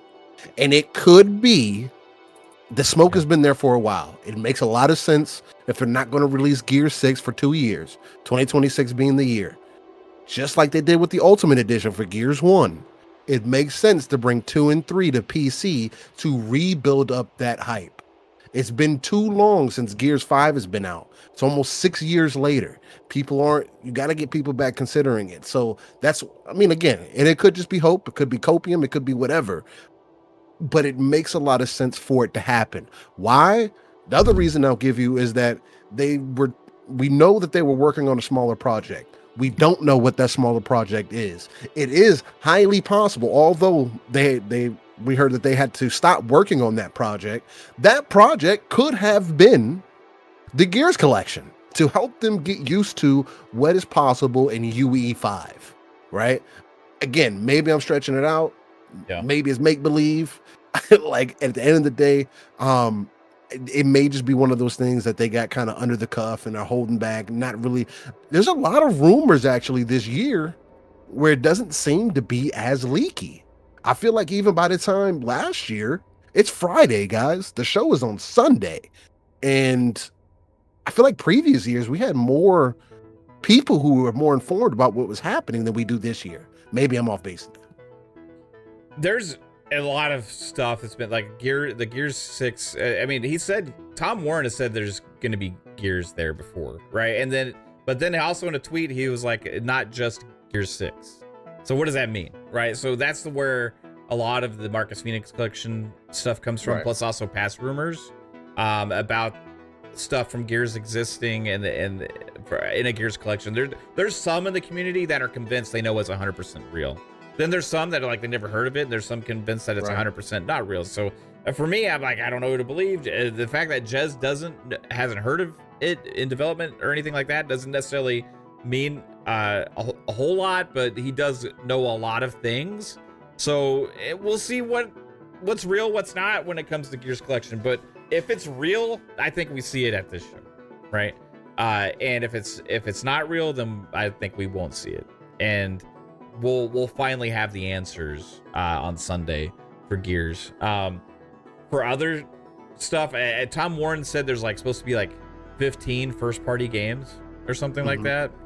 That's a lot of first-party games to be shown at one show. And if we even just kind of do the math on that, there's like 7 first-party games still slated for this year. I think this is Flight Sim, Towerborn, Ara, Indiana Jones, Avowed. So that's 5.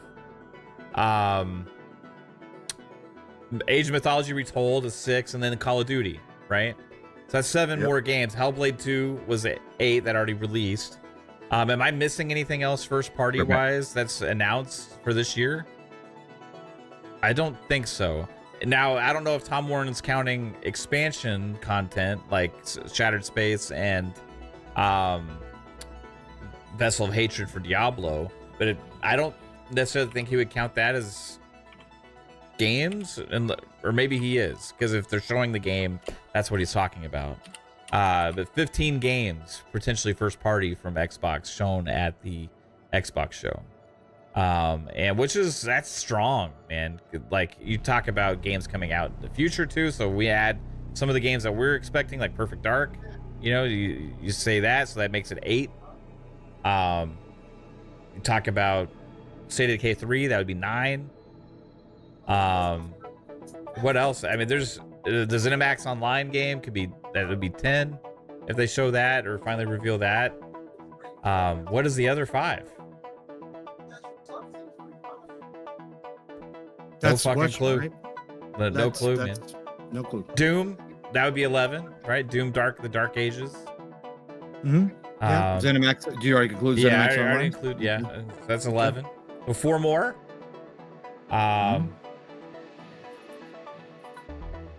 Do they show Everwild? Finally? I don't think so, but yeah. Maybe. I mean, if they show Perfect Dark and State of Decay 3, would Everwild be finally in that state to be shown again as well? Possibly not. Kiln, yeah, Calorie, could be.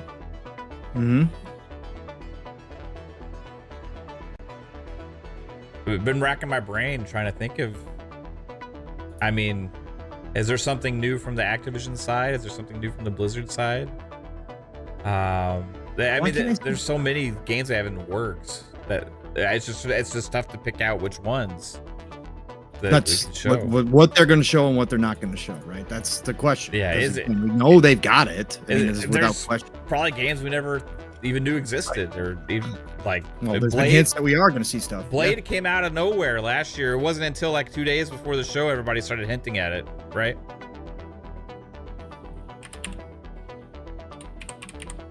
Nobody knew they were making a Blade game until it got leaked right before the show. Right. Where is the leak, by the way? What leak? For the showcase? Yeah. We haven't seen it this year. Yeah. That's what I was just saying, bro. I've seen a lack of fake leaks this year. Yeah, that too. That's what I'm saying. We haven't gotten anything. I haven't seen any of them except for mine. Like, right. What are the fake leaks, the fake lists that go around? The fake picture. Maybe that'll happen tomorrow, or somebody took the time to put a bunch of logos on a screen and stuff and do the whole thing. Is Devolver happening or no? Tom Warren said they're showing Fable, so that's be another one. I was 50-50 on if they'd show it again. And if they show Clockwork, that'd be another one. South of Midnight could be another one, yeah. There's so much that they could show. It's going to be insane. They're going to people are going to watch the Xbox show and be like, What have I been smoking and to miss all this? That they have all this stuff going. What the hell is it? Where's Devolver Digital? I thought it was supposed to be. I don't know. It was. That's what they said. I'm watching the live stream right now because I was like, did we miss it already? Is it or not what? on the same channel? Yeah, it is. I clicked on their link. It is. And Day of the Devs is still happening.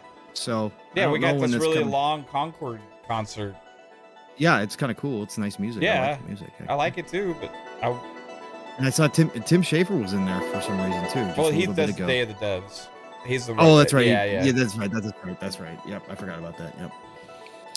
Yeah, but no, Devolver hasn't started yet for some fucking reason. I don't know why. Because I just went to their website and it was 7 p.m. 5. Unless did Keighley run over by a little bit? Maybe. But his ended right on time. It seemed like with the hour mark. Okay, so they're running credits on Day of the Devs now. So Devolver's next. Okay. I got in between. Right after Devolver Digital, I'm gonna end this stream. Yep. And then I got to go run and get dinner and stuff for my family and stuff and then we're gonna come back and we'll be here for Xbox Ultimate Podcast. We're gonna have fun tonight, guys. Let's go. Oh my god, so much gaming and so much podcasting talk this weekend. Yeah. Holy cow, it's crazy, man. What time are you gonna hop on Archie's show tomorrow? I don't know. It depends what time Steele and I get done, obviously. So, and we got y'all have your show tomorrow. Yeah, we got our show tomorrow morning. So we'll see how long Steele and I go for. That'll determine when we hop over there. So, like I said, I got to get some stuff done tomorrow too, before Sunday, because Sunday's a wash at this point. So, yeah. Oh my God, I got a huge week of work next week. Shout out to all the people that so they Devolver starts in 5 minutes. Okay. Shout out to all the creators and people in the community that made it out to Summer Game Fest. Everybody does this. Or also everybody doing the co-streams, but like everybody that was there, seeing the pictures of everybody together, like is just absolutely awesome. It's awesome. Yeah. Yep. Love it. I hope one day I can make it there to be a part of that. I want to sit at that table and have breakfast or dinner with everybody and just fucking chill and hang out and talk games with everybody in person. Yeah. But one day I want to, but more so I want to have everybody from the Fun Spec fam be there. Like that's what would mean the most to me. That'd be awesome. My goal right now is 2026. Yeah. So I'd like to make out there because new console supposedly, right? Yeah, that'd be the year to do it, right? Yeah, either that or when we know we're gonna see Elder Scrolls 6, right? Yeah. When Todd's gonna be there to talk Elder Scrolls, that's when I want to go. I want to go with one of those. So right now my goal is 2026. Next year it's not gonna happen. So, but maybe 2026. I want to hang out with you. I want to hang out with Steel, 3-Bit, Psycho. I want to get Jasper to get him to take a leave. Hang out there. Yeah, for sure. 3-Bit. He's got to ask permission from his wife. Yep. We got to get Fuzzy. Got to get PTK Blam out there. Like, listen, PTK amazing. Got to meet God Howard before I did. I know. Okay, this is a problem, right? This is a problem. Oh my God. But then also meeting everybody else in the community too would be a huge. Yeah, that would be huge. But I mean, obviously, that's the main part of it is getting together with the community. I'm just saying the chance to go meet people. You know, I see freaking Ains gets out there and gets to freaking meet with Miyazaki. Yeah, at the hotel, bro. That's just again, people not in the video games like us would not understand, but that's like meeting somebody famous. Like that's famous. Yeah. Like that's dope as hell, man. Just to get a picture that I can frame and have up with some of my favorite freaking developers and all my brothers and sisters and everybody from the community as well. That's freaking that. Yeah, I want to do it someday, man. I've never been to a game show ever. I'd love to. Freaking awesome. Mav acting like I don't have to ask. I don't have to ask what? Forget about the family. Yeah, what about Yobi. the games, Mav? Yeah, Yobi, we gotta link up too. It'd be freaking dope, man. It'd be so freaking awesome. Yeah, I would love to see. I've always dreamt of being in the crowd during one of the big game shows. I would have been a little disappointed if I was at the Summer Game Fest was my first one to see in person. Yeah, if this year's was. Yeah. Yep. Like, I want Xbox to do their shows live again. Yeah. I'm just upset that I'm not going to see the old E3s, though. Oh, the old E3s with everybody there, bro. Oh, Acting like I don't have to ask my wife. She's been like saying like she wants me to be able to go, you know. This year just wasn't the year, you know. You definitely got to plan it in advance. And yeah. Delilah, I know. You got to do it once. Yep. In person is way different. in person is way different because you get to see people expose themselves for what they are instead of what they try to represent themselves online. Yeah, some of that too. But also you get the energy from being around other people too, right? Like we do that with podcasting, but it's not the same. Like you're in a room full of people like that all are gamers, like that are the downside is like not being able to really do this though also. You know what I mean? I would still do this. Chat and like if we did everybody. If we did it, I would still want to do that, but it would be like we go to the show and then boom, we get into a hotel room or something, and then we chop it up. Like we're doing it all in person. You know what I'm saying? Yeah, like we set a little like round table with like microphones and kind of have like podcasts where we talk about everything. Yeah, that'd be amazing. The Iron Lords do that sometimes on these shows. I've seen them do that. Yeah. Well, something similar to that for sure. Shout out to Oh No, it's Alex. What happened? He posted. He goes, "So, are we going to get the same doom and gloom for PlayStation, or am I going to have to admit I was wrong about the Xbox tax?" Obviously, talking about the Switch version of. Yes, obviously. That is again. I mean, but that is a this really is good what point, I talk man. about. They're being able to control the narrative and the announcements. The difference is none of this shit leaked about PlayStation and them talk about a multi-platform future, the community going insane about it, all of that kind of stuff. They just announced the game and it's coming to Switch, right? Well, people are going to say, so "Oh, people well, it's are Lego." taking it for what they actually care, and they don't give a shit. Yep, because it's Lego. That's what's. Oh, it's Lego. Of course, the goalposts move once again, man. It doesn't matter. It doesn't mean a thing. So it's wrong because it's not coming directly from one of their first party studios, man, because it's a Lego team working on it. It makes total sense. When people ask me what I like to do with my free time, Xbox doesn't get I it. tell them that these days, I'm afraid I really don't All right, have are we any going? free time. It's live. My life is pretty much scheduled down to the minute. I like his energy.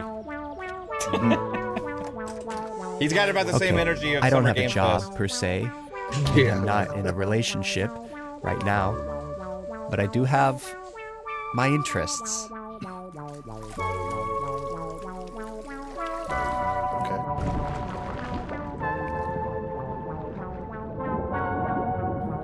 I always wear my shirt. I guess when you dip my could face in say water. I'm passionate, maybe even a little obsessive about Devolver video games. When I think about the many enjoyable hours I've spent playing my games, Is he a I say to podcast myself, what a wonderful world it is we live in. And I say thank you. Thank you to all at Volvi. those who have made Let's go, my Volvi. life so damn fun.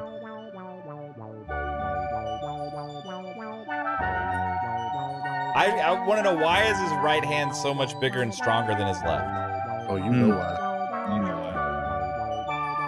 why. Does Volvi have a problem? Maybe a little bit. And that's why today He's is so he important to has me. something to handle, man. Today is a special day. Oh, wait, was that Today pickled eggs? is Volvi's birthday. A chance for me Pickled to egg? show my appreciation for somebody who has given me so much over the years. Take Call to the Lamb, for example, a roguelike video game developed by indie studio Massive Monster and published by Devolver Digital. Still good. The game was released on the 11th of August, he's gonna stick his face in the 2022, front and of has the sold over 4 million copies to date. The game follows a lamb Lick who it. is saved from death by a godlike creature named the What the hell's happening? His voice gets muffled.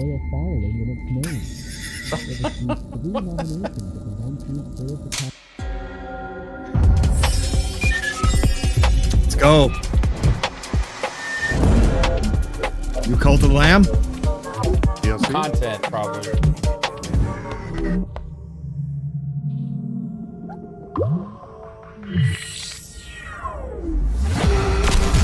Death by Kate.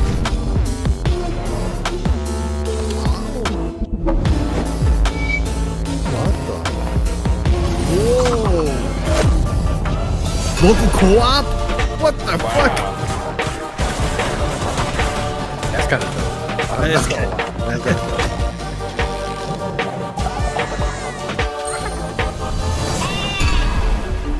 Y'all can make choices together. How you gonna Unholy alliance? I like it. That's kind of fire. That is. Yep.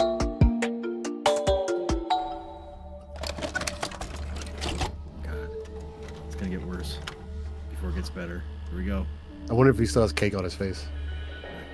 I hope. Oh, that'd be amazing. He's just watching the TV with cake. Is it a Volvi cartoon? Yeah. Volvi. No, he washed his face again. Okay. He's got a Volvi balloon. People forget that putting on a good party can be a lot of work.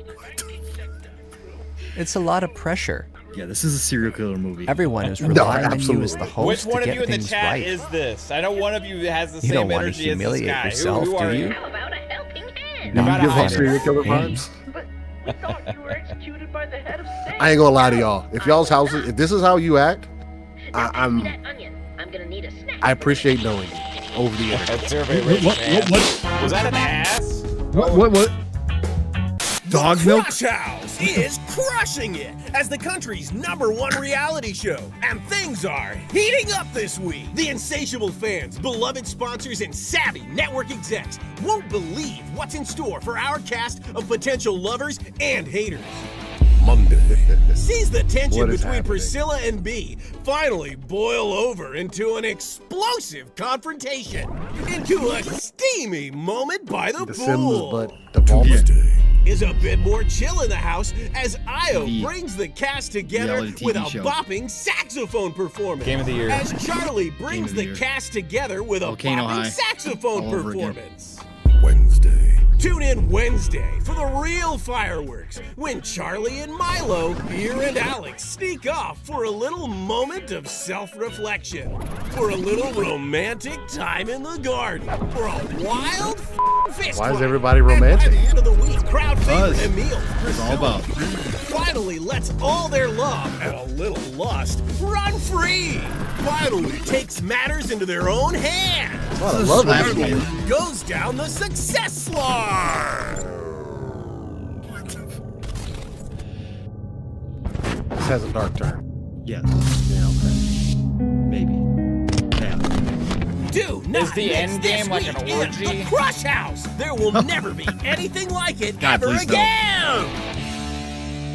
The Crush House, August 9th.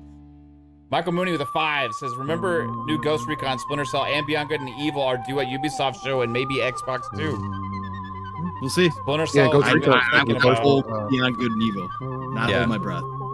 Ghost Recon, man, I didn't think about Ghost Recon. But a birthday Ghost Recon's isn't gonna be just first about person. looking backwards. It's gonna be the nerd. I told you it's a ring. Oh no, I It's thought it was a about ring light. considering for the future. podcasting. Sure, we've had some great times over the years, but who's to say that next year's won't be even better? God, I love Devolver. They're so fucking I know weird. Volvi has so much more to offer us. You Who stupid knows asshole. what he'll do next? Perhaps something truly unexpected. Maybe even a new genre. A rogue foo city builder. This is like Hannibal levels. Type I made that type up myself, but I like it. Something fast-paced, inspired by martial arts movies, set within the confines of a vast, yet Roguelike city claustrophobic builder? city dominated by vicious gangs. What the fuck? Each run is different depending on which of these crime syndicates you take down first. Interesting. Maybe even crafted by the talented Dead Cells designer Sebastian Bernard. What? Dead Cells. Got my interest. Dead Cells Fantastic. designer. Okay. Now that's the kind of game I would play. What's happening upstairs?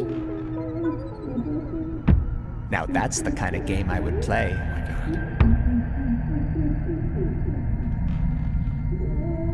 Now that's the kind of game I would play.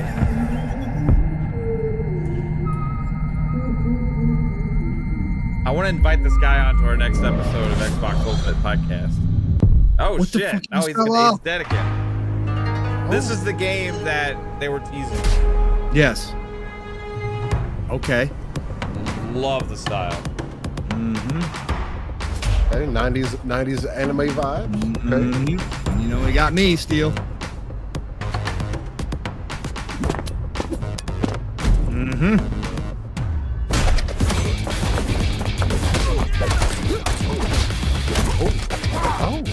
okay.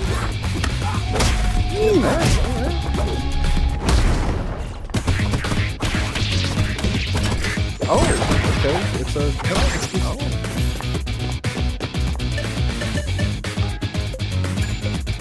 We got urban development. We got Yakuza stuff in here. Nice. Let's go.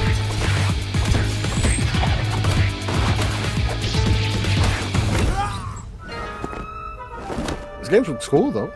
Mm-hmm. Tenjutsu. Okay. Damn. I'm in. It.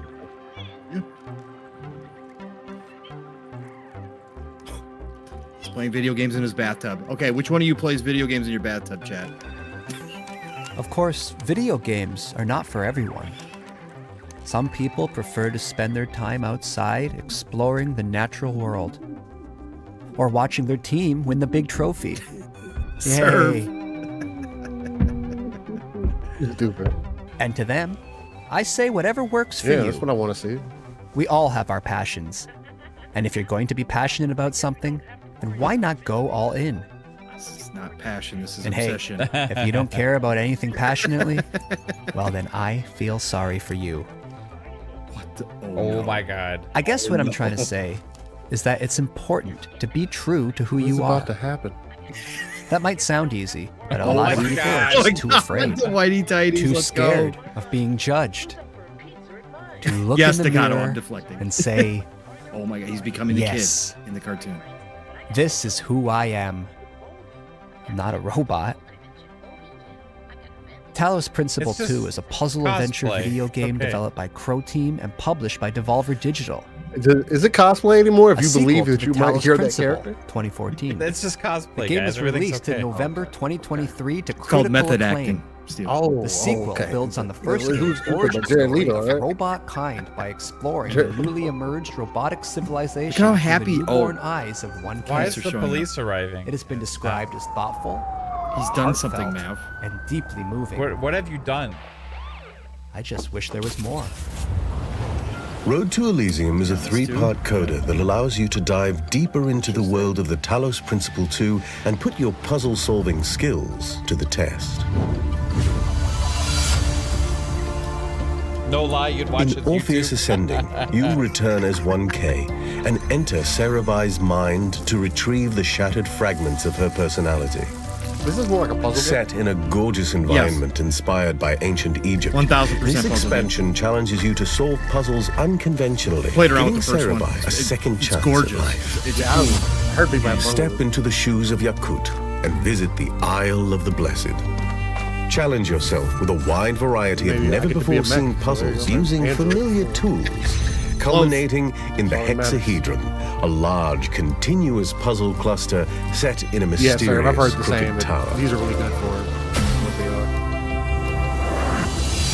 are. Into the Abyss takes you on a journey through a dream world, full of the most challenging puzzles yet, taking place on a series of floating islands and shattered dreams. Road to Elysium continues the evolution of the robot world, providing you with a new perspective through a series of thought-provoking new stories. June 14th. Damn. That's coming out too. Uh-oh. I'm really intrigued with the storyline here. The fact that they're even doing a storyline to do this, and he's talking about the games. the fuck? What the? Volvi. He's turning into Volvi. This is Devolver, bro. They are so creative, man. Looks like I love Fred from Scooby-Doo a little bit. it. Kind of. Why take it off Oh. now? Hello. It's Good supposed to evening, look sir. normal. I hope I'm not interrupting anything important. No. We've had some complaints about some noise. One of your neighbors has described hearing strange sounds. Strange sounds. That would be my TV set. I like to keep my shows cranked. I like to get lost in the experience. Okay, maybe in future keep your TV and any other devices at a reasonable volume. I'm sure I don't need to remind you of the law against noise pollution. I don't want to have to waste any more police time dealing with petty issues like this. But maybe this is a fair warning. What the fuck? Sir?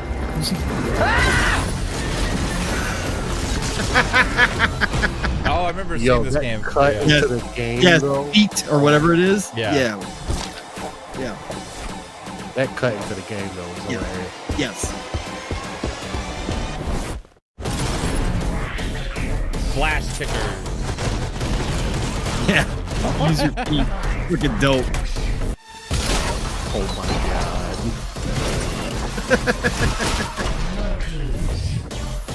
Crocs. Jesus.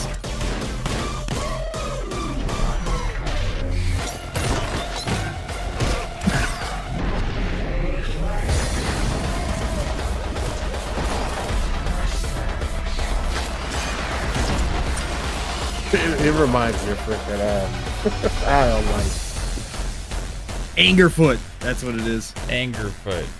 Yep. July 11th. Are you okay, sir? It's coming Yeah. out fucking soon. Yeah, Oh my god. Absolutely. Yeah, you know what? First thing tomorrow, I'm gonna go around to everyone in the area. I'm gonna make things right. Yeah. A formal apology and a card. I don't think that's necessary, sir. Just keep the noise down. Yeah, I'm gonna switch it off. A day without TV would probably do me a world of good. Okay, so thank you, officer. Does he have Volvi locked up in his fucking attic? Where'd you keep your TV then? Oh, I have a few just dotted around the place. Yeah, like I said, I like to immerse myself in the experience. Yeah, Tubu, So I think July I might need 11th. to pop in, take a look around the place, if that's okay. Well, I'm expecting some guests now, so perhaps another time would be more appropriate. Sir, you need to step aside. Now. Sir, step aside. That sound! That's an old plumbing issue. Receiving It's 201? really, it's a matter for the landlord, so I could just give him a call and he can fix it. Please. Officer. What the fuck? Hello, police? Can they make this a regular show? I would watch it. Hello? He's got Volvi locked up there.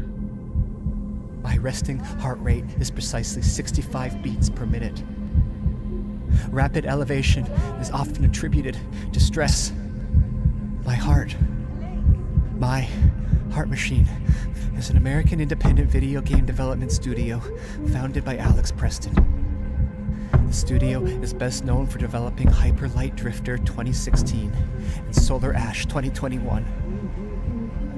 But rumors suggest that they may have another project on the way.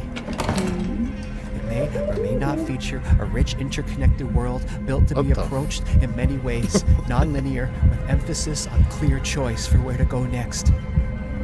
This purely hypothetical game's narrative balances the bleak reality of the characters with absurdity and humor. God help me. He's a serial killer, bro.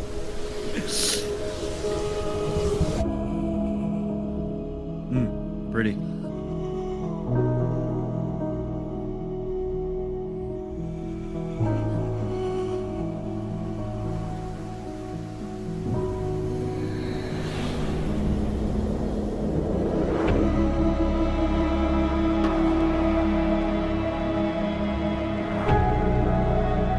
Gorgeous.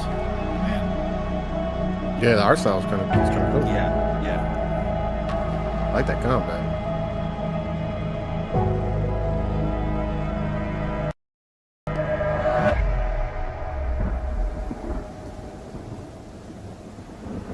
I was gonna say it's kind of giving me some Constantine vibes. Possessors. Okay. Next year. The game was kind of cool. What the fuck?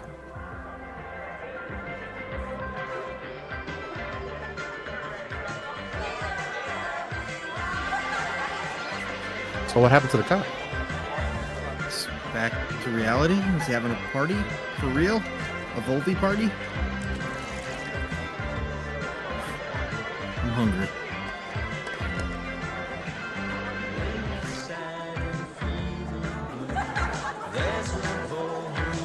What kind of monster just picks up cake with their hands? People who are not adults. Oh my god. Oh, cops there. Oh, okay. So is Volvi doing something to y'all?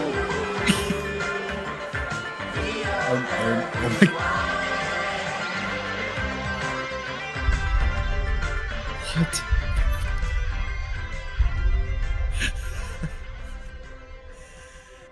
Oh god, he's coming downstairs.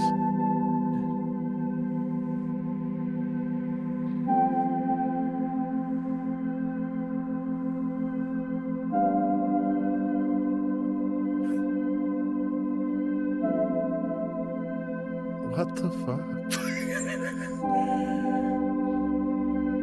Hey, thanks for the party, friend.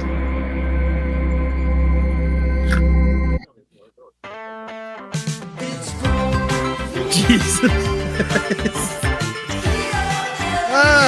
Devolver don't miss. It's no use, guys. Fishpig and the Warlocks have trapped us in. That madman. He won't stop until he has turned everything into toxic waste. Yes, Robotia, and if my calculations are correct, Fishpig's toxic slime will reach the city center in just under 2 hours. Heck, it could even reach the banking sector. Grumpfish, no. Grumpfish, anger. But there must be a way. We can't just give up. We just need... How about a helping hand? Volvi? But we thought you were executed by the head of state. No, I was not. Now pass me that onion. I'm gonna need a snack if we're gonna take on Fishpig. And we need to get back to Buzzbridge before Fishpig the Warlock King turns all the money in Buzzbridge into slime. Fishpig. I'm sorry to tell you, Mr. Pennyworth, but the economy is looking a little unstable.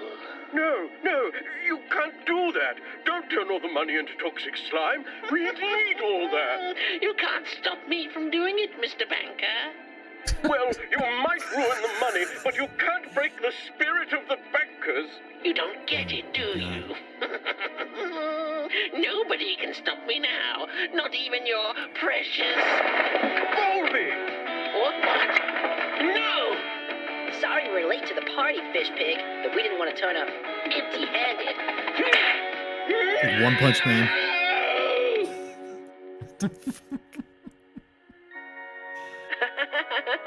Well, I guess we don't have to worry about Fishpig anymore. I'm looking forward to just hanging out with my buddies. Who's up for a pizza at mine? I hypothesize a ham and pineapple slice or two. Sorry, friends, but I gotta get going. Huh? But Volvi... I've got to get back to the Vol dimension, Volvinia. I've got a family to look after. And besides, pizza pie is greasy and gives me shit diarrhea.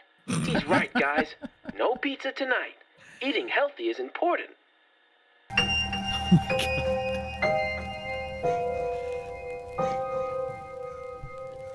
Grab your goodie bag at devolverdirect.com. Devolver. What? Just genius. Yeah. They are. Yeah. Every year they show, man. Just kicks ass, bro. Yeah, that was This is black screen. It's over. It's it. That's it. Shit diarrhea. To end it. Shit diarrhea. How it ends. That's how Summer Game Fest day ends. Shit diarrhea. Well, that's an easy 9 out of 10. Yeah. Loved it. Yeah.